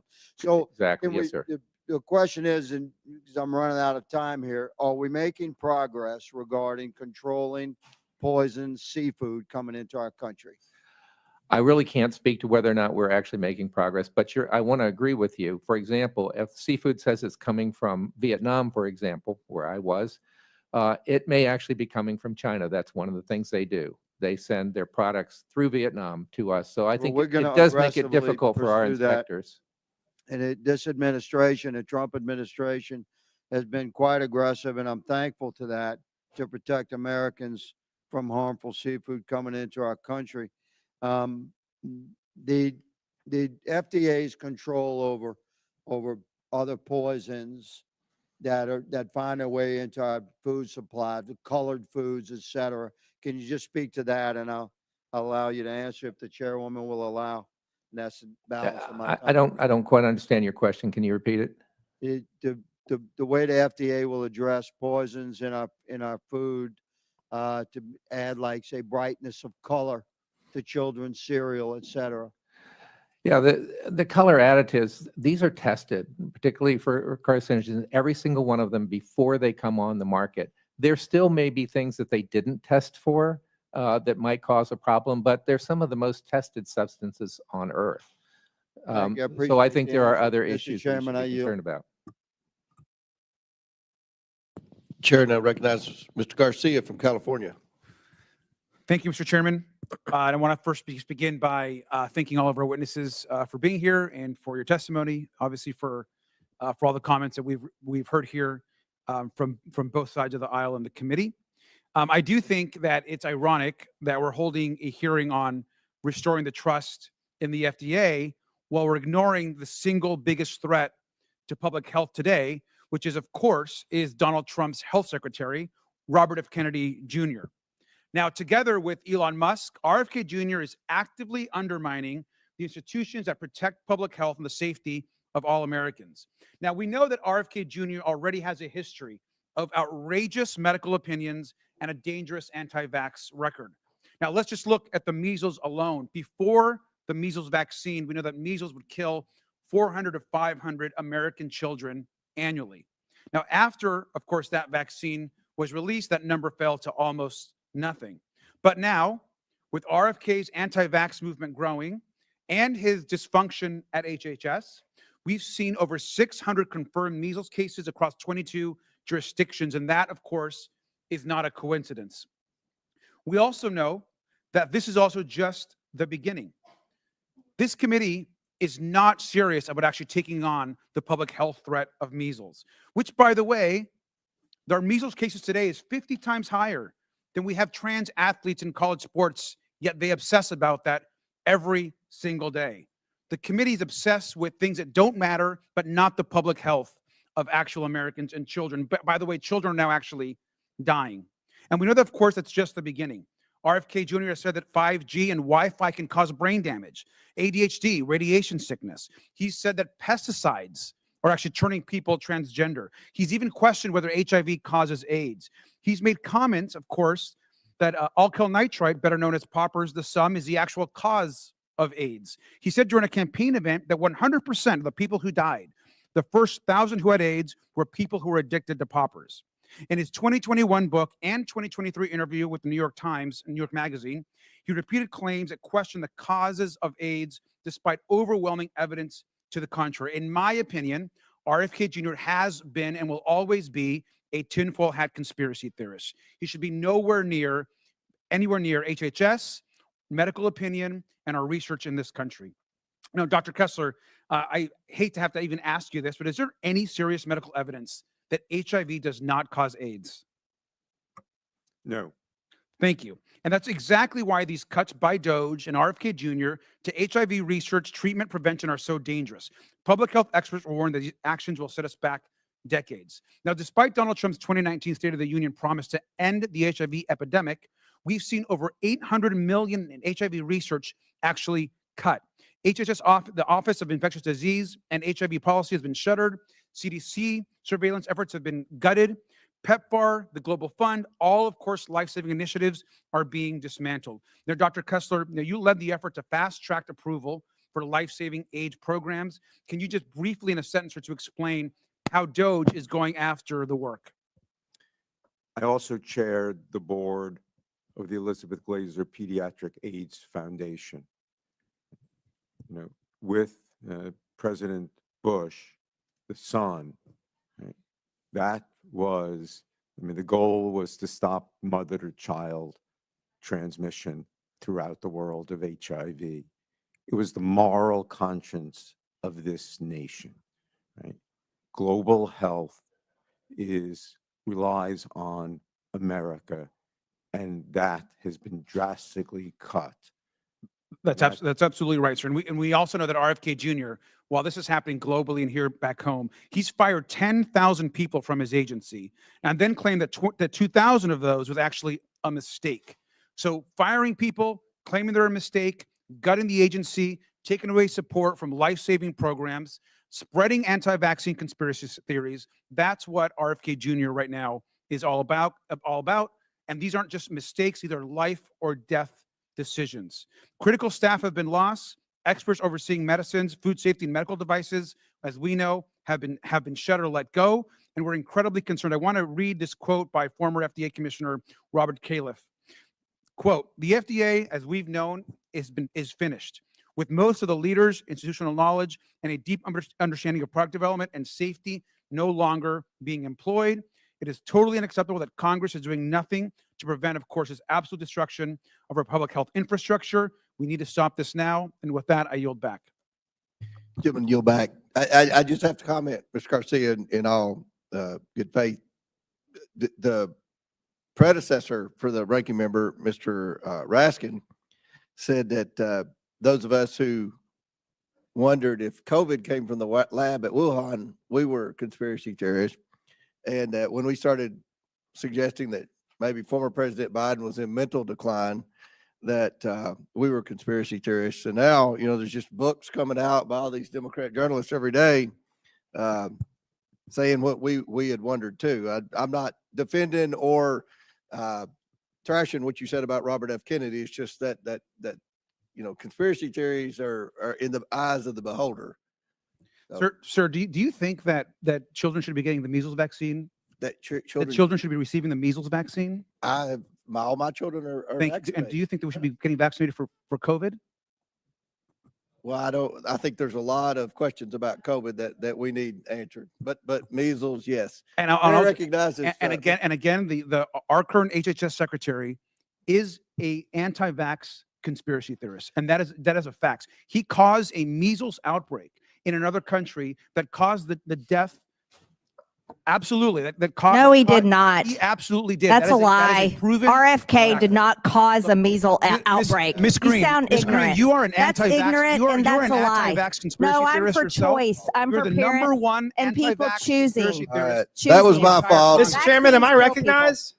Am I recognized? Mr. Our Chairman? witnesses were snoozing, so I had to spice it up a little bit. Wake Chair, up. Chair recognizes Mr. Timmons from South Carolina. Thank you, Mr. Chairman. So I realize that we're here to have a hearing about restoring trust in the FDA, rooting out illicit products, but I'm actually going to turn it upside down. And I'm going to talk about how the FDA is not approving products that will help Americans. And so I guess normally it's good to be leaders in the world, but not when it comes to obesity, not when it comes to chronic disease management, not when it comes to diabetes. And these are all things that I believe technology has the ability to help ameliorate and really facilitate better outcomes. And so what I want to talk, Dr. Williams, is about continuous glucose monitors. I have used them. I was in a test trial, and it was one of the most enlightening experiences. It attached to my cell phone. I am not a diabetic, but the information I got from that piece of technology changed my life.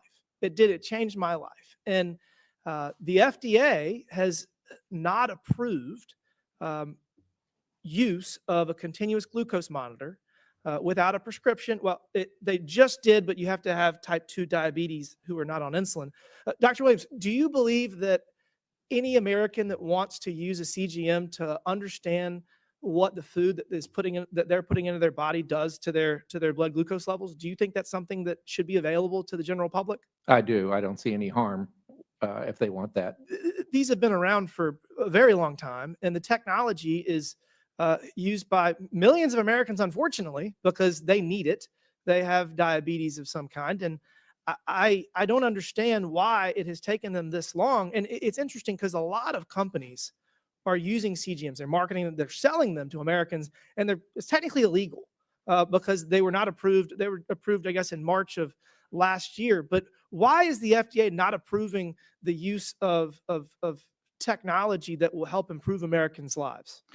I think part of the issue lies in medical device laws, and they are really antiquated. And I researched this years ago.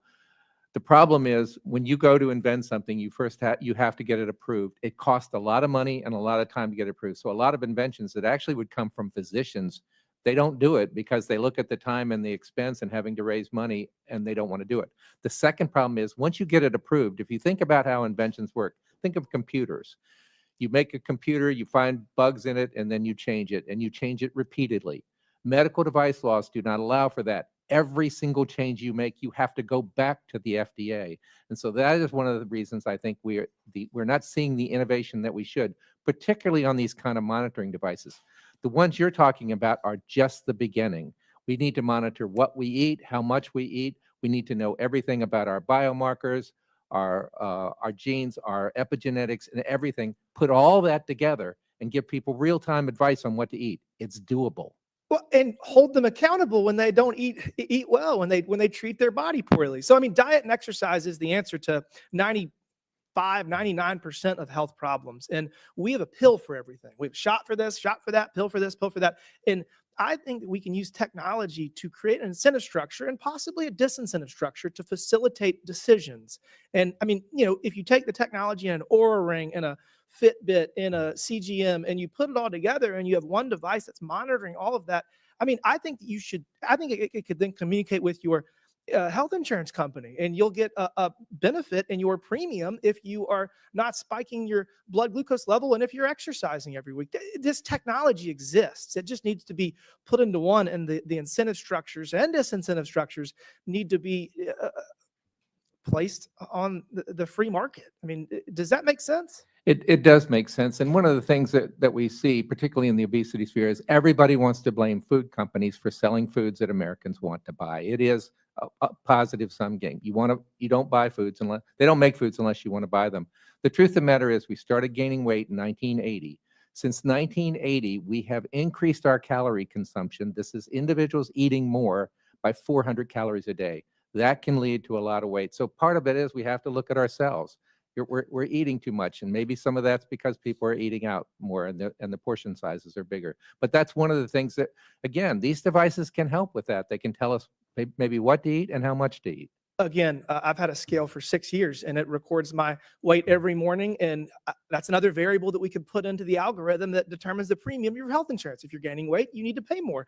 If you're eating poorly and you're not sleeping, these are all things that factor into your health and can be used in underwriting. I'm out of time, Mr. Chairman. With that, I yield back. Thank you. Gentleman yields back. Chair recognizes Mr. Frost from Florida. Thank you, Mr. Chair. This past month, the FDA reported 15 food and drug recalls. That's about a recall every 48 hours. It was even higher in January and February. And many of these recalls were very serious. They were for things like food allergen, cross-contamination, cancer-causing arsenic, and lead, which can cause severe learning disabilities in children and miscarriages in adults. The past month also saw pet foods contaminated with bird flu. While these recalls save lives when folks are alerted in time, they also can cost working families time and money to replace recalled food. You know, this year, tuna was recalled. That's about $3 per can down the drain. Prepared salads were recalled, another $5 each. Frozen dinners were recalled, $4, $5, $6 a serving. These numbers might seem small, but folks managing a family budget know how grocery costs add up and what a waste it is to throw out food. Dr. Kessler, how does the work of the FDA's labs and inspectors help catch problems before bad food hits the grocery stores? The laboratories are absolutely essential at that detection. 4 FDA laboratories, 2 food labs, 2 medical product labs have been shut. Those recalls that are absolutely essential, the people who communicate about those recalls, the communication shops, have been gutted. Trump and Musk claimed that the mass layoffs at the VA and the Social Security Administration wouldn't have impacted the services, but we're seeing that's not true. Services for veterans, seniors across the entire country are getting worse. Wait times are at all-time highs. Now, Trump and RFK Jr. are claiming that the mass layoffs at the FDA won't negatively impact food inspections. Dr. Kessler, how could mass layoffs at the FDA impact food inspections? It will have a real and demonstrable effect. Yes, the inspectors have not been touched as of today, from what I can tell, but all their support, all their infrastructure is gone. So all those inspectors can't get the supplies they need to inspect. They have to do their own travel. Their travel cards are not working. I'm not sure what the strategy is. And what does this mean for Americans' vulnerability to serious foodborne illnesses? I fear that we are less safe today. You know, I wish that were not the case, but you can't take thousands of people out of the FDA and not understand that you're putting the American people at risk. You know, I'm one of the 33 million Americans living with potentially life-threatening food allergies. I've almost died actually because of an anaphylactic attack. Dr. Kessler, how could cuts to the FDA impact day-to-day safety of folks like me who live with serious food allergies? The people who communicate, who share that information, who share that risk information, the people who write the policies, that give the industry the guidance of what to put on the labels, they're not there anymore. Say we're lucky and these mass layoffs have no, impact at the FDA with undercovering potential foodborne disease outbreaks before they spread. How will cuts to FDA staff impact the people who are still there, their ability to alert the public to the threat of allergen cross-contamination or an E. coli outbreak? I think the effect of these cuts, not only on the people who've left, and I'm hearing repeat stories. I mean, about, how these were done, when they were done, right? I mean, the real thoughtless, careless, almost mean aspects of how this information was communicated.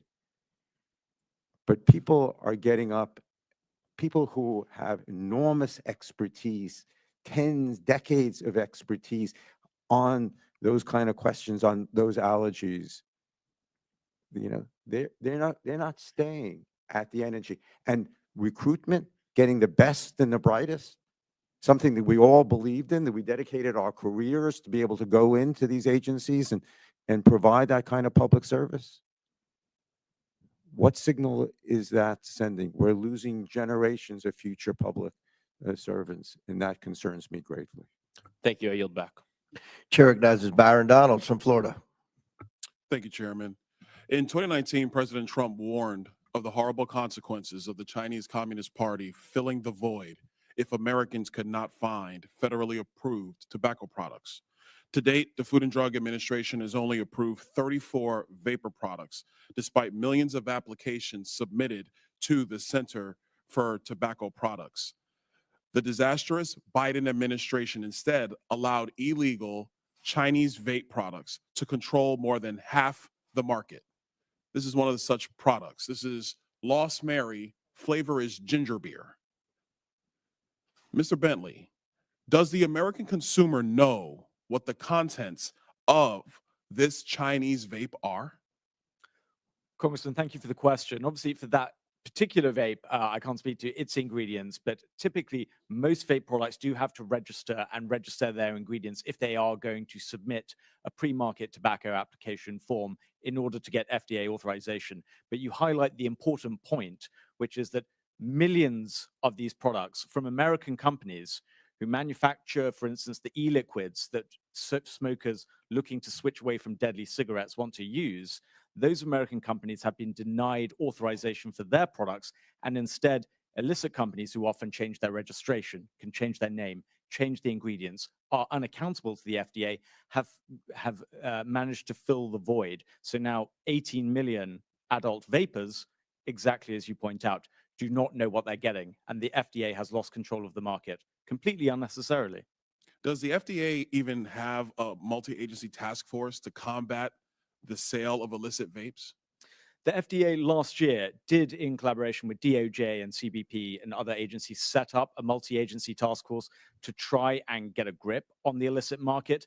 But unfortunately, that's FDA passing the buck to other agencies already overstretched, like DOJ and CBP, when the solution for them, which wouldn't need any more staff, wouldn't require any more funding, is to change how they evaluate how to authorize these products in the first place. They can do it quicker and better, as other countries such as the United Kingdom, Canada, New Zealand, Germany, France, all of these countries have tens of thousands of authorized e-cigarette products with no problem with mass levels of, for instance, youth vaping that we all want to reduce. So it is possible for FDA to change its practices and get the products that will save millions of Americans from smoking by switching to a safer alternative. Let me ask you a follow-up question to that.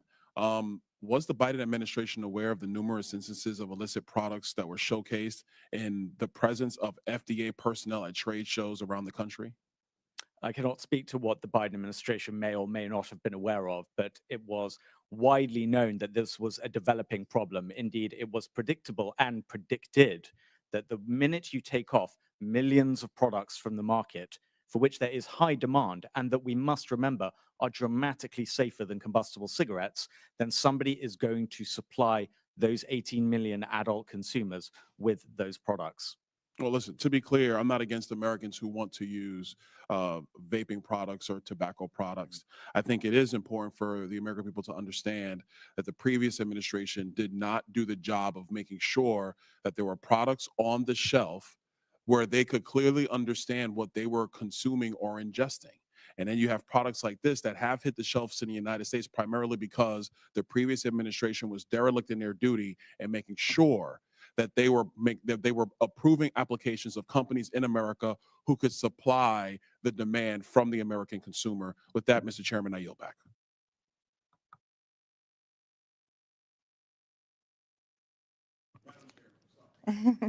Madam Chairman, I yield back. The gentleman yields. I now recognize Ms. Lee from Pennsylvania for 5 minutes. Thank you, Madam Chair. I think it's insulting that Republicans have set this hearing on restoring trust to the FDA while they're wholeheartedly backing Trump and RFK Jr.'s efforts to dismantle the agency. We used to do bipartisan work with the FDA, so why are Republicans politicizing it now? None of the actions taken have done anything to improve the health or safety of Americans. If RFK Jr. and Trump cared about things like protecting the public from unsafe medications, they wouldn't have illegally fired people responsible for making sure that the drugs that we actually, that the drugs we take are actually safe and effective. They wouldn't have fired an estimated 170 people from FDA's Office of Inspections and Investigations, which inspects factories to make sure the pharmaceutical companies aren't cutting corners. They wouldn't have fired the people and closed the labs that make sure our medicines are safe from contamination. They wouldn't have fired the people in the offices that check to make sure that drug companies aren't making false claims in their ads. They wouldn't have forced out Dr. Peter Marks, FDA's top vaccine regulator, while measles is killing kids. You know, the same disease we have a 97% effective vaccine for and damn near eradicated. Dr. Kessler, looking back at some of the very events members of both sides of this committee did work on, like the infant formula contamination and shortage, how much worse could it have been if the FDA was short thousands of workers at that time? These are very challenging problems. Right? It took a lot of dedicated people working with both sides of the aisle on any of these. I've been there in these kind of crisis moments. And I fear that infrastructure, the ability to handle those challenging problems, we've now gutted the agency. Mr. Chairman, or excuse me, Madam Chair, I'd like to enter into the record an article titled FDA Planning for Fewer Food and Drug Inspections Due to Layoffs, officials say. Madam Chair. Without objection, so ordered. Thank you. Dr. Kessler, what is the worst case scenario that could result from FDA's planned cuts to drug inspections? Is there anything that keeps you up at night around that? I think that's a yes then. I mean, people will die. Excuse me? You want to know the worst thing? Yes, please. I mean, go back 1938. We forget the founding of the agency, right? Sulfanilamide, the 38 Act. Congress acted. That there were deaths in children because adulterants ended up in those medicines because we didn't have the inspection system. We didn't have the pre-approval system. We've developed the most sophisticated system, right? So when you take a medicine today, I mean, what it says on the label is actually what's in the product. That's taken an enormous effort by the Congress over the last 100 years, working with dedicated scientists and public servants. Why are we putting that at risk? Yeah, I thank you for your candor, even as you hesitated to start. I think it's important that we speak frankly and plainly while we are watching what can or will be a catastrophe if we do not change course. Before the mess we're currently in, the FDA have been working with other agencies to prevent the spread of counterfeit and contaminated drugs. Coming in illegally are being made locally by people who would rather make a profit than make sure people have safe medications. Dr. Kessler, are you at all confident that the FDA can continue to do important work like that with the thousands of firings that Trump and RFK have initiated? I am not confident that can continue, Congresswoman. Just last week, Trump and RFK Jr. also fired more than 800 staff from FDA's Center for Drug Evaluation and Research, which monitors medications for side effects and shortages, among other things. Dr. Kessler, do these cuts raise the risk that people might suddenly find themselves without access to the medicines they need? I think that's a real risk. Thank you. My Republican colleagues want to sit here and pretend that everything is fine and that somehow the FDA is actually better under the Trump administration. But just look at the fact that none of the witnesses the Republicans invited here today represent patients, healthcare providers, scientists, parents, or any of the rest of us who stand to lose from these firings at the FDA. Nobody in this country should have to show up at a pharmacy wondering if their blood pressure medication or their insulin is going to be in stock today. It's truly ridiculous and a tragedy that we have arrived at this point. To quote Dr. Marks in his resignation letter to the FDA, quote, "It has become clear that truth and transparency are not desired by the secretary, but rather he wishes subservient confirmation of his misinformation and lies." Thank you, and I yield back. The gentlelady yields. I now recognize Mr. Burleson from Missouri for 5 minutes. Thank you, Madam Chair, and thank you to all of our witnesses for joining us today to confront the pressing crisis at the FDA.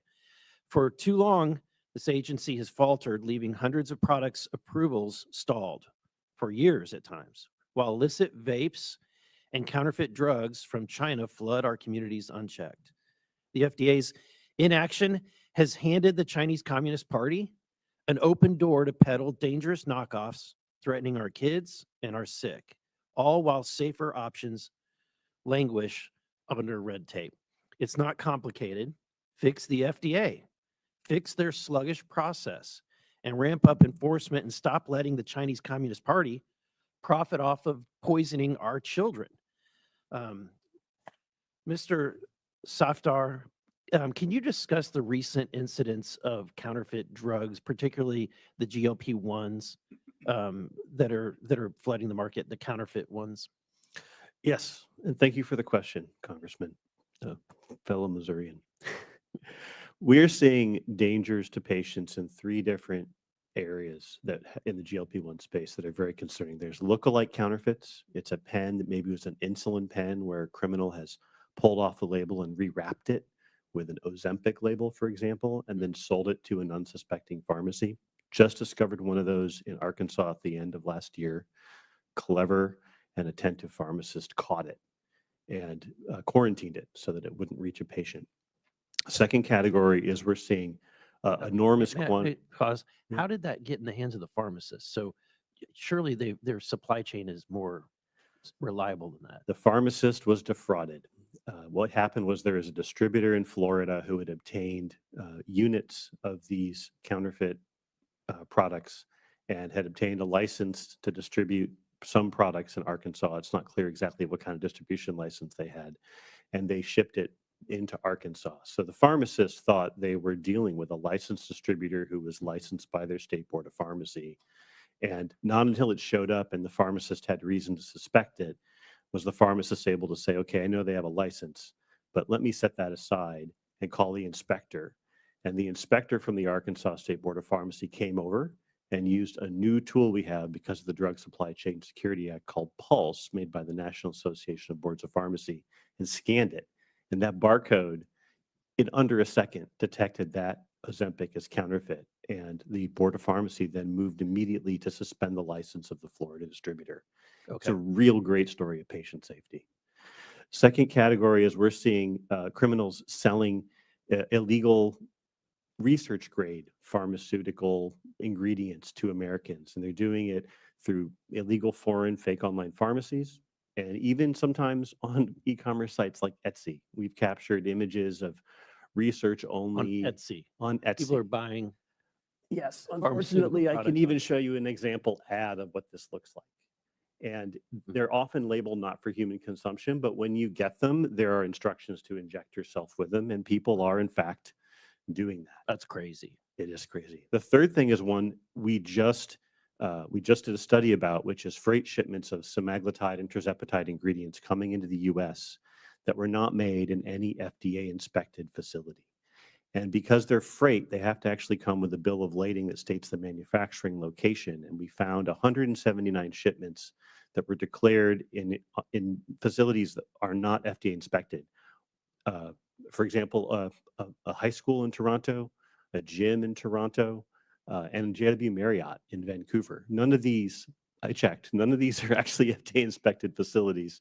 And yet in some cases they were let in. And so one of the improvements we would like to see from this next commissioner would be to actually refuse those based upon the bill of lading to show, because if you know that that's not a FDA inspected registered facility, there's no reason to even let it be shipped to the US. There's no reason to have to turn it around here when you know it's not going to be any better when it arrives. Yeah, I've limited time, but I want to talk about the FDA's process of approvals. It's reportedly holding approvals for numerous generic drugs even drugs that have shortages, about 238 drugs as of March of this year. What's the impact of this? So the drug approval process is actually not my specialty. I'm going to defer to my fellow witness, Dr. Kessler. Mr. Kessler. And generic drugs are an absolutely essential part of what American families rely on. And we need, the FDA has a responsibility to make sure we all have access to, safe and effective generic drugs. But I'm concerned that requires. The gentleman's out of time. Thank you. I yield back. I now recognize Ms. Crockett from Texas for 5 minutes. Thank you so much, Madam Chair. Are we tired of winning yet? We are hugely winning. We have the best of the best, right? Wrong. That was sarcasm if you didn't catch it. The fact is, we should never have partisan politics playing a role when we're talking about something such as science. But unfortunately, in today's times, Democrats believe in scientists and experts and data, and Republicans instead believe in conspiracy theorists. And right now, that is who we have leading one of the most important agencies in this country, is a conspiracy theorist, not someone who has an actual resume to get the job done. So why would anyone trust the Republicans on anything, let alone matters of public health and safety? It has taken Texas' largest measles outbreak in 30 years, with more than 500 confirmed cases and the death of 2 children, for the Secretary of the Department of Health and Human Services to say what we already knew. The most effective way to prevent the spread of measles is the MMR vaccine. This is the same guy who chaired the anti-vax nonprofit Children's Health Defense. Just last month, during an interview with Fox News, he suggested that somehow being infected with measles could provide protection against cancer and heart disease. The Republicans are implementing the most dangerous public health agenda in modern American history, and people are literally dying as a result.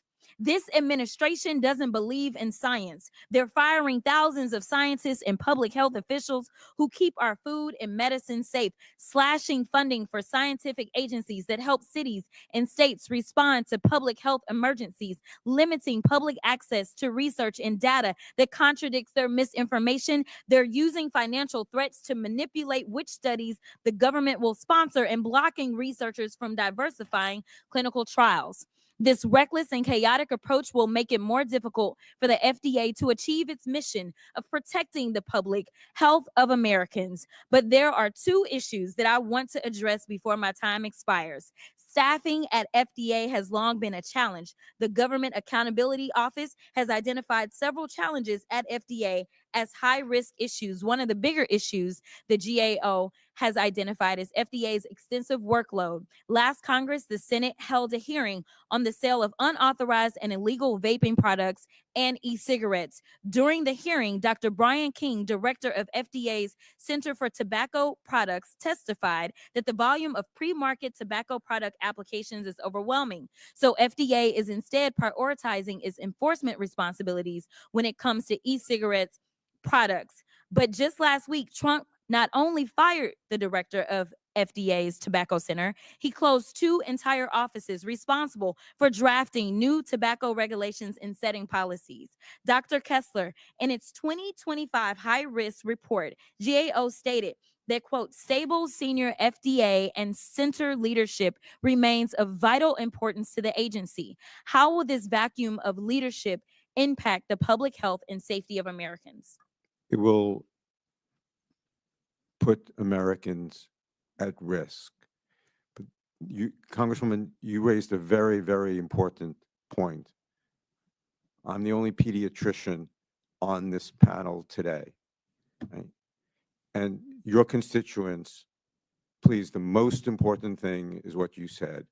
If you want to prevent measles, please have your children vaccinated against that very dangerous disease. Thank you so much for that, Doc. And I only got 56 seconds, and I don't know if I'm going to go through my last question because you just I'm looking at Greg to see if he gonna make me do it. Listen, I'm gonna go off instead. Sorry. I appreciate the fact that you are an expert in this, and here's the reality. The Republicans and definitely MAGA loves to troll me in so many ways. And the reality is that I trust and believe experts. I don't believe that I know everything. I believe that I was elected by my constituents to make sure that I could keep them safe in all ways, making sure that they are not going to be victimized if they have, say, family members that are serving abroad because of Signalgate, because of that incompetence, making sure that they have access to vaccines if they need it, making sure that they can actually provide for their family because we have real economists that are the gentlelady's deciding time is whether or expired. not we are Gentlelady's engaging in time. a tariff war. Gentlelady's time is expired. I now recognize Mr. Fallon from Texas for 5 minutes. Madam Chair, thank you very much. You know, a year ago, we held a hearing on the FDA. And at that hearing, I had the graphic behind me. And I'm perplexed as to why things haven't changed. So I'm so glad that you all are here, and I really appreciate it. Because according to the law, there's supposed to be pre-marketed tobacco product applications supposed to be processed within 180 days. But unfortunately, the rolling average has been 3 years. And we bring this to light a year ago, and it doesn't seem like anything has changed. This is a picture from a shop a couple miles from where we are right now. And it's littered with illegal, smuggled Chinese vaping products. And so I don't want anybody to vape, and I don't want anybody to smoke, but it's their choice. And yet if they're going to vape, I want them to vape with a product that's American made, preferably, that also went through a regulatory process. Not, we don't know. This is the Wild West. It doesn't make much sense. Mr. Bentley, what happens, let's say, if the FDA actually discovered it? Because I want to focus more on enforcement, because nothing has seemed to change. What happens if the FDA becomes aware of this shop and they're selling illegal products? The FDA, thank you, Congressman, for the question. The FDA can issue warning letters to distributors. It can also institute civil money penalties. What do they typically do when they find this? What's the first Typically, offense? often there will be warning letters about A sharply worded rebuke. I agree, Congressman. It is absolutely nothing of a deterrent selling illicit products, and that is why how FDA has left the door open here by making its own regulatory processes so complicated that, as you suggest, that American companies who want to do their best to tell what is in the ingredients, to sell products that are safer than cigarettes, those smaller companies have not been able to get through FDA review. So other actors will jump into the void. Because there's a demand. That's right? exactly correct. Prohibition did not work in this country in the 20s, did it? Absolutely not. No. Okay. So they send a sharply worded letter, which now everyone will ignore and not care about, and they're going to continue to sell. At what level do they typically at least confiscate? Now, I would not have the precise level of how much of the illicit market has been confiscated. I would assume it to be somewhere in the de minimis region, as you demonstrate there. This is just a few miles from this building and FDA, and a few miles from FDA's White Oaks campus, and the illicit market is still rampant. But so it's not typical that once they discover it, they don't even just take it. They don't seize. No. That's amazing to me. And I like that word de minimis. I'm going to have to put that in my vocabulary, particularly with a British accent. Sounds delicious. Dr. Williams, when did the American food, so I don't know if you know this answer, but I'm curious, when did we switch from mainly sugar to fructose, high fructose corn syrup? Well, interestingly, we haven't actually switched. For example, the colas, back when I was at FDA, what we found out was they would look at the relative prices of high fructose corn syrup and sugar, and depending on the relative prices, they might put more sugar and less HFCS. Well, when did the corn syrup enter the food supply in large quantities? I'm not sure of that. I think it was in the 70s. I just think it's. Do you happen to know, Dr. Kessler? It was actually in the 40s and 50s, but you're right, Congressman. Then it increased. Do you think, Dr. Kessler, that that was one of the contributing factors to Americans' general problem with obesity? Yeah. And it's just one of those things that I think we need to discuss more is preventative and not, we spend more on healthcare than any country per capita in the world, I believe.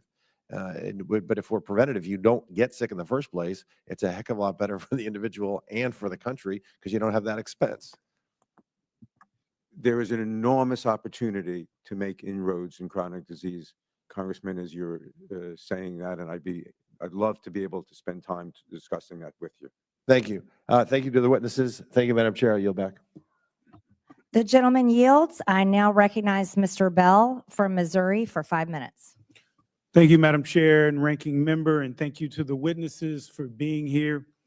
When I came to Congress, I made a commitment that public health and public safety would be at the core of my work. That mission becomes harder when agencies like the FDA face disruption, especially from actions like those recently taken by DOJ. Last month, DOJ abruptly announced it was canceling leases for 30 FDA field offices, including a critical 52,000 square foot drug testing facility in my district of St. Louis, described by former officials as the most important FDA drug testing lab in the country. This lab exposed cancer risks in the drug Zantac, and just last month triggered a recall of acne treatments with dangerous levels of benzene. Though DOJ and HHS reversed the decision days later, the damage was done. And so we must ask, are we putting the public at risk by undermining the FDA's ability to do its job? Are we creating conditions that allow unsafe or ineffective drugs into the U.S. market? The FDA plays a vital role in protecting public health, from food and medicines to medical devices. A key part of that is safeguarding the integrity of our drug supply.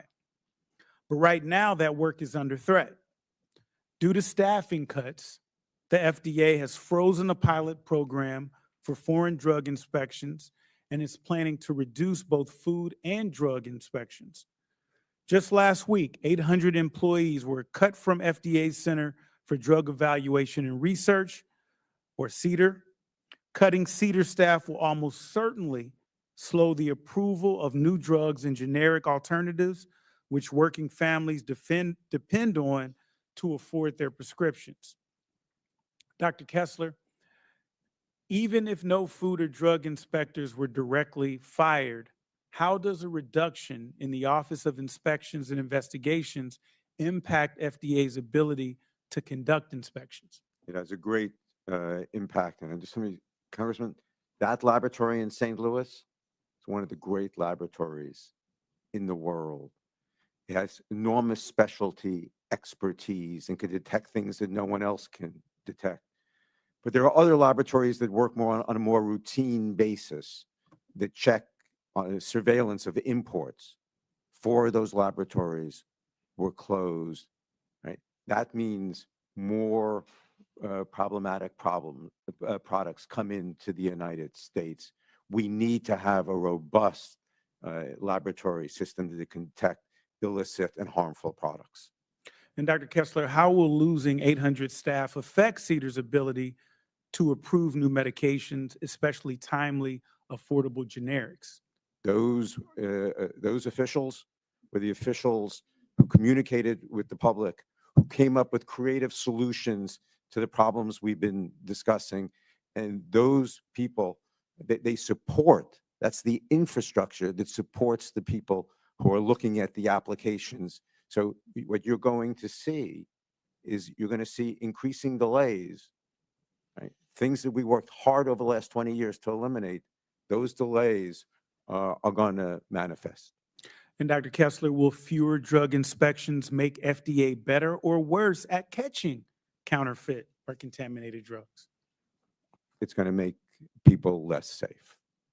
And quickly, what is the cost difference between brand name and generic prescriptions, and how would delays in generics affect working families? We all rely on generic drugs. I work very hard to make available life-saving medicines, but if people can't get access to them, if they can't afford them, right, what good is all that effort? Generic drugs are a very important part of the pharmaceutical armamentarium in this country. The Trump administration claims these cuts are to make America healthy again, but they will do the opposite. President Trump and Secretary Kennedy are slashing critical FDA functions while Republicans in Congress aim to redirect taxpayer dollars into tax cuts for the wealthy. The result? Americans will wait longer for cheaper medications, and it will be harder to trust that our food and drugs are safe. That's the last thing working families need right now. Thank you, and I yield back. The gentleman yields. I now recognize Mr. Burchett from Tennessee for 5 minutes. Thank you, Chair Lady. This is a question. These are some questions that what I'm trying to do is separate hemp from marijuana. All right. And there seems to be a lot of confusion in that realm, especially when I walk into one of our hemp stores in East Tennessee when they see me walk in there. Mr. Miller, now, do you support hemp products that contain intoxicating cannabinoids?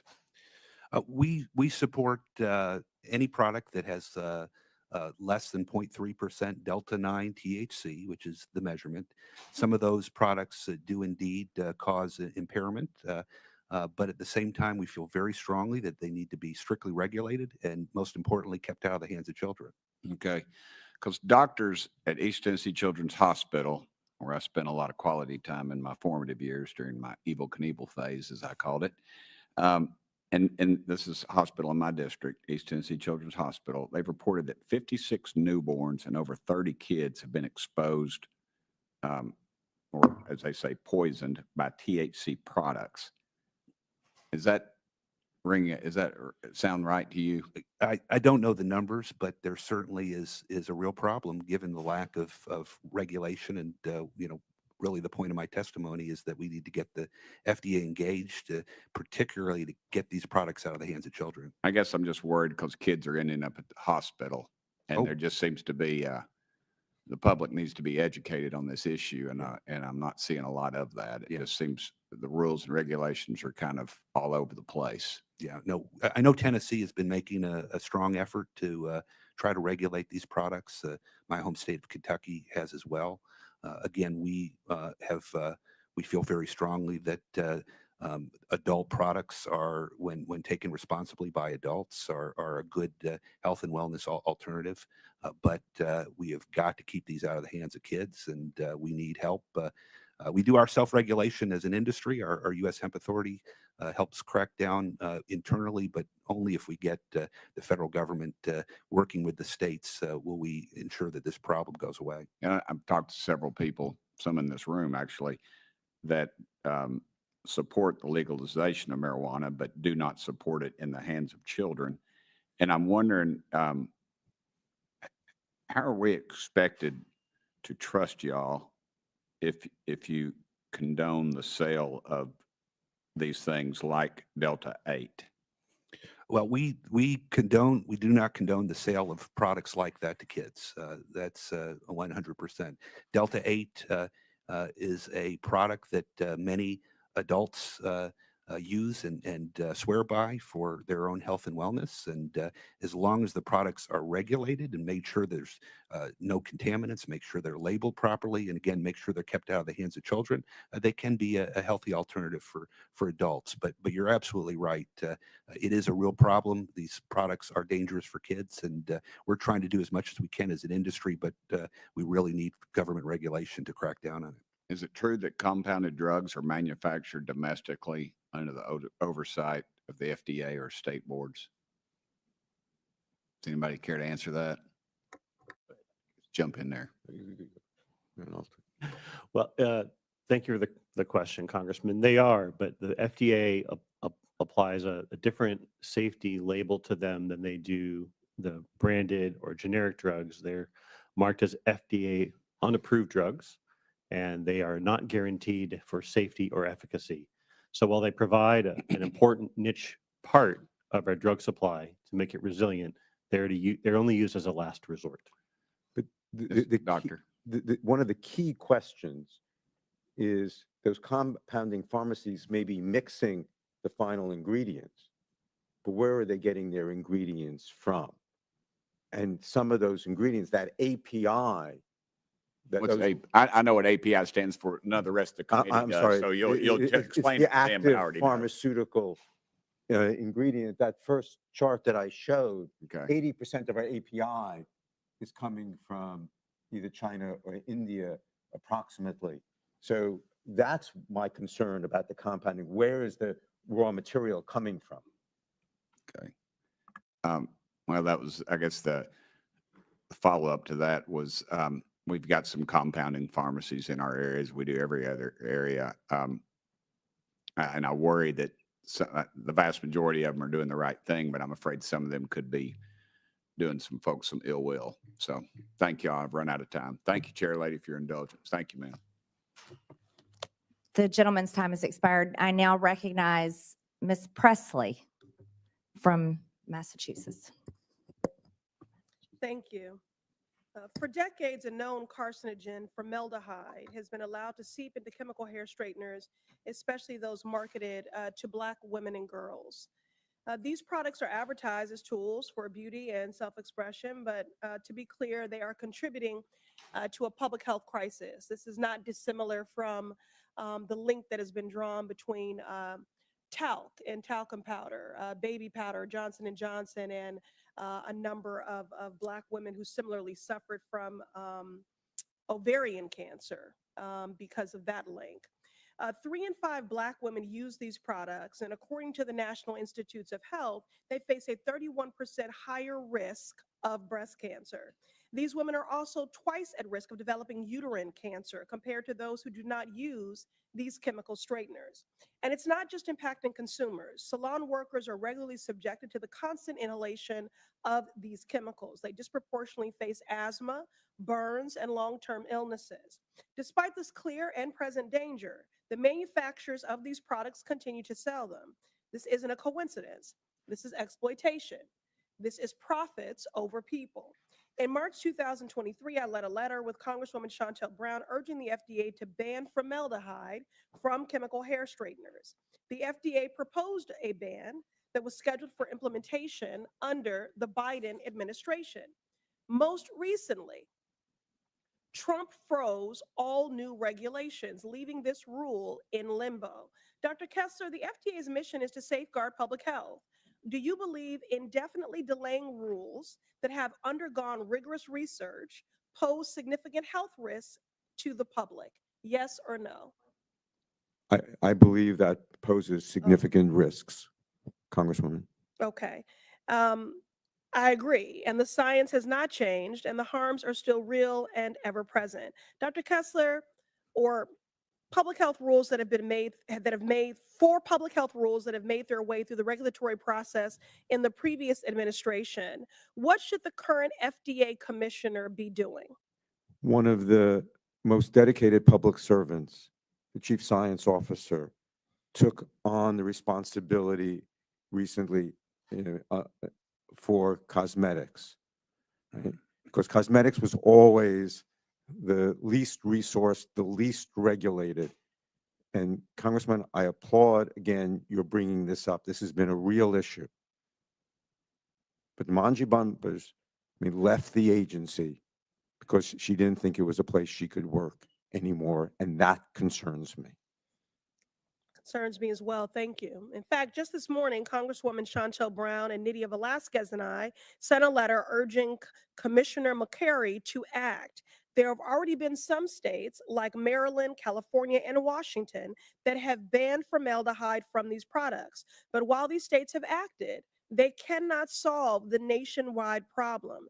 It's clear that we need federal action to protect every woman, every worker, and every person who uses these products, regardless of where they live. In the courts, thousands of women have filed federal lawsuits against the manufacturers of these hair straighteners, alleging that their products have caused uterine cancer, breast cancer, and other devastating health outcomes. These lawsuits are not just legal are not just legal cases. They represent the lived experiences of women who have been harmed by this industry. They are mothers, daughters, sisters, and they deserve justice.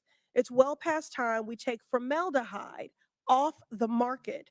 We cannot wait another month, another year, or listen to another excuse. It's time to ban formaldehyde. Thank you, and I yield. The gentlelady yields. I now recognize Mr. McGuire from Virginia for 5 minutes. Thank you, Madam Chair, and thank you for our witnesses for being here today. You know, I was listening to the discussions going back and forth today, and many of you said that there were dangerous ingredients in not just cosmetics, but our foods and other places. And I believe I heard testimony that many of these dangerous chemicals are coming from China. Is that correct? Yes. Yes, Congressman. Yes. Correct. Agreed. So if these dangerous chemicals are harming the American people and they're coming from China, how do they get into our country? Would it be the cartels? Congressman, in the case of illicit tobacco products and e-cigarettes, whilst the market is underregulated because FDA has choked off the supply of authorized legal e-cigarettes, we do not know for some products what is contained in them. However, I would also make a caveat that might differ from some other industries. Almost every e-cigarette currently being sold or on the market, even if it is illicit, is probably still dramatically safer than a combustible cigarette and actually can provide a public health benefit. Is it getting here through the cartels? It can get, in terms of e-cigarettes, they're mostly from China, not from the south of the border. Well, I understand they're made in China, but they've got to come across the border somehow. How do they get across the border? They get across the border because these products can be sold by e-cigarette distributors that can ship them in. They have tracking numbers that FDA can track, so-called STNs. So that's how they get into the border, through ports of entry. Some, however, are obviously not monitored and even outside of that regulatory system. Okay, Mr. Miller, what do you know on this? I know very little. We've heard reports that Chinese-made purely synthetic cannabinoids. So these are products that are made completely out of a lab and not come from nature at all. We hear that they may be coming through the country, but again, because there isn't this regulatory, federal regulatory structure, we just don't have details and are unaware of the scope of their impact. All right, Dr. Williams. Yeah, I'm not aware of exactly how these things are coming in. One thing I am aware of, though, is fentanyl was just the start. They're creating things that are much, much more dangerous than fentanyl. That's right. And well, I got to tell you, fentanyl's the one we know about, but you're right. I've heard there are different color versions of these drugs that are even more dangerous. Congressman, we have studied the routes by which illegal ingredients for knockoff weight loss medications have come into the country, and they come in both in freight. And I testified before, and my written testimony has some explanation of the report that we did where we studied these ingredients that came in through freight. And there's reforms that we could do to prevent that. But you're right, they primarily came from China and then India as a second. And then these products also come in through de minimis. Because of time, Dr. Kessler, do you have any knowledge of how they get here? In December 2019, there was a decision, unfortunately, by the administration, if you talk about e-cigarettes, not to regulate in the disposables, and that opened the door. So what I would say is many of these drugs do come in from the cartels. Now, this administration, thank God we got President Trump wanting to return manufacturing of drugs back to the U.S., and the border's been shut down for the most part. I mean, we've still got a lot of work to do. There's still certainly a threat, but that means less fentanyl, for example, is coming in. You think 100,000 people a year being killed from fentanyl overdose epidemic, we should be jumping up and down and making a lot of noise. So not only are we stopping the fentanyl, we're stopping the flow of a lot of these other chemicals that are poisoning the American people. Now, earlier, you guys talked about high fructose corn syrup being a danger to the obesity issue in our country. Mr. Williams, what about trans fats? How big a deal is that? Well, it's interesting. Originally, trans fatty acids came on because there was a concern about animal fats. Nobody said, what's the replacement? If we don't use animal fats, what are we going to use? Nobody thought about the replacement. As so often happens in these decisions. They never think about the substitute. So we got trans fatty acids, which were much more dangerous for heart disease than animal fats. Now it seems like we're going back. The concern is seed oils. So let's get rid of. How do we have Crisco on the label says 0 grams, 0 trans fats per serving when it has trans fats in it? Yeah, How does that make sense? I don't know about Crisco. Oh, so well, certainly an issue. What was that? But the issue is that before you make these decisions, to take something off the market, you have to know what's going to replace it. Definitely. Well, I'm glad we're bringing supply chains and drug manufacturing in America to save our people. Thank you. I yield back. The gentleman yields. I just want to clarify something that's been said.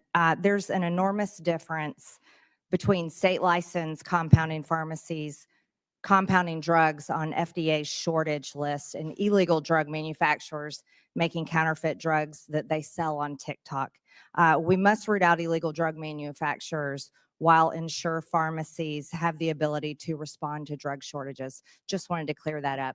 I now recognize myself for 5 minutes for questioning, and I'm going to speak on behalf of a community of people that here in America that largely get ignored on an extremely important issue, and that's the issue of vaccines.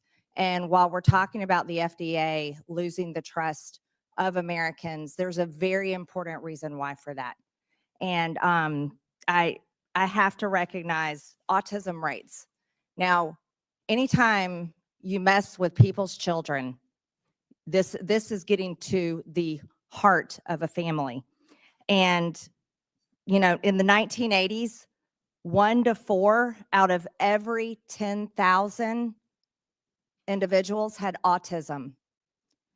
20 years ago, it was 1 in 150. And just recently, the rate has been said to be 1 in 36. But today, there was a study that just came out of 12 million children ages 5 to 8. And it has been released by the Children's Health Defense that the autism rate is now 1 in 33. I mean, we're talking about something that cannot be ignored anymore. This is a crisis, and people are losing their children. They're watching their children go from being happy, active, babbling, growing, reaching milestones to completely disappearing. And parents over and over and over again point to vaccines. And they are called conspiracy theorists, they're dismissed, and they are completely ignored. And this cannot be ignored anymore. This is a crisis, and we are losing our children. And this cannot be allowed. Let's talk about another reason why the FDA has lost all trust from Americans, and we can talk about the COVID vaccines. Emergency use authorization was given for these vaccines, and the FDA took approximately 21 days to give it for the Pfizer BioNTech mRNA vaccine. Moderna, the emergency use authorization was given in 18 days. And then for Johnson & Johnson, it was given in 23 days. Now, this comes after typically vaccine development approval takes 10 to 15 years. But for these vaccines for COVID, it was given, the emergency use was given in a matter of days, and then full approval was given in months. Now, what has been the result of that? Another thing and people that have been ignored. These are the VAERS reports. Now, there's 1,662,426 VAERS reports. And it is listed here that there are 38,541 deaths, 220,494 hospitalizations, 156,527,000 urgent care, 17,913 Bell's palsy, 5,175 miscarriages, 22,247 heart attacks, 28,908 myocarditis, 77,311 permanently disabled. And these are people reporting themselves, and no one seems to give a damn. And this is why the people do not trust the FDA, along with the myriad of reasons that has been given today. And it's unbelievable. And at the same time, medicines that have been trusted for years, like ivermectin, one of the safest drugs, was called horse paste and has been one of the best effective treatments against COVID. Now, Mr. Kessler, did you object when Dr. Marks forced out the two top vaccine scientists at the FDA, Mr. Gruber and Dr. Gruber and Dr. Krause, due to their opposition of mandating booster shots? Did you object to that? I had enormous respect. Did you object? Yes or no? Yes No, or no? I have a no, little time left. Yes or no? No, but No, Madam you Chair, didn't may I, object. may I reclaim respond? my- May, no, may you I may not. please I reclaim my respond? time. May I- You did not object. You did not object. I had And do you enormous believe- respect for Dr. Marks. Well, I'm his glad that you judgment. do, but you didn't object to him being removed when he said that booster shots should not be mandated. And people that have been vaccinated with COVID-19 are the people that keep getting COVID-19. And the people with the booster shots keep spreading and getting COVID-19. No, this is my time. Where people like me with natural immunity don't get it and don't spread it around. Madam Chair, You may see- I no, please no, respond? this is my time, Dr. Kessler, and my time has expired. So I now recognize the ranking member. Oh, Mr. Min has made it. I now recognize Mr. Min from California for 5 minutes. I'd like to hear Dr. Kessler's response to that last question. Thank you so much, Mr. Congressman. I am a pediatrician here, and it just is very important to state there is no scientific link between vaccines and autism. Respectfully, on the issue on VAERS, VAERS is an open reporting system, and you have to look and ask the question. You have to apply scientific principles. Selection bias, things like that. Bradford Hill, you're there, Congressman. Yeah. Please, you Facts are facts, data is data, and a random website is not necessarily the best way to get any kind of real data. And we all understand, Dr. Kessler, the importance of peer review, don't we? Exactly. Yeah. We have to, the issue, just because you see a reaction in a database, you have to ask whether there's causation. There are certain Bradford Hill principles that have to be applied, and they were not being applied. And it's unfortunate right now that science is being rejected by people going on Google, going on websites of dubious origin to try to find their own information. We should all be concerned about that. So I want to address, first, I want to thank the chair and the ranking member for holding this hearing on the FDA. It is, as we know, the gold standard in the world for drug and medical product regulation. Its critical work has included the regulation and approval of a wide range of products ranging from the drugs we consume to the infant formulas that we feed our children, and of course plays a crucial role in cracking down on counterfeit medical products and drugs. That is why I believe the FDA should be fully funded and independent. It is absolutely essential, particularly today, to ensure a safe supply chain and that our products that we consume for our health have been properly reviewed for market. Now, under the leadership, quote unquote, of current HHS Secretary Kennedy and Donald Trump, the greater public health apparatus is in the process of firing thousands of workers at HHS, NIH, and the FDA. FDA has seen proposals to slash 20% of its workforce, including 170 of those from the Office of Inspections and Investigations. And I just want to note that when we talk about efficiency, that's a word that gets thrown around a lot. We have to actually talk about what we mean when we talk about efficiency. What is the time frame we're looking at? What are the goals and parameters we want? If I want to lose weight, the fastest way to do that is maybe just cut off my leg. That is not an efficient way if you're thinking beyond the immediate term. And one can argue that the cuts to FDA are having a similar effect. In particular, I want to talk about the effects on the drug approval pipeline. And so my understanding, Dr. Kessler, I think you're in a position to answer this, that I've been told by a lot of the life sciences companies that I represent in Orange County, California, that many of those drug approval people are actually paid for by user fees. Is that your understanding?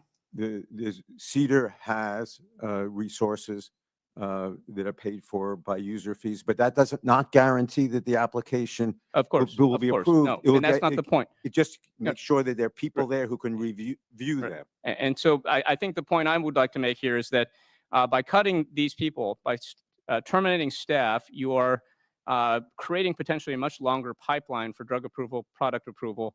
That is something that a lot of the companies I represent, including companies like Edwards Life Sciences and Masimo, some of the pharmaceutical companies I represent, are very concerned that they're going to see much longer approval processes. And again, these are positions that are paid for out of the user fees. They actually don't cost the taxpayer anything. And so when we look at efficiency beyond anything but the immediate term, these cuts look very counterproductive. They look like they're going to have massive negative economic impacts on our communities, on the drug pipeline. And so I guess for you, Dr. Kessler, I just want to go back to you. How do you think drug approval times may be affected by cutting a blanket cut of 20% of the workforce? I think that drug approval times will increase, but most importantly, important medicines that we will depend on for our families. Those, Exactly. That's what I care about. That's right. Life-saving medications are not going to get approved now, There- or will there take would- longer to approve. I hope not. There are still dedicated people, but I fear that those delays are going to happen. And when we talk about efficiency, I just want to note another thing that's happening right now. The attacks on immigrants, particularly in higher education, the cuts to NIH are having massive impacts on universities around the country, including UC Irvine, which I represent.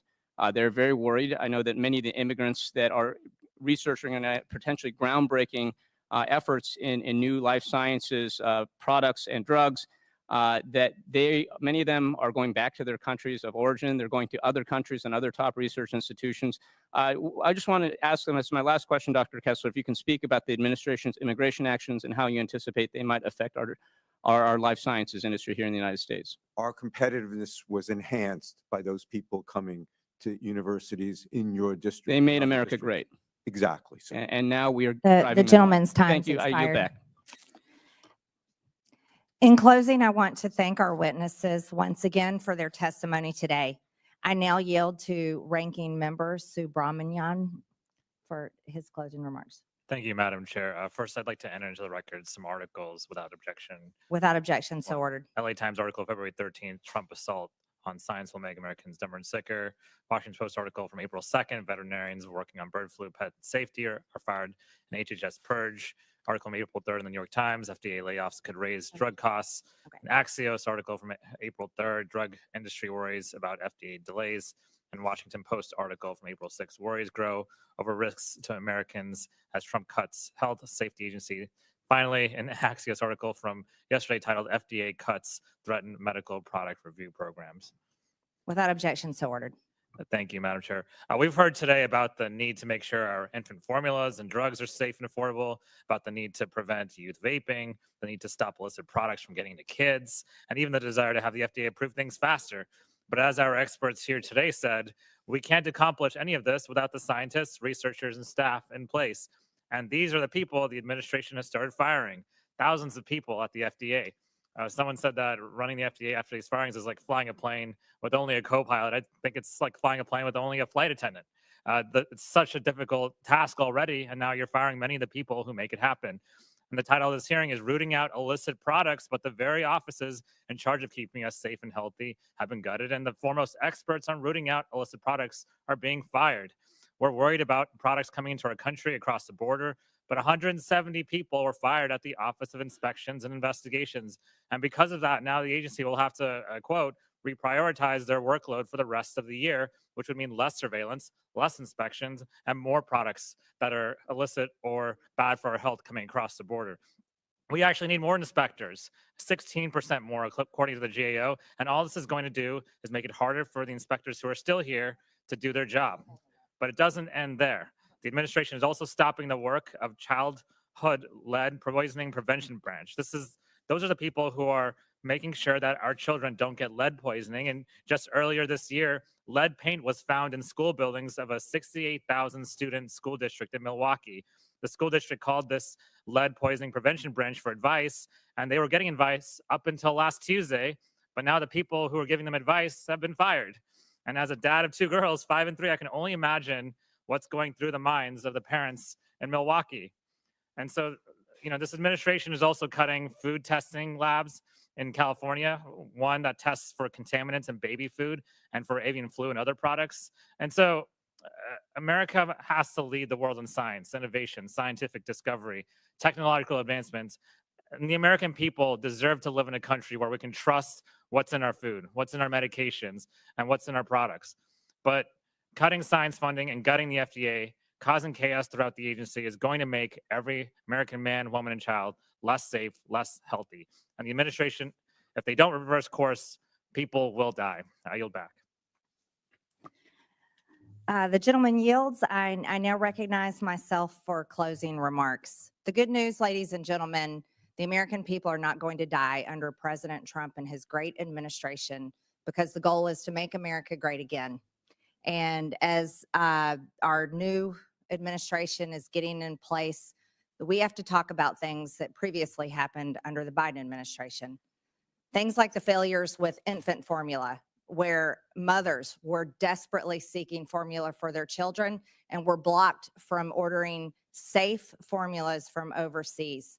That was a complete failure. I can't believe that any time in our country, mothers could not find infant formula on the grocery store aisles and were blocked from getting formula that they much needed for their babies.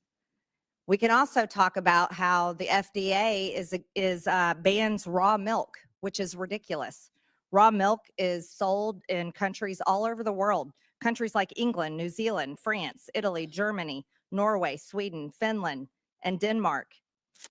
Raw milk has been here since the beginning of time, and many Americans not only produce raw milk, they'd also like to sell it, and many consumers would like to be able to buy it. But the FDA has declared war on anything natural and good, and while it allows many chemicals to be brought into America, put in our foods, and distributed all over the country, no wonder obesity is at all-time highs.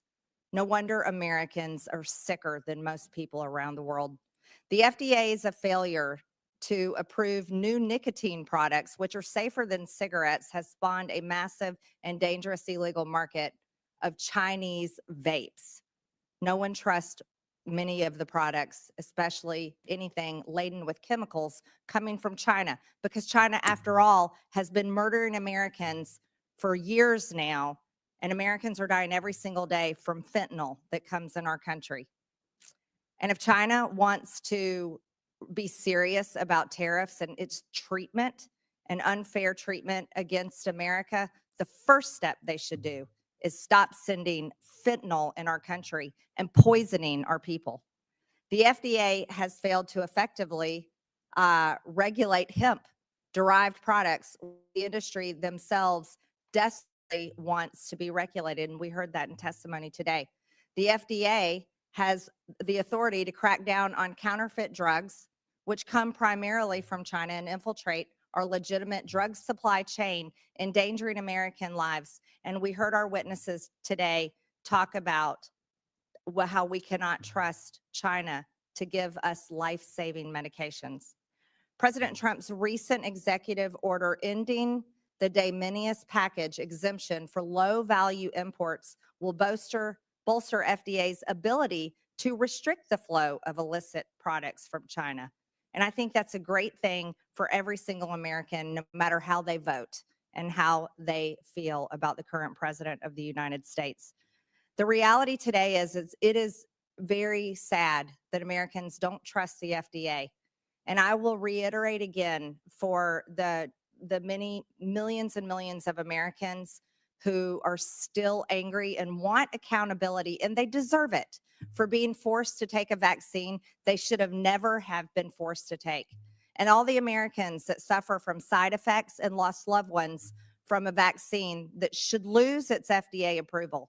And I'm saying that is my own opinion. I believe that the FDA approval of COVID vaccines should be revoked, and they should be taken off the childhood vaccine schedule. Children don't need a COVID vaccine. Children were one of the healthiest and had the lowest hospitalization rates and deaths during COVID. After all, our kids are resilient, and they shouldn't be forced and be injected with manufactured vaccines that their parents disagree with.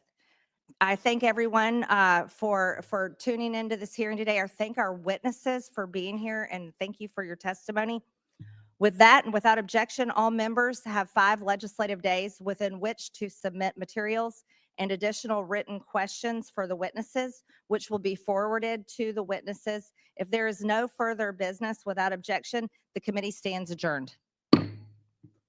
Experience the miracle of a God-given first responder for your health and an ally in your body that fights everything from minor ailments to major health threats.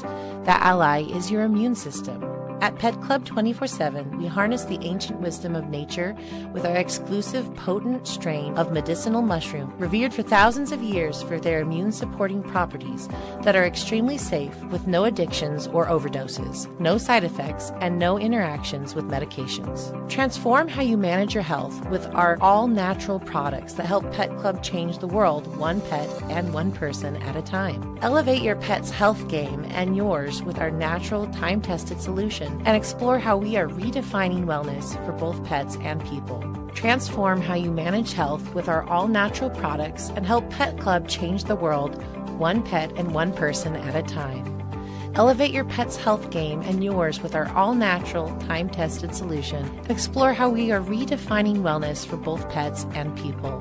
Visit badlandsmedia.tv/petclub now. That's badlandsmedia.tv/petclub, treating pets and their parents better. Many different costumes. When I was there, he, wanted the president of China to name his first child. He was learning Mandarin. That was, he was censoring to his heart's content. Now his new costume is MMA fighting or whatever, free speech. We don't know what the next costume is going to be, but it'll be something different. It's whatever gets him closest to power. If he were here, is there anything you'd like to say to him?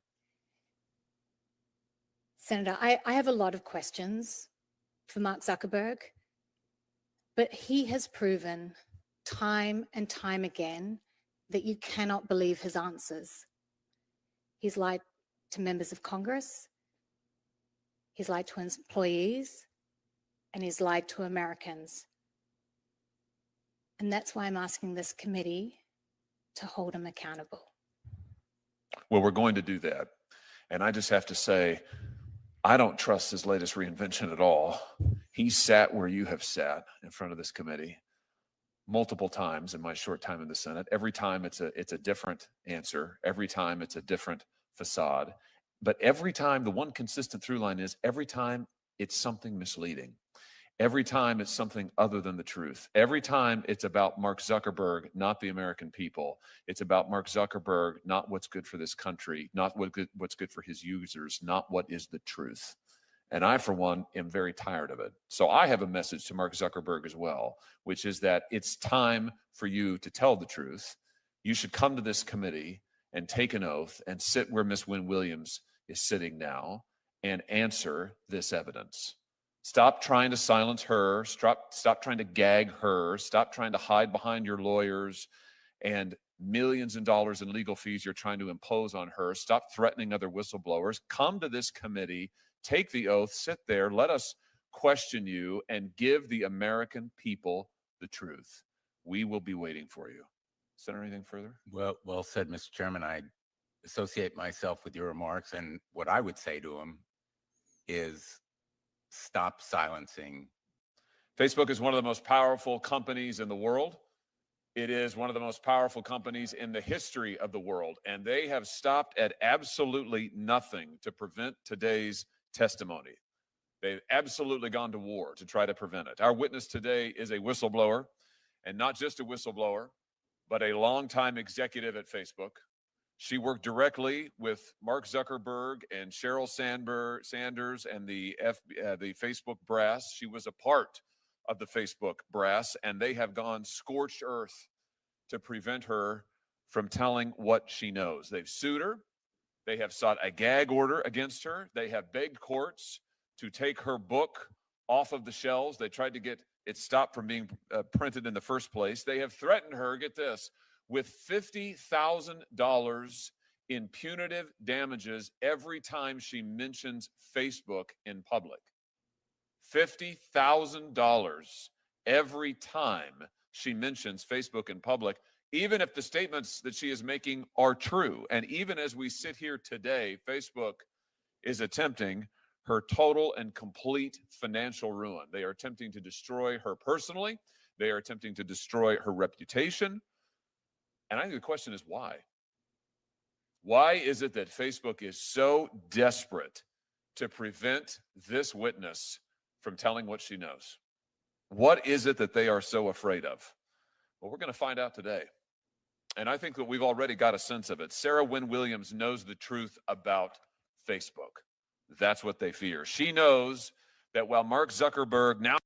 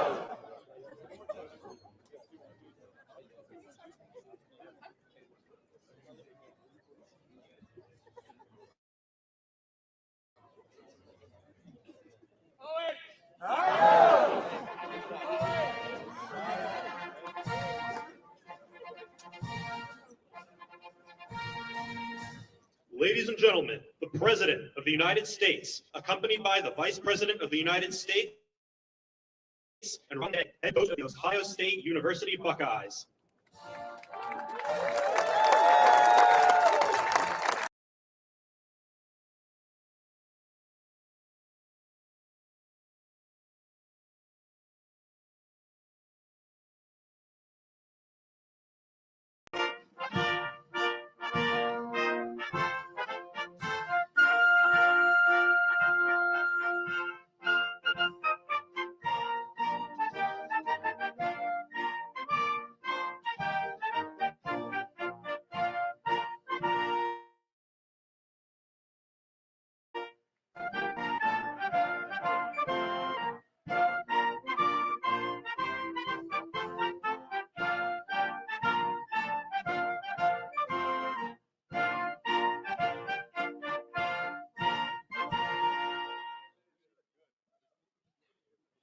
That's a good-looking group behind me. And they're big. We're not going to get into any fights with them, I can guarantee you that. So I want to just congratulate everybody. Coach, you have done some job, man. But today is my great honor to welcome the 2024 College Football National Champions, the Ohio State University Buckeyes. And it turns out January 20th was a big day for all of us. That's true. That was a big day. I love that day. I'll never forget that day. To Ohio State President Ted Carter. Ted, where's Ted? Ted, congratulations. Good job, Ted. Wow. Athletic Director Ross Bjork. Ross, where's Ross? There's, hi, Ross. Congratulations. Did you know that we're this good? He said absolutely. That's a good answer. To Coach Ryan Day, who, and I have to read this because this is not part of it, but they gave me a little briefing. I knew how good a coach. I didn't know he was that good. It's Ryan Day, head coach at the Ohio State University. So this is a little summary. Ryan was named head coach in December 2018. Think of this. First was a very young-looking guy. He's got a lot of time left. In his 6 seasons as head coach, Day has led the team to 9 championship wins. You don't do that. He's currently the only coach to lead his team to the college football playoffs 4 times since 2019. And his first season as head coach, and Coach Day's overall coaching record is 70-10. So in other words, right now, and he won the big one, right? He won the big one. That's the biggest of all. That's fantastic. What do we have here?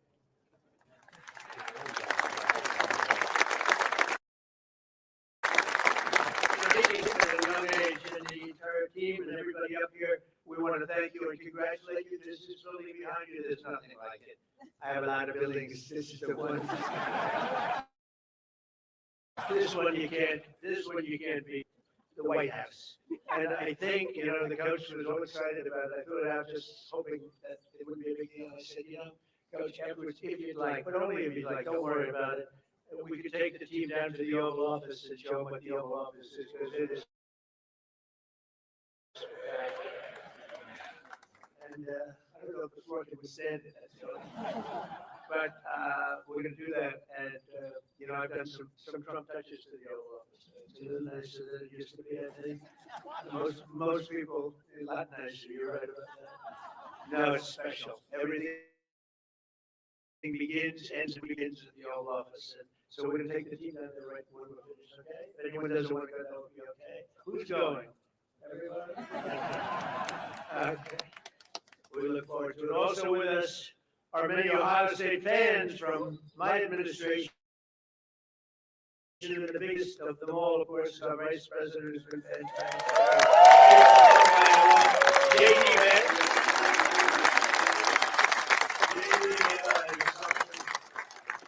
But he was such a good student. He didn't stay there for 4 years. He got out in 2 years, #1 in his class. How do you do that? Did you have any better students than that? Better football players, yes. But JD's doing a great job. Thanks as well to Secretary of State Marco Rubio for being here. Marco, you're doing incredible. Thank you. as well as Representative Warren Davidson and Mike Carey. Fellas, thank you. Thank you very much. Governor Mike DeWine. Mike, where are you? Hi, Mike. Attorney General Dave Yost. Okay, congratulations on everything. Secretary of State Frank Moros. Frank, thank you, Frank. Mayor Trent Conway. I love Trent Conway. Where's Trent Conway?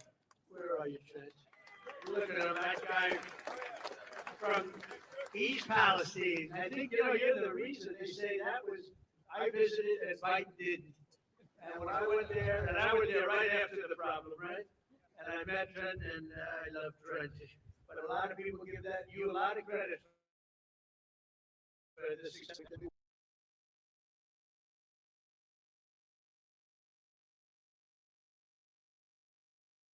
A huge stampede in a landslide, and I want to thank you. You've been a great mayor. And of course, the Ohio State legend. He's a current Lieutenant Governor Jim Pressel. Thank you, Jim. Thanks also to my friends J.J. Guevaro and the Schottenstein family. They're here somewhere. There they are. Hi, fellas. Good to have you. This was a historic year in college football, standing together today. These men in the first college, think of that, are the first college football players in history who can proudly call themselves 12-team playoff champions. You're the first ones. That's right. You had to go through a lot. That's not easy. You're the first ones. Congratulations, Coach. This team showed the world that the road to greatness is paved by hard work, sweat, and often a great deal of adversity. They had a lot of adversity because I shouldn't say this. I actually said, should I leave this line out?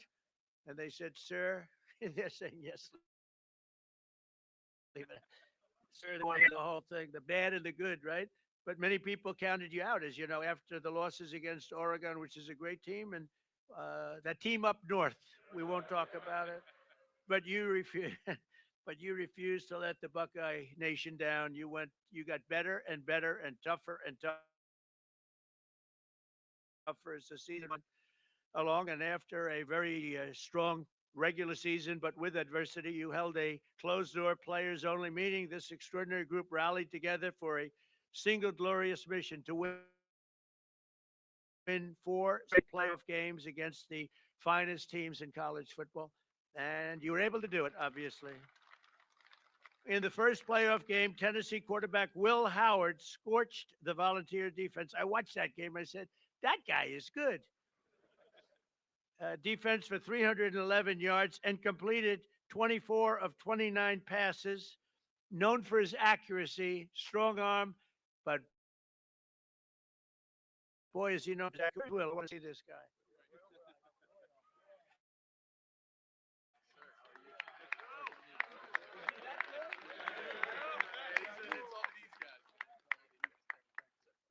Fantastic. Oh, he's going to be so rich. Yeah.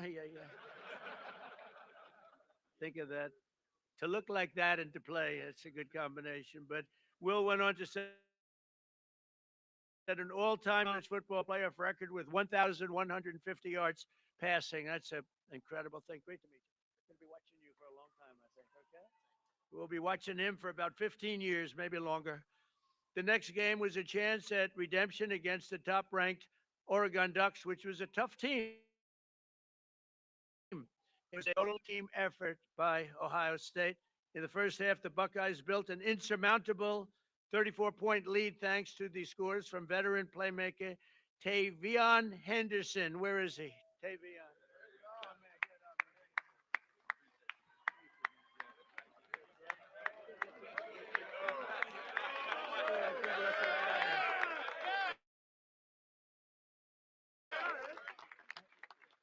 You think I could beat him in a race? I don't know. Great going. And Ohio State, and also your receptions leader, Emeka Ibuka. Where is he? Look at this guy.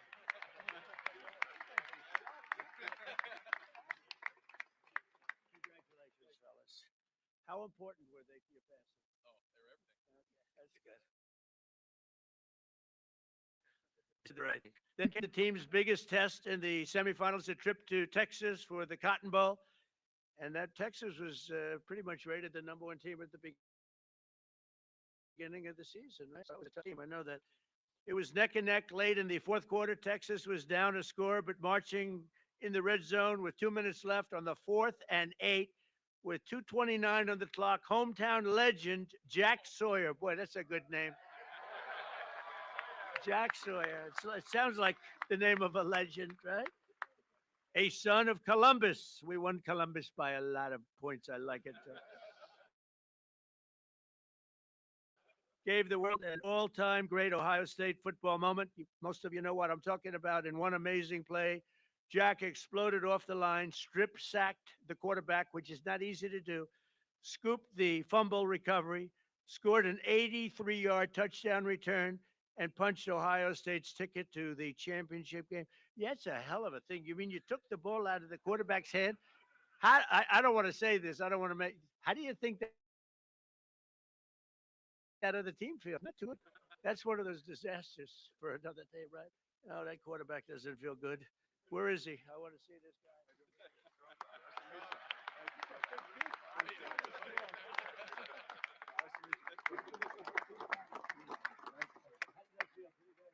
Are you that fast that you could get down? I had some great blockers leading the way. That's unbelievable, actually. Size of these guys. I used to think I was quite a big fellow, not so much anymore.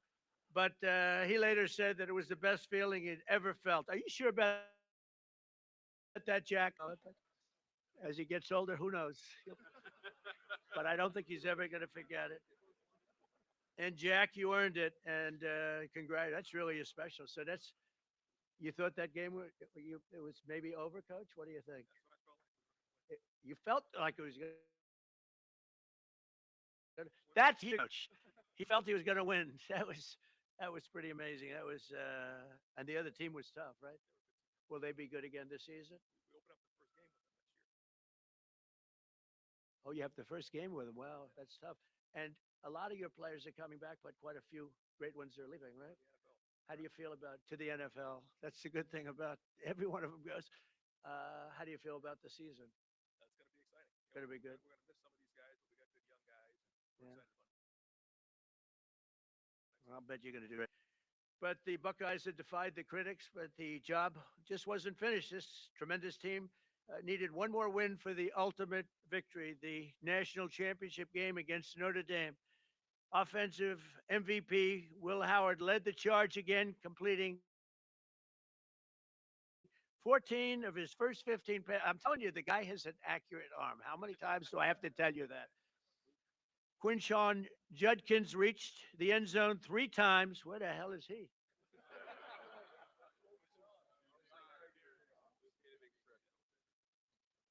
Three times, defensive MVP Cody Simon stuffed the Fighting Irish rushing attack.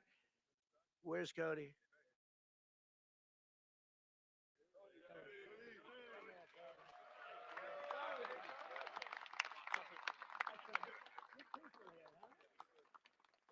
You notice the way they're sitting in like a little trench? I didn't want them at the same level. Actually, it was really, but I feel very good about that, JD, right? Yes, keep them down a little bit. But offensive MVP Will Howard led that charge, and really these people are going places that going to be very exciting in the future. We're going to be watching them all on Sundays and for a long time to come, I believe. Many of the people behind us. But Cody Simon, that was a very important deal, and Buckeye star Jeremiah Smith pulled down the unforgettable deep ball on 3rd and 11 to clinch the championship. Where's Jeremiah?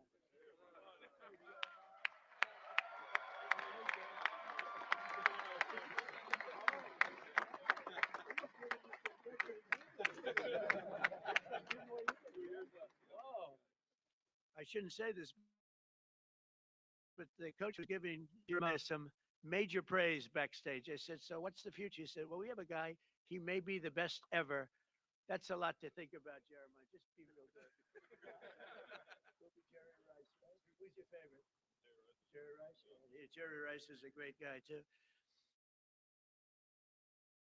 But Jeremiah was the only freshman that was just at a level that few people have ever seen before, according to what I hear. And nobody could stop him all year long, even as a freshman. And let's not forget the resilient offensive line. Help us this record-breaking season. Get ready, fellas. Come on up here. Josh Fryer, Luke Montgomery, Carson Heinzman, Tegra Shabola, Austin Saraveld, and Donovan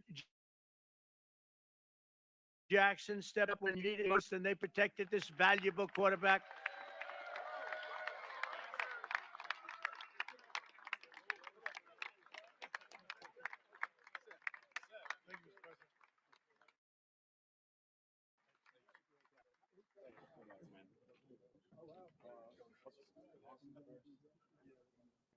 It's nice when they can say, "Yeah, we're going to the NFL." With other people saying, "You didn't think I could make it?" You're going early, from what I hear. Good luck. Good luck in the NFL. I'm saying, I'm looking at him. What's he doing? Short compared to these guys, sir. Thank you. Great job. Thank you all. That's so important.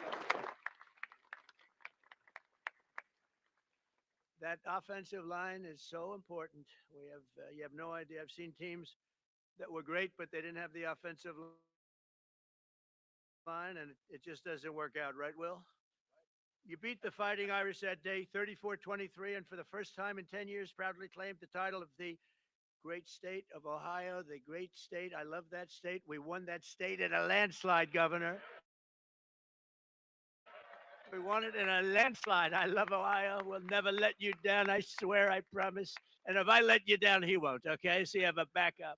But I do love the place. And so today I'm honored to call the Ohio State University Buckeyes national champions. You're the national champions, and you're standing right here at the White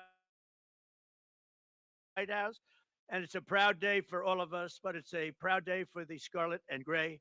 Congratulations once again. And Coach, you are a fantastic person. I got to know him just a little bit back there, and I realized almost immediately that he's really a special guy. And to your wife and your three beautiful children, congratulations. And I'm going to ask JD to say a couple of words. It's an honor to have everybody at the White House. You are a very special group from a special state, the state of Ohio. Thank you very much, everybody. Thank you.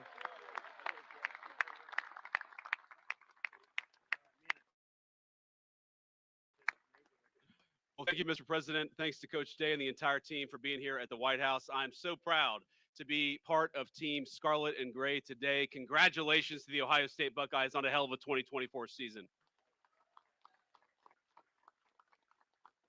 Now, I want to say just a couple of words about this team, because they really helped make, sir, an incredible year even better for this very proud Ohio State alum. So two things. First of all, I made a bet with Ted Cruz over the Texas game, a bet that he is still not paid up on. Ted Cruz, if you're watching on TV. And I don't like losing any bet, but I really don't want to lose a bet to Ted Cruz. So thank you all for helping me win that bet against Ted Cruz. And the second thing, I asked the president on January the 20th, I said, "Sir, would you mind if I skipped that final inaugural ball to go to the Ohio State National Championship game?" And the president said, "No, but we'll have him at the White House." So here we are celebrating that national title. And I just want to say I'm proud of you guys. You guys were resilient, you were tough, you represented the state of Ohio well, and you represented the whole country well. And the last thing that I'll say is, I don't know who let the guy over in the corner here in a Michigan hat into this celebration, but I'm about to tell the Secret Service you've got a dangerous weapon, sir. But I just want to say, proud of this team, Mr. President. Thank you for hosting, and thanks to the whole state of Ohio for showing up and cheering for our Buckeyes. God bless you guys.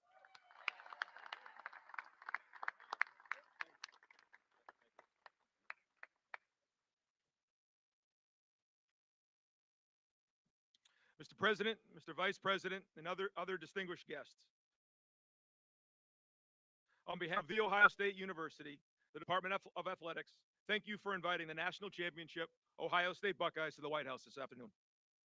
I'd like to thank Ohio State President Ted Carter, members of the Ohio delegation here with us today, Governor DeWine, Lieutenant Governor Tressel, Athletics Director Ross Bjork, and all the staff members for their work and efforts to make this trip to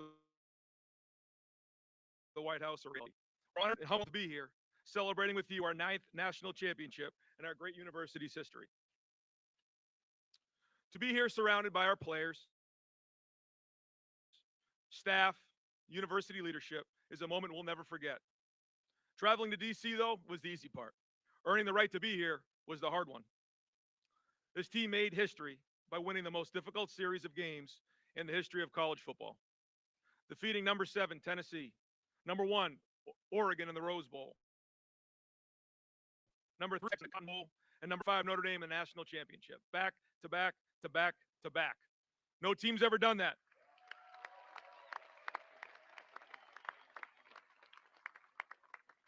No team's ever done that. And through discipline and execution, this team dominated, finished the mission, and left no doubt.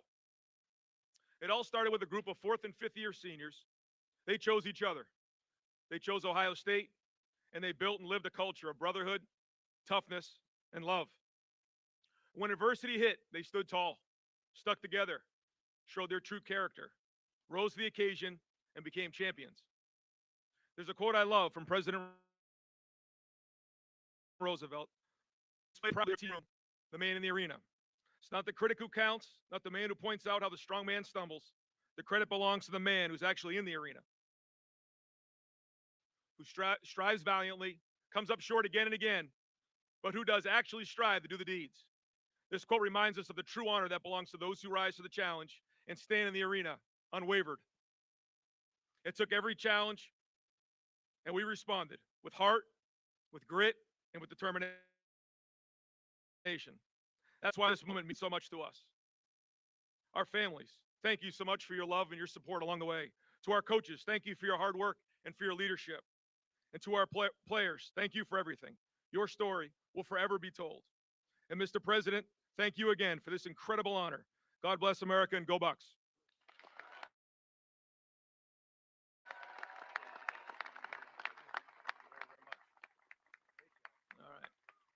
We have some really nice gifts that we're going to have our captains give Mr. President, Mr. Vice President.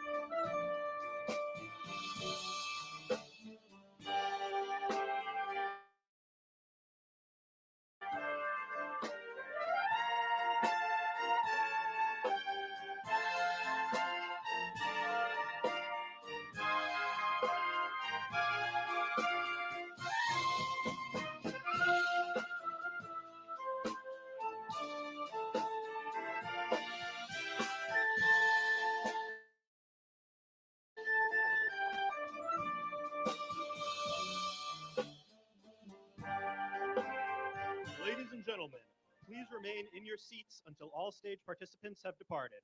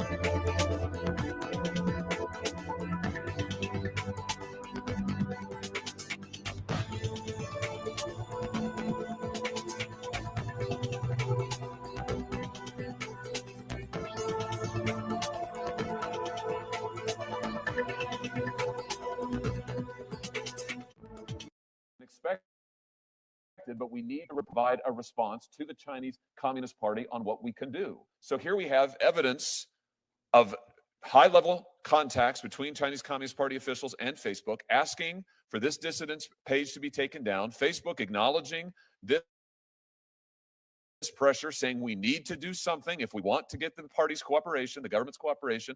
And what happened next? Well, Senator Hawley, one thing the Chinese Communist Party and Mark Zuckerberg share is that they want to silence their critics. I can say that from a personal experience. So I think they came to the right man. This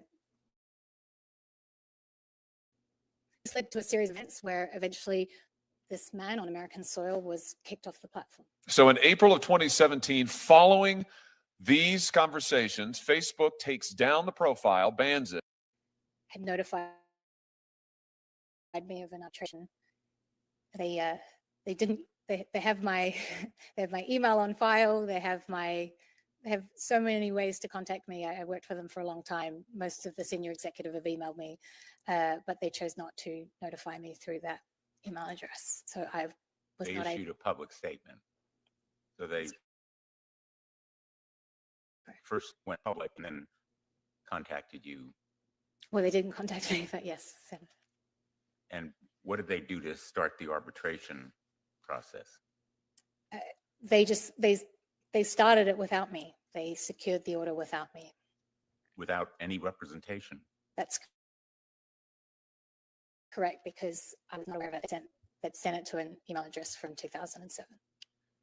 And my understanding is that you were regularly communicating with Meta, but they still used a defunct email address to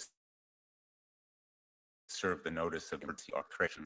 You were provided no notice of the proceeding, the appointment of an emergency arbitrator without your legal team knowing or having an opportunity to object, and the initial hearing took place without anybody from your legal team participating. Yeah, I didn't know about it, so I couldn't participate in it. And once they had an emergency order in hand, they knew how to reach you, correct? Senator, I was, well, honestly, I was trying to get my toddler to eat some oatmeal, and the doorbell went, and it's a little embarrassing, but it was just after the book had published, so I thought it might have been someone delivering flowers. No, it was a gag order. So Meta's flowers were a gag order. They were. They had no trouble reaching with the emergency gag order. They didn't bother letting you know about the arbitration process or anything before they got what they wanted. They obviously knew where my home was the entire time. Well, Mr. Chairman, I think that this experience is kind of a textbook example of the kind of problems that we hear from our constituents relating to forced arbitration. I happen to be the lead sponsor in the Senate of the Forced Arbitration and Justice Repeal Act, which would end these kinds of abusive clauses that enabled them to do what they did with you, Ms. Wynne Williams. Just so we're absolutely clear, they're trying to force you to pay them this $50,000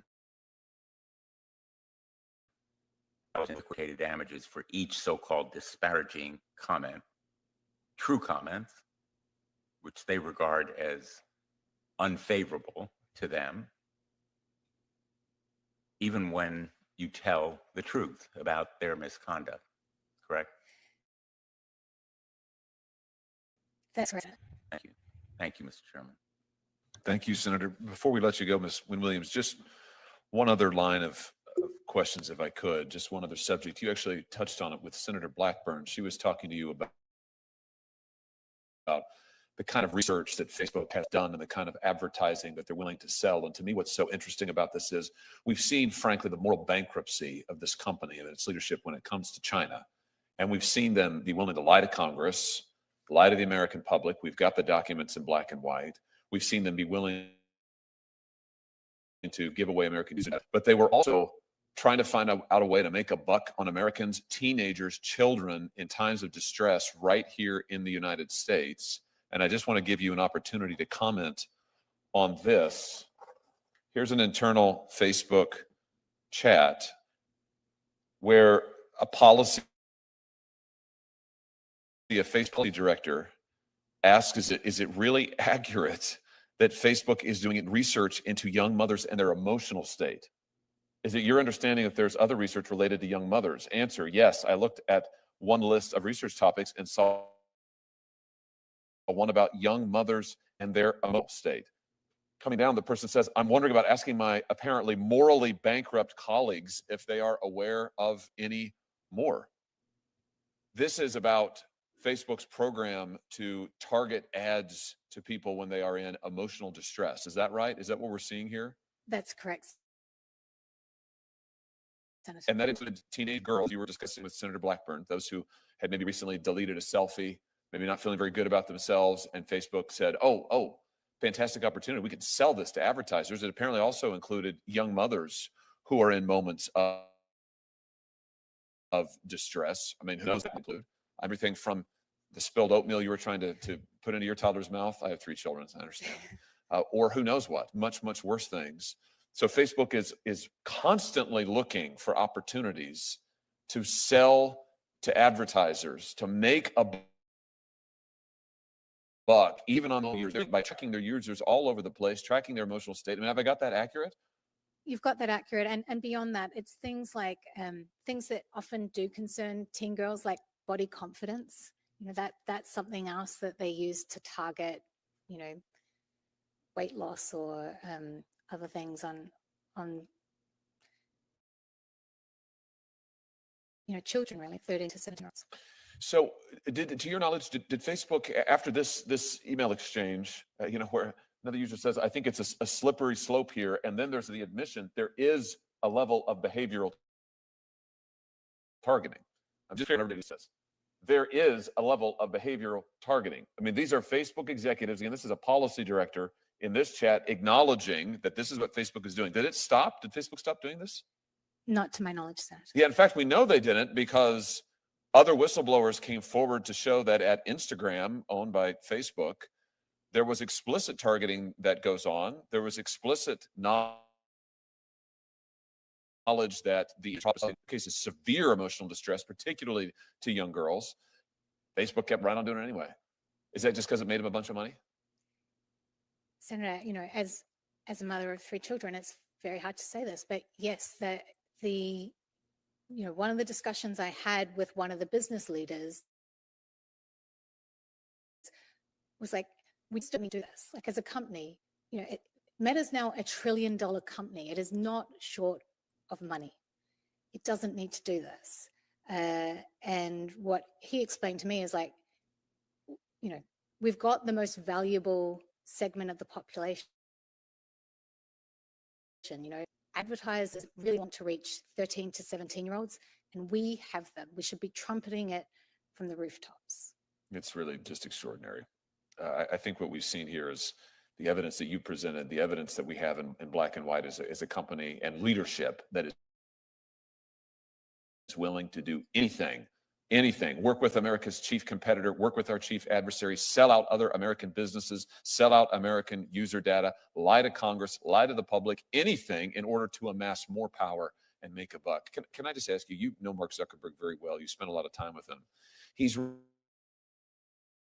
recently tried a invention in which he is now a great advocate of free speech after being an advocate of censorship in China and in this country for years, after suppressing the Hunter Biden laptop story, after working hand in glove with the Biden administration to suppress content on COVID,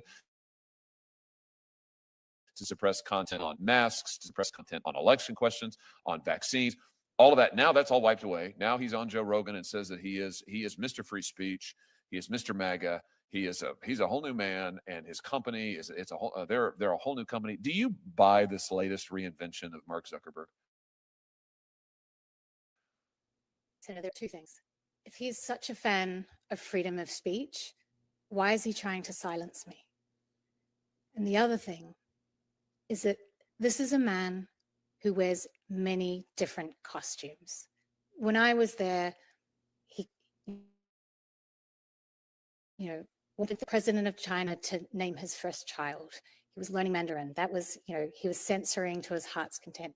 Now his new costume is MMA fighting or whatever, you know, free speech.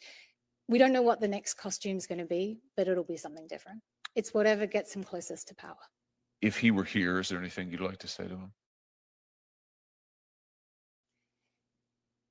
Senator, I have a lot of questions for Mark Zuckerberg, but he has proven time and time again that you cannot believe his answers.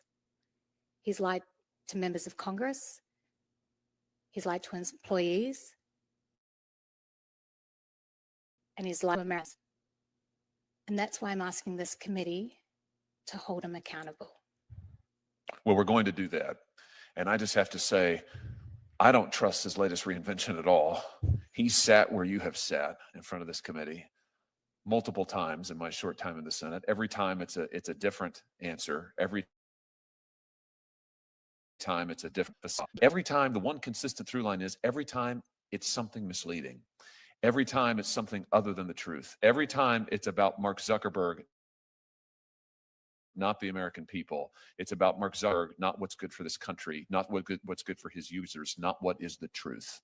And I, for one, am very tired of it. So I have a message to Mark Zuckerberg as well, which is that it's time for you to tell the truth. you should come to this committee and take an oath and sit where Miss Wynne Williams is sitting now and answer says. Stop trying to silence her. Stop trying to gag her. Stop trying to hide behind your lawyers and millions of dollars in legal fees you're trying to impose on her. Stop threatening other whistleblowers. Come to this committee, take the oath, sit there, let us question you, and give the American people the truth. We will be waiting for you. Well said, Mr. Chairman. I associate myself with your remarks, and what I would say to him is stop silencing. Facebook is one of the most powerful companies in the world. It is one of the most powerful companies in the history of the world, and they have stopped at absolutely nothing to prevent today's testimony. They absolutely gone to war to try to prevent it. Our witness today is a whistleblower, and not just a whistleblower, but a longtime executive at Facebook. She worked directly with Mark Zuckerberg and Sheryl Sanders at the Facebook brass. She was a part of the Facebook brass, and they have gone scorched earth to prevent her from telling what she knows. They've sued her. They have sought a gag order against her. They have begged courts to take her book off of the shelf. They try to get it stopped from being printed in the first place. They have threatened her, get this, with $50,000 in punitive damages every time she mentions Facebook in public. $50,000 every time she mentions Facebook in public. Even the statements that she is making are true. And even as we sit here today, Facebook is attempting her total and complete financial ruin. They are attempting to destroy her personally. They are attempting to destroy her reputation. And I think the question is why? Why is it that Facebook is so desperate to prevent this witness from telling what what is it that they are so afraid of? Well, we're going to find out today. And I think that we've already got a sense of it. Sarah Wynne Williams knows the truth about Facebook. That's what they fear. She knows that while Mark Zuckerberg now claims to be a champion of the United States and claims to be a free speech warrior, he in fact worked hand in glove with the Chinese Communist Party for years. He in fact made censorship his business model. He in fact developed censorship tools for the Chinese Communist Party to use against its own people. He in fact made Americans' own user data available, was willing to make it available to Beijing. The truth is, Facebook and Mark Zuckerberg have lied to the American people repeatedly. And I think as we'll see today, they have lied to Congress as well. It's time for this to stop. That's why this committee has launched a full-scale investigation into the potential illegal behavior of Facebook. Today's hearing is one step in that investigation. Ms. Wynne Williams' testimony is absolutely essential to that investigation. That's why we invited her to be here today, and it is why she accepted. Facebook does not want you to hear what she has to say. I dare say China probably doesn't want you to hear what she has to say, but we are going to get the truth, and we're going to get the truth starting now. I'm delighted to have with me the ranking member, both for the subcommittee and for the full Judiciary Committee, Senator Durbin, and I'll turn it over to him. Thanks, Chairman Hawley, for holding this hearing. Thank you, Ms. Wynne Williams, for agreeing to testify, particularly under these circumstances. You join other whistleblowers, including Francis Haugen and Arturo Bejar, who have bravely come before Congress to detail how Meta, aka Facebook, one of the biggest companies in the world, consistently chooses profits and growth over people and safety. Meta chooses to target vulnerable teenagers to drive engagement and increase ad spending, knowing the risk it poses to teen mental health. Meta chooses to feed its users inflammatory content to drive engagement and increase ad spending, knowing the harm it can cause. Meta chooses to put human rights concerns aside if it means access to more users, more growth, more dollars. During the time frame that Ms. Wynne Williams documents in her book, I was pressing Facebook on its potential cooperation with the Chinese government. I was chair in this room of the Human Rights and Law Subcommittee, working with a staunch Republican conservative, the late Tom Coburn. We held hearings on the human rights implications of big tech, operating in countries with repressive governments, and sent interrogatories to Facebook on the issue. The company flatly declined to appear, claiming they had nothing to say on the issue. Here's the hearing room at the time. Quote, "We asked Facebook to testify and they said, we have no business operations in China and for that matter in most of the countries of the world," end quote. In retrospect, these comments from Facebook were disingenuous at best. In one chapter, Ms. Wynne Williams describes a board meeting where the company discussed ways to head off regulation and change the narrative surrounding Facebook. She writes that the board, quote, "gets into conversation about what other companies or industries have navigated with similar challenges, where they have to change a narrative that says they're a danger to society, extracting large profits, pushing all the negative externalities onto society and not giving back. Guess what model it chose? Big tobacco. That analogy is apt. Like big tobacco decades ago, big tech tells us their products do no harm. Like big tobacco, big tech tells us they can be trusted. And like big tobacco, they fight to prevent any regulation that might make them pay for the cost that their products impose on society. We have seen it time and time again in Congress. Any effort to regulate big tech is met with millions of dollars in ad campaigns, lobbying, and other opposition. But Congress has fought this battle before, and we have won. Almost 40 years ago, I was a member of the House of Representatives. I introduced legislation to ban smoking on airplanes. The tobacco industry fought it tooth and nail. Once that smoking ban went into effect, it wasn't long before smoking was banned in restaurants and public places. That one little law finally turned the tide against smoking in America, and it ultimately saved millions of lives. Thanks to people like Ms. Swan, we were a similar tipping point with big tech. The word is out. The shine is off. We can all see the harm big tech has caused, from enabling the spread of CSAM and harming teen mental health to facilitating repression in places like China and Myanmar. Last Congress, the Senate Judiciary Committee, which I chaired unanimously, and that's a big deal in this committee, reported 5 bills to regulate big tech and require online platforms to protect kids. This is no easy feat in these polarized times. One of these bills was Stop CSAM, which I introduced with Chairman Hawley. We're reintroducing it very soon. We'll do what it takes to get this bill to the president's desk so he can sign it. But we can't stop here. As Ms. Wynne Williams makes clear in her books, companies like Meta won't do the right thing unless they're compelled to do it. That's why I will also join with Chairman Hawley, Senator Graham, and others to introduce a bill to sunset Section 230 of the Communications Decency Act. For 30 years, Section 230 has shielded big tech from liability for the harms they cause. Only by removing that liability shield will big tech finally have to take the steps companies in all other industries have to take to protect their customers. Unless and until Congress imposes accountability on these companies, nothing will change. Children and society will continue to pay a price.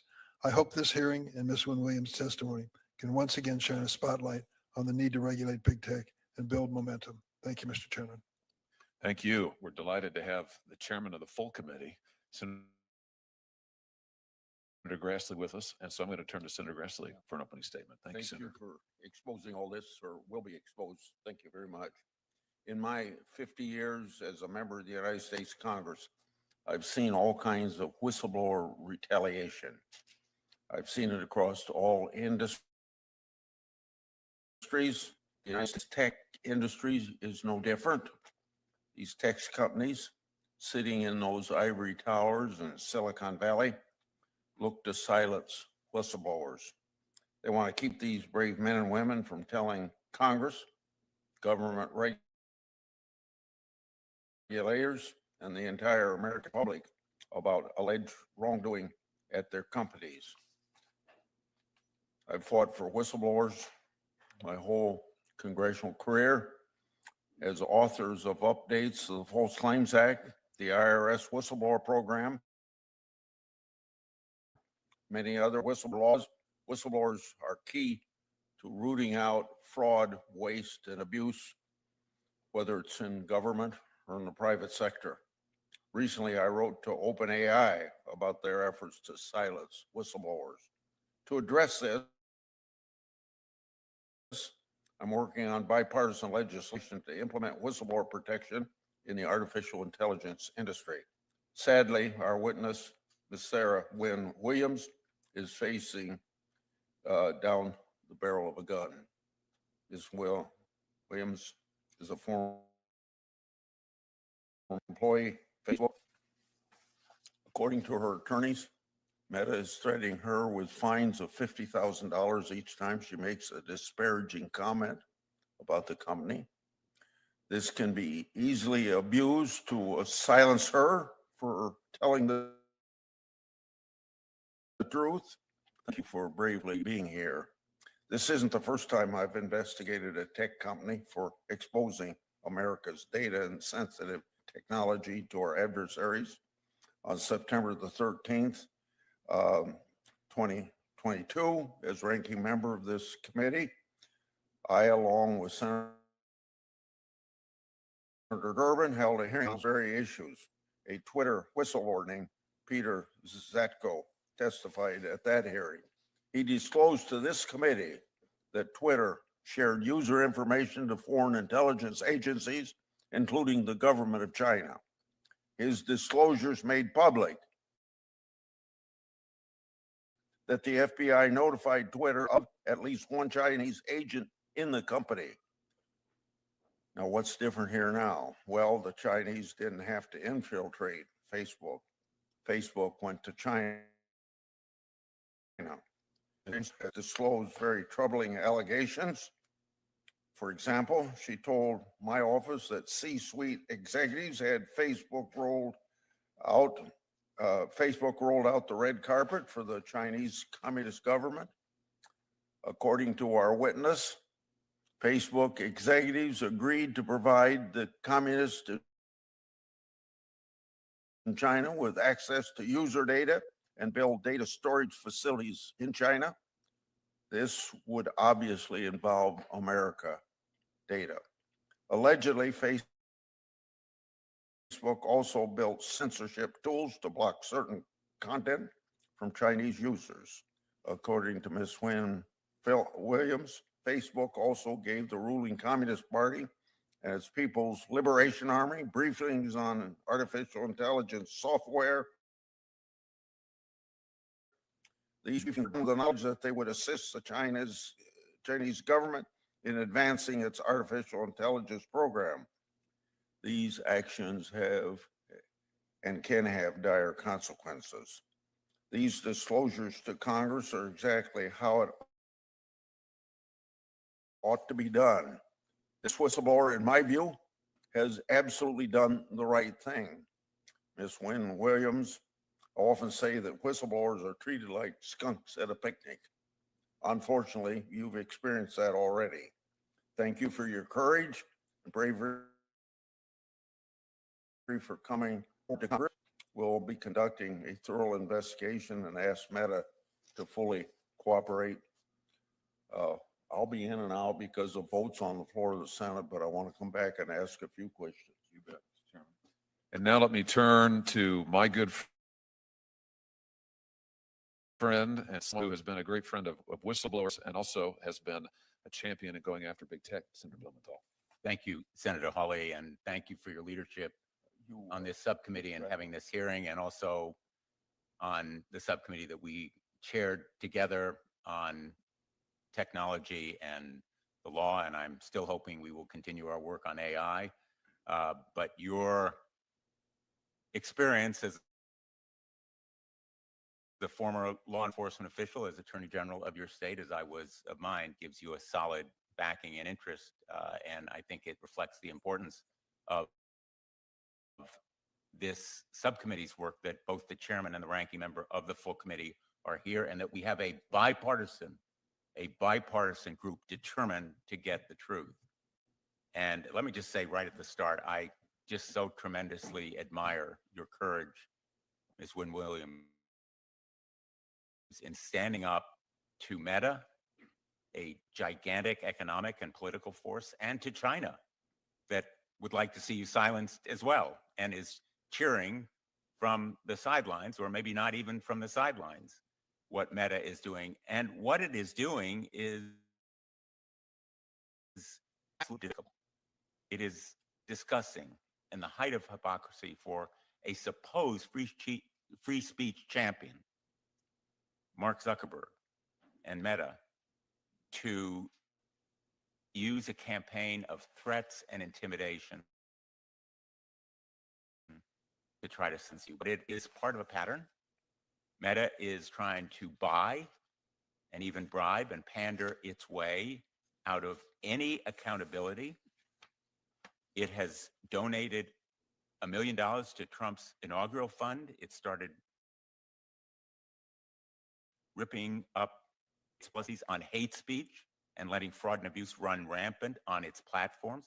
And appallingly, according to the Wall Street Journal, Zuckerberg has recently visited the White House 3 times to get the president to order the Federal Trade Commission to drop its antitrust case.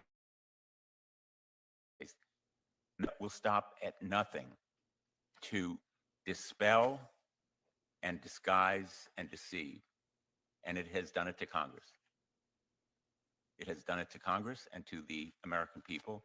Meta lied about the generational harm it was doing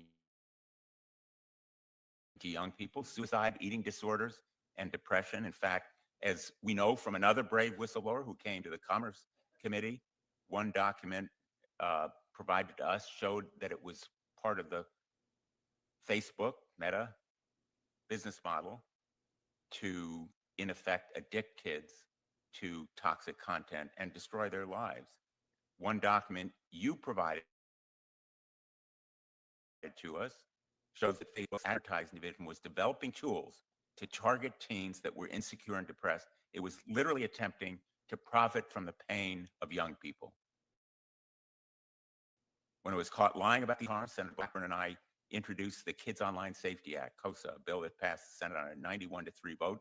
We're hoping it will pass again, and this time pass the House. The American people ought to be asking, has Facebook done anything to clean up its act? And the answer is no. It actually diverted its millions of dollars to try to stop KOSA. And it spent millions of dollars in lobbying to argue that antitrust and AI regulations harm national security.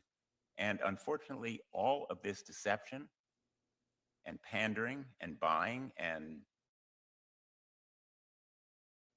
even bribe has been effective so far. But the American people are going to be pretty outraged that Mark Zuckerberg sold out America to China, that he imperiled our national security for a buck, that he compromised a highly significant American corporation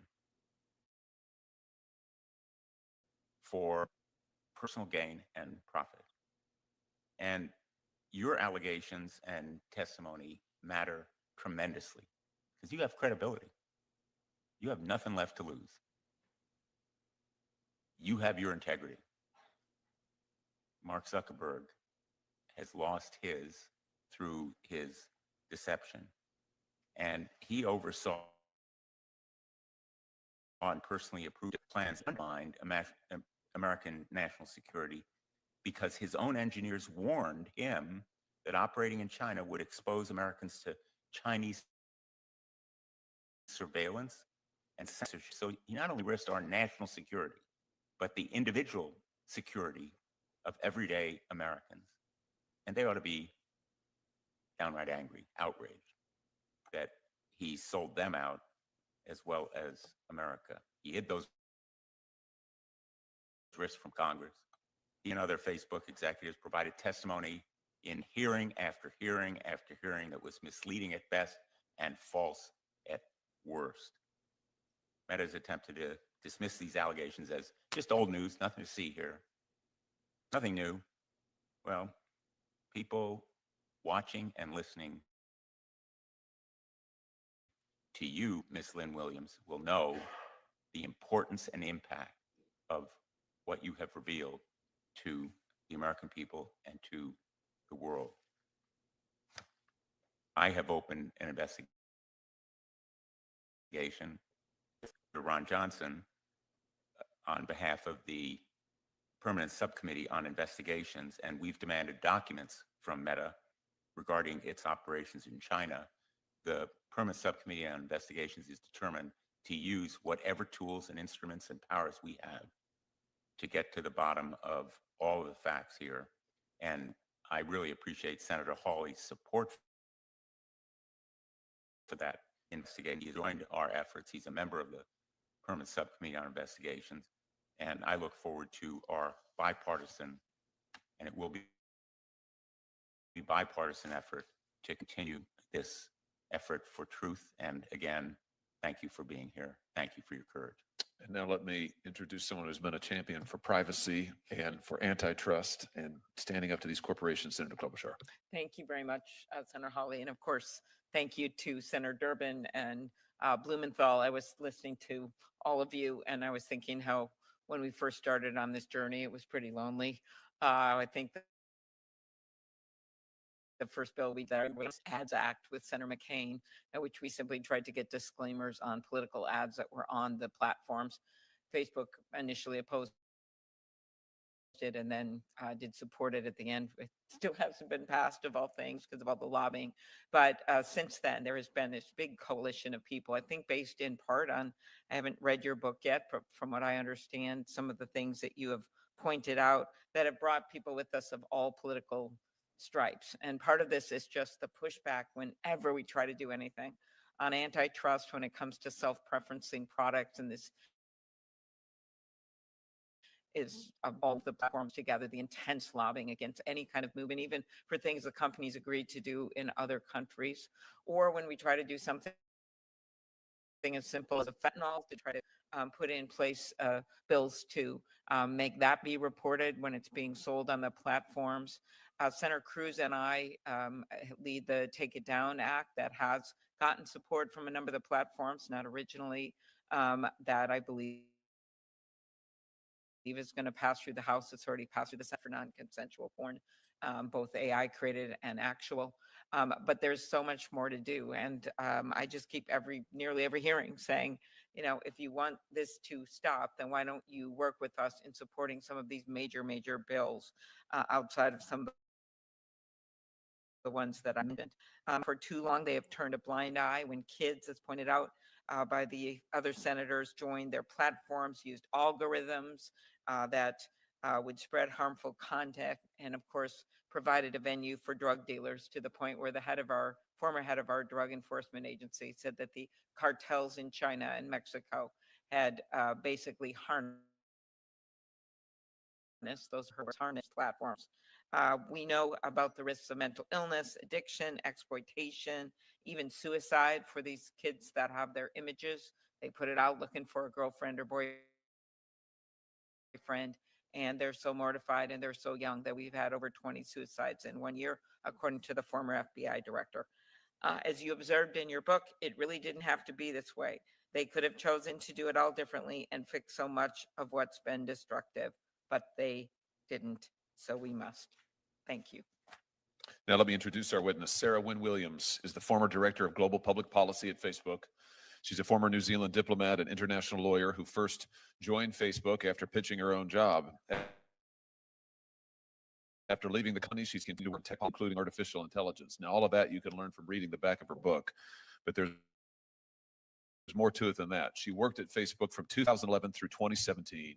She witnessed Facebook's rise from a niche tech company to a global superpower capable of bullying nation states. And she wasn't just some mid-level functionary. She worked closely with Mark Zuckerberg and Sheryl Sandberg. She arranged their meetings with world leaders across the globe. She heard their plans for China. She's no ordinary whistleblower, and she comes to tell us not merely about what has happened, but also what is coming. Now, it is our practice, Ms. Wynne Williams, and the Judiciary Committee and its subcommittees to swear in our witnesses before they testify. So if you would, let me invite you to rise, raise your right hand, and we'll get started. Do you swear that the testimony you're about to give is the truth and nothing but the truth, so help you God? Thank you very much. We'd love to hear your opening statement. Take as long as you need. Chairman Hawley, Ranking Member Durbin, and distinguished members of the committee, thank you for the opportunity to speak with you today. My name is Sarah Wynne Williams, and I served as the Director of Global Public Policy at Facebook, now Meta, for nearly 7 years, started in 2011. Throughout those 7 years, I saw Meta executives repeatedly undermine US national security and betray American values. They did these things in secret to win favor with Beijing and build an $18 billion business in China. We are engaged in a high-stakes AI arms race against China. And during my time at Meta, company executives lied about what they were doing in the Chinese Communist Party to employees, shareholders, Congress, and the American public. I sit before this committee today to set the record straight about these illegal and dangerous activities. Meta's dishonesty started with the betrayal of core American values. Mark Zuckerberg pledged himself a free speech champion. Yet I witnessed Meta work hand in glove with the Chinese Communist Party to construct and test custom-built censorship tools that silenced and censored their critics. When Beijing demanded that Facebook delete the account of a prominent Chinese dissident living on American soil, they did it, and then lied to Congress when asked about the incident in a Senate hearing. Willingness to censor was not the only troubling thing I witnessed. I watched as executives decided to provide the Chinese Communist Party with access to Meta user data, including that of Americans. Meta does not dispute these facts. They can't. I have the documents. As recently as this Monday, they claim that they do not operate their services in China. Another lie. In fact, they began offering products and services in China as early as 2014. That hasn't stopped. Their own SEC filings from last year show that China is now Meta's second biggest market. Meanwhile, Meta's AI model, Llama, has contributed significantly to Chinese advances in AI technologies like DeepSeek. Facebook's secret mission to get into China was called Project Aldrin and was restricted to need-to-know staff. There was no bridge too far. Meta built a physical pipeline connecting the United States and China. Meta executives ignored warnings that this would provide backdoor access to the Chinese Communist Party, allowing them to intercept the personal data and private messages of American citizens. The only reason China does not currently have access to US user data through this pipeline is because Congress stepped in. Meta started the Chinese Communist Party as early as 2015. These briefings focused on critical emerging technologies, including artificial intelligence. The explicit goal being to help China outcompete American companies. There's a straight line you can draw from these briefings to the recent revelations that China is developing AI models for military use, relying on Meta's Llama model. Meta's internal documents describe their sales pitch for why China should allow them into the market by, quote, helping China increase global influence and promote the China dream. The truth about what has gone on in China matters.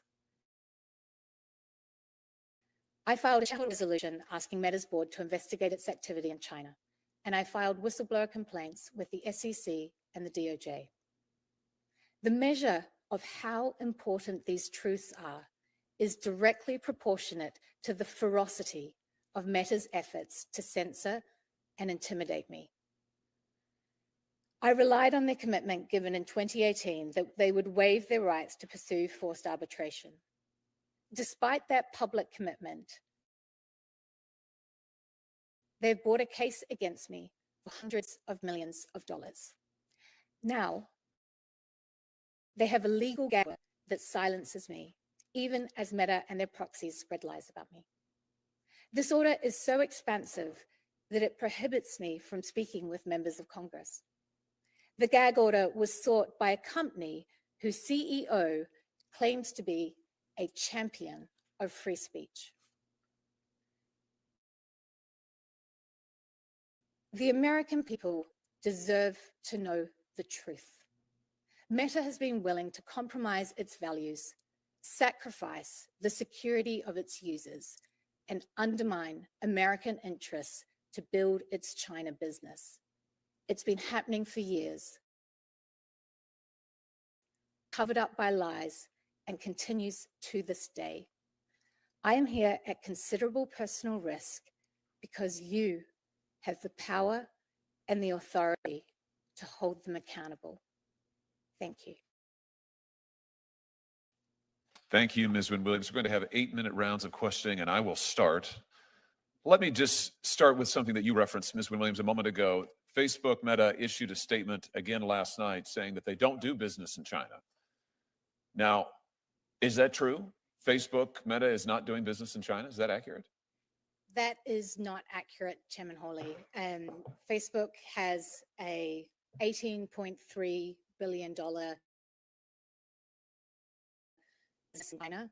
And to give just one example, in 2014, it launched Oculus in China with a strategy of playing dumb. And Oculus has continued to grow as a significant part of their business. In fact, they have, since 2014, 2015, they have launched multiple apps in China, often without, well, always without seeking authorization from this government, not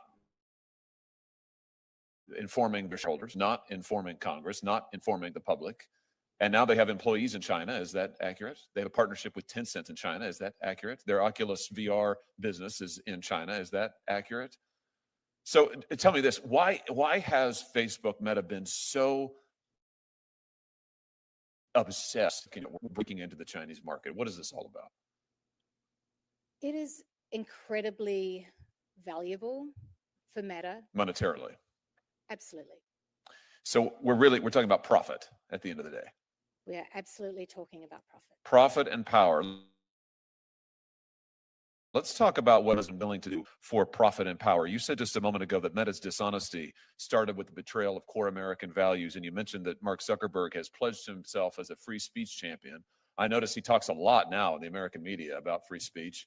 I notice he talks a lot when he goes to the White House about free speech and how Facebook won't censor, will protect the rights of all. Have you ever known Mark Zuckerberg to censor on behalf of China?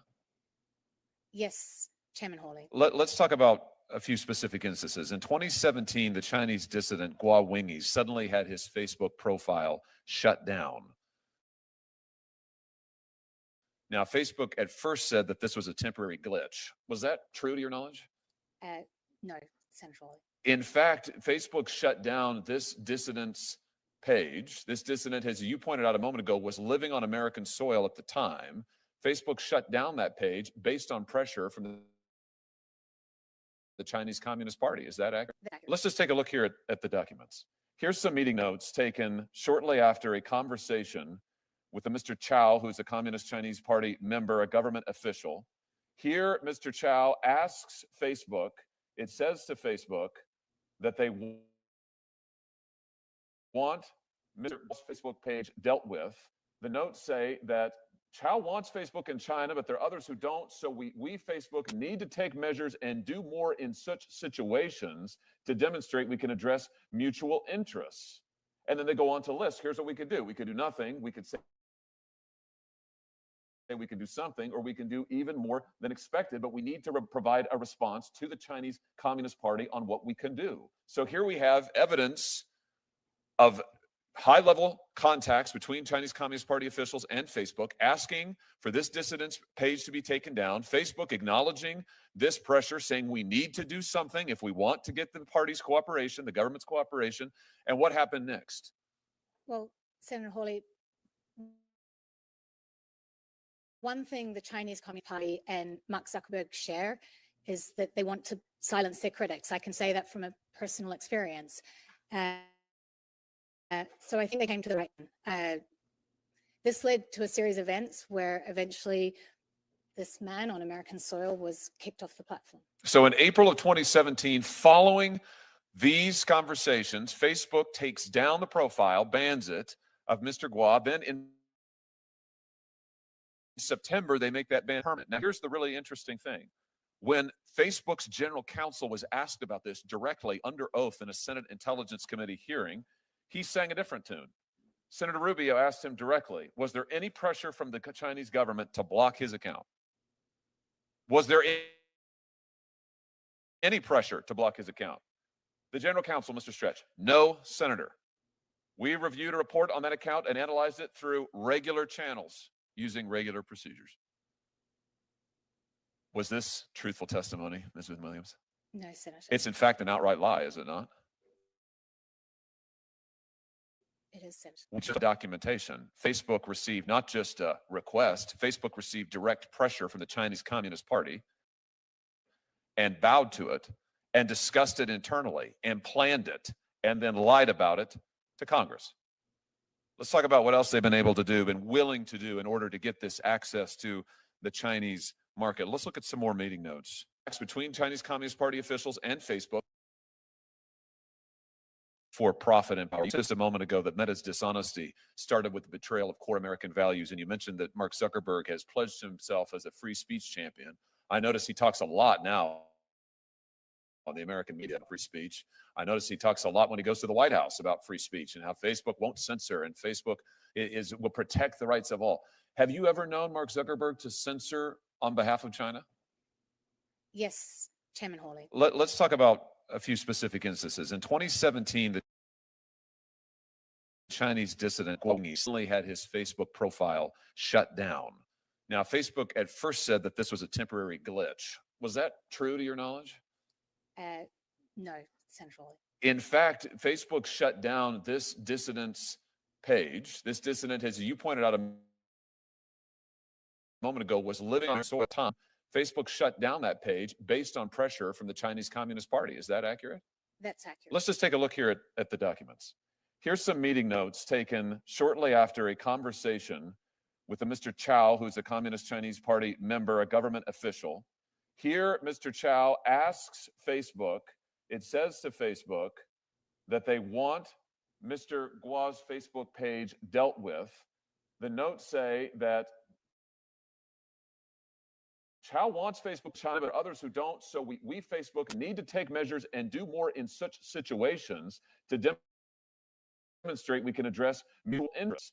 And then they go on to list, here's what we could do. We could do nothing. We could say we could do something, or we can do even more than expected, but we need to provide a response to the Chinese Communist Party on what we can do. So here we have evidence of high-level contacts between Chinese Communist Party officials and Facebook asking for this dissident's page to be taken down, Facebook acknowledging this pressure, saying we need to do something if we want to give the party cooperation, the government's cooperation. And what happened next? Well, Senator Hawley, one thing the Chinese Communist Party and Mark Zuckerberg share is that they want to silence their critics. I can say that from a personal experience. So I think they came to the right man. This led to a series of events where eventually this man on American soil was kicked off the platform. So in April of 2017, following these conversations, Facebook takes down the profile, bans it, of Mr. Guo. Then in September, they make that ban permanent. Now, here's the really interesting thing. When Facebook's general counsel was asked about this directly under oath in a Senate Intelligence Committee hearing, he sang a different tune. Senator Rubio asked him directly, was there any pressure from the Chinese government to block his account? Was there any pressure to block his account? The general counsel, Mr. Stretch, no, Senator. We reviewed a report on that account and analyzed it through regular channels using regular procedures. Was this truthful testimony, Ms. Williams? No, Senator. It's in fact an outright lie, is it not? It is, Senator. We just saw the documentation. Facebook received not just a request, Facebook received direct pressure from the Chinese Communist Party and bowed to it and discussed it internally and planned it and then lied about it to Congress. Let's talk about what else they've been able to do is access to the Chinese market. Let's look at some more meeting notes.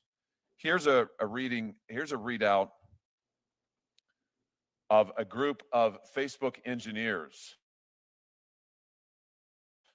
offer to create a censorship regime that will allow Facebook to block all traffic the Chinese Communist Party doesn't want. Phase 0, this is an internal chat. Phase 0, we identify all traffic that are currently blocked in China and we, Facebook, block them. This is a test for us to see whether we can actually identify traffic from China. And then the chat continues, yes, good way to build trust. And another conversant says, great stuff, guys, let's do it. What do they, give us some context here, Ms. Wynne-Williams. What are they talking about doing here? When they say block all content that China wants, we, Facebook, do it for them. What are they talking about? Talking about activating their censorship tools on behalf of the Chinese Communist Party. So Facebook creates censorship tools that will allow them to assume the burden, if you like, of censorship, where they will do all of the censoring that the Chinese government was doing. Facebook would do it on their behalf. Is that right? That's my understanding. And here you have Facebook employees celebrating it. Good way to build trust. They mean build trust with the Communist Party, right? Correct, Senator. And great stuff, guys. Let's do it. Meaning they greenlit this and went forward to see if they could make it happen. Is that accurate? That's my understanding, Senator. All of this, let's be clear, for a murderous regime in China, the most barbaric, most evil regime on the face of the planet, and our free speech champion, Mark Zuckerberg, is here with his team of engineers actively working to make Facebook censor on their behalf. Let me ask you this. What about user data, Ms. Wynne-Williams? Facebook has said publicly many times we would never compromise user data. It's a red line in the sand. We'd never do that. Never, never, never. Was Facebook ever willing to share user data with the Chinese Communist Party? Yes, Senator. In fact, they had a plan for that, didn't they? Here's some more documents, internal documents. Update, I spoke with the China team yesterday. They flagged a potential complication arising from our negotiations with the Chinese government. I emphasize this is a Facebook document now. These are Facebook executives. In exchange for the ability to do operations in China, Facebook will agree to grant the Chinese government access to Chinese user data. There it is in black and white. Facebook will agree to grant the Chinese government access to Chinese user data, including Hong Kongese user data. And then they talk about they're going to have to get their Hong Kong citizens to re-agree to terms of service so they can slide this right by them. This is extraordinary. Can I just ask you, Ms. Wynne-Williams, was Americans' user data ever compromised? Do they ever plan to compromise American user data in any way? Do you know? One of the challenges with the servicing a market as big as China was the internet infrastructure that would underpin that. So I mentioned the cable that they joined between the US and China, and that would be very helpful. But in servicing this market, but it would still mean that the service would be slow. So they contemplated using POP servers, and POP servers as a technical data that brings the data closer to the end user. The challenge with POP servers is that you can't segregate data. It would have American data, it would have Chinese user data, and it would be on Chinese soil. So I want to just be clear about this. Here in this document, Facebook is talking about making Chinese user data available to the Chinese government because they're going to store that data in China. Is that correct? Correct. But when you store that data in China, Americans who exchange messages or other information with Chinese Facebook users, that would mean the Chinese government could get access to the American data as well. Is that correct? Through the POP servers, potentially, yes. And Facebook was willing to take that risk. Yes. There was a lot of discussion about this, and ultimately, yes. I mean, this is extraordinary.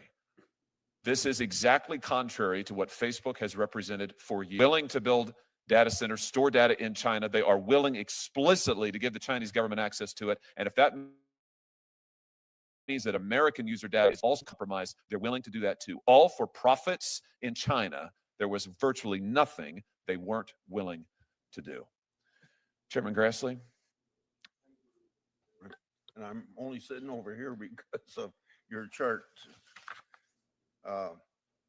I take very seriously adversaries having access to critical technology such as artificial intelligence. And in that statement, you made allegations about Meta's efforts to help China's government in that field. In your opening statement, you said that Meta's goal was to help China outcompete American companies. Can you explain why they would want to do this? And is there any documentation on that point? Thank you, Senator. They saw, I guess, part of the value proposition that they could provide the Chinese Communist Party was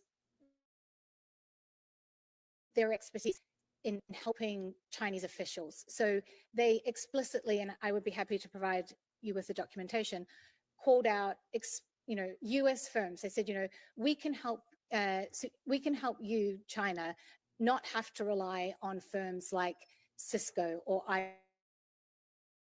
IBM, because we can help you with the technical expertise. So they were offering, things like how to build more efficient data centers, or how to ensure that engineers could better understand technology like photo tagging. Okay, and then, and by the way, that documentation would be appreciated. What was Meta's ultimate goal when they briefed Chinese government on artificial intelligence technology, and what information and technology did they provide? So I think it links to this value proposition. Meta has some of the best minds of a generation. They've employed the smartest graduates working on cutting edge technologies like artificial intelligence. So who better, if you're the Chinese Communist Party, to teach you about these technologies than Meta? In terms of understanding the extent of this, I think this is a really great area for your investigation. Now that Facebook changed its name to Meta, is Meta currently providing the Chinese government with access to artificial intelligence technology? So it's been well reported that Chinese researchers have used the Llama model both for AI weapons and also that Llama is part of what powers DeepSeek. Please describe for the committee how Meta planned to share data from American citizens with the Chinese government. And for example, did Meta have any agreements with the Communist Chinese government to provide them with the data? And if so, do they still have those agreements, as far as you can tell that you've been gone from the company? And so part of the challenge, as I mentioned, was building like the internet infrastructure to support their China ambitions. And it was through that internet infrastructure that they would gain access to potentially American citizens' data. I think, again, this is another very good area to investigate and get further information directly from the company. Who at Meta facilitated these conversations, and what officials in the Chinese government did Meta staff meet with? So there were many meetings between the Chinese Communist Party and Meta. So right from the top, Mark Zuckerberg met with Lu Wei. There were lots of visits back and forth between Beijing and Menlo Park. There were lots of meetings with senior Politburo, senior CCP members, and I'd be happy to provide more documentation on this to the committee. Okay. Then my last question follows on where Chairman Hawley left off. If there's anything that you can add to this, you don't have to repeat what you told him, but describe to the committee how Meta planned to share data from American citizens with the Chinese government. And for I don't think I'm going to ask that question. I think you covered it well. Thank you, Senator. Thank you very much. Thank you, Mr. Chairman. Thank you, Chairman Grassley. Thank you for being here. Thank you for these questions. Mr. Williams, can I just go back to something you said a moment ago in response to to Senator Grassley, and maybe let's just start at the beginning. So is it your testimony that Facebook executives and employees cultivated relationships with members of the Chinese Communist Party? Absolutely, Senator. And this happened over a period of years? This happened over many years. And did members of the Facebook executive team or other employees at Facebook, Meta, ever brief members of the Chinese Communist Party? Yes, Senator, regularly. Exchanged information with them? Yes, Senator. What are some of the topics that they covered in these briefings? I mean, it's incredibly broad. So you had meetings at the top executive level, so Mark and Cheryl, and you had meetings, all the way down to, regular engineers who would be providing briefings on cutting edge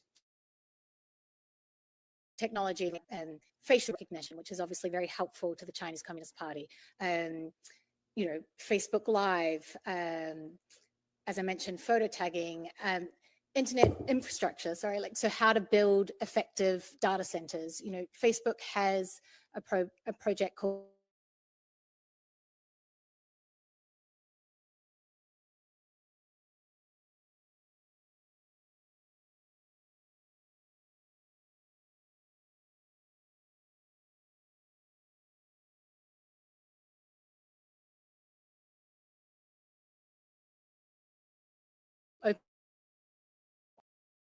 Compete other American businesses. Can you just say more about that? I mean, that seems like an extraordinary thing to me. Here you have an American company going to our chief foreign adversary, on whom we currently have tariffs of like 10 billion%, and saying, hey, we'd love to help you. We would love to help you beat all of these other American companies. That's extraordinary. I mean, what can you tell us about that? I mean, I'd be happy to provide the documentation. I mean, literally the documents in which they were writing this were called our value proposition to be put before the CCP. So was information related to artificial intelligence part of these briefings? I know you said that there was sort of in discussion, but did Facebook actually brief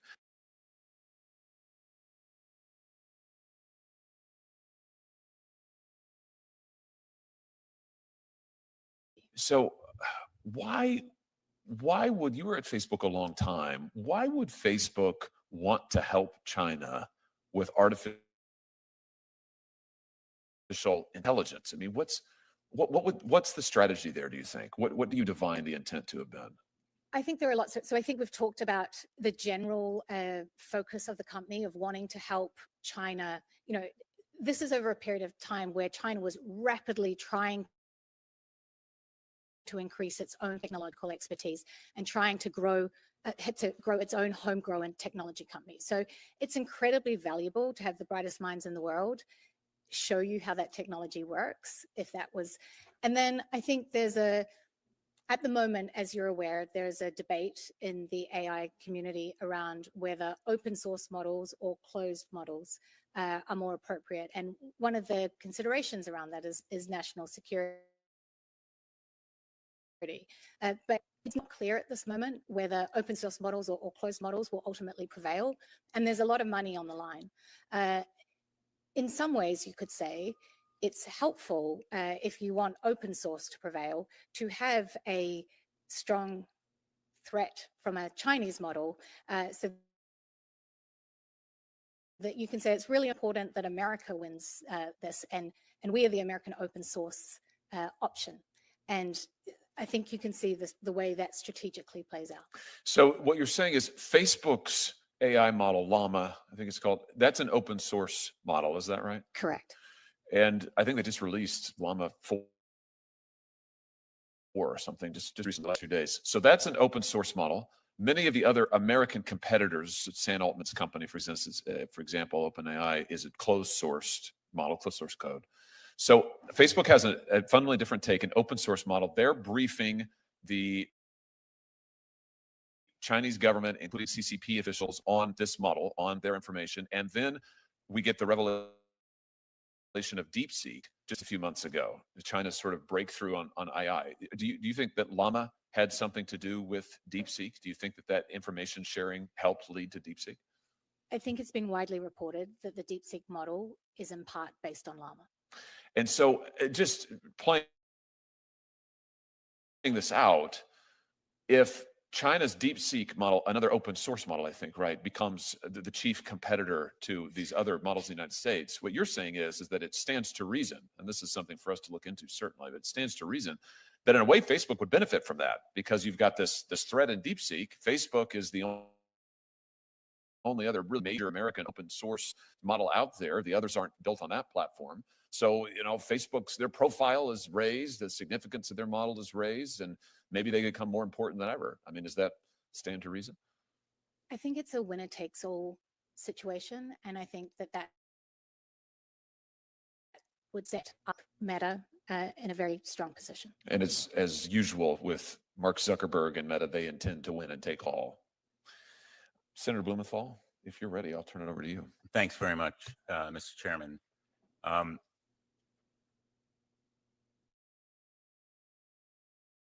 In order to in China, the Communist Party requires American companies to register with authorities and host servers inside the country. And I think it's pretty well known that Chinese law requires that security services are allowed access to any data hosted within the country. Did any of Facebook's security team or its engineers raise concerns to management about American private information being exposed to Chinese spying? Yes, Senator, they did. How did they do that? They documented their concern in a number of ways. They noted that this would happen, that the Chinese would get access to the data, and they also noted their concern in other discussions, saying, my red line as a security engineer is to not be comfortable with this, but my red line is not Mark Zuckerberg's red line.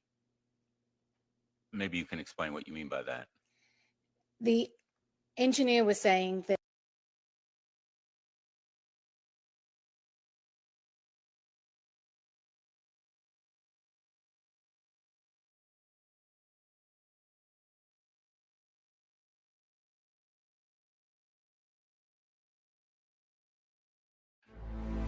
Thank you so much for joining us, and don't forget to hit the thumbs up on this video. And a special thank you to all of our advertising partners. Please remember to shift your dollars to support those businesses that support Badlands Media.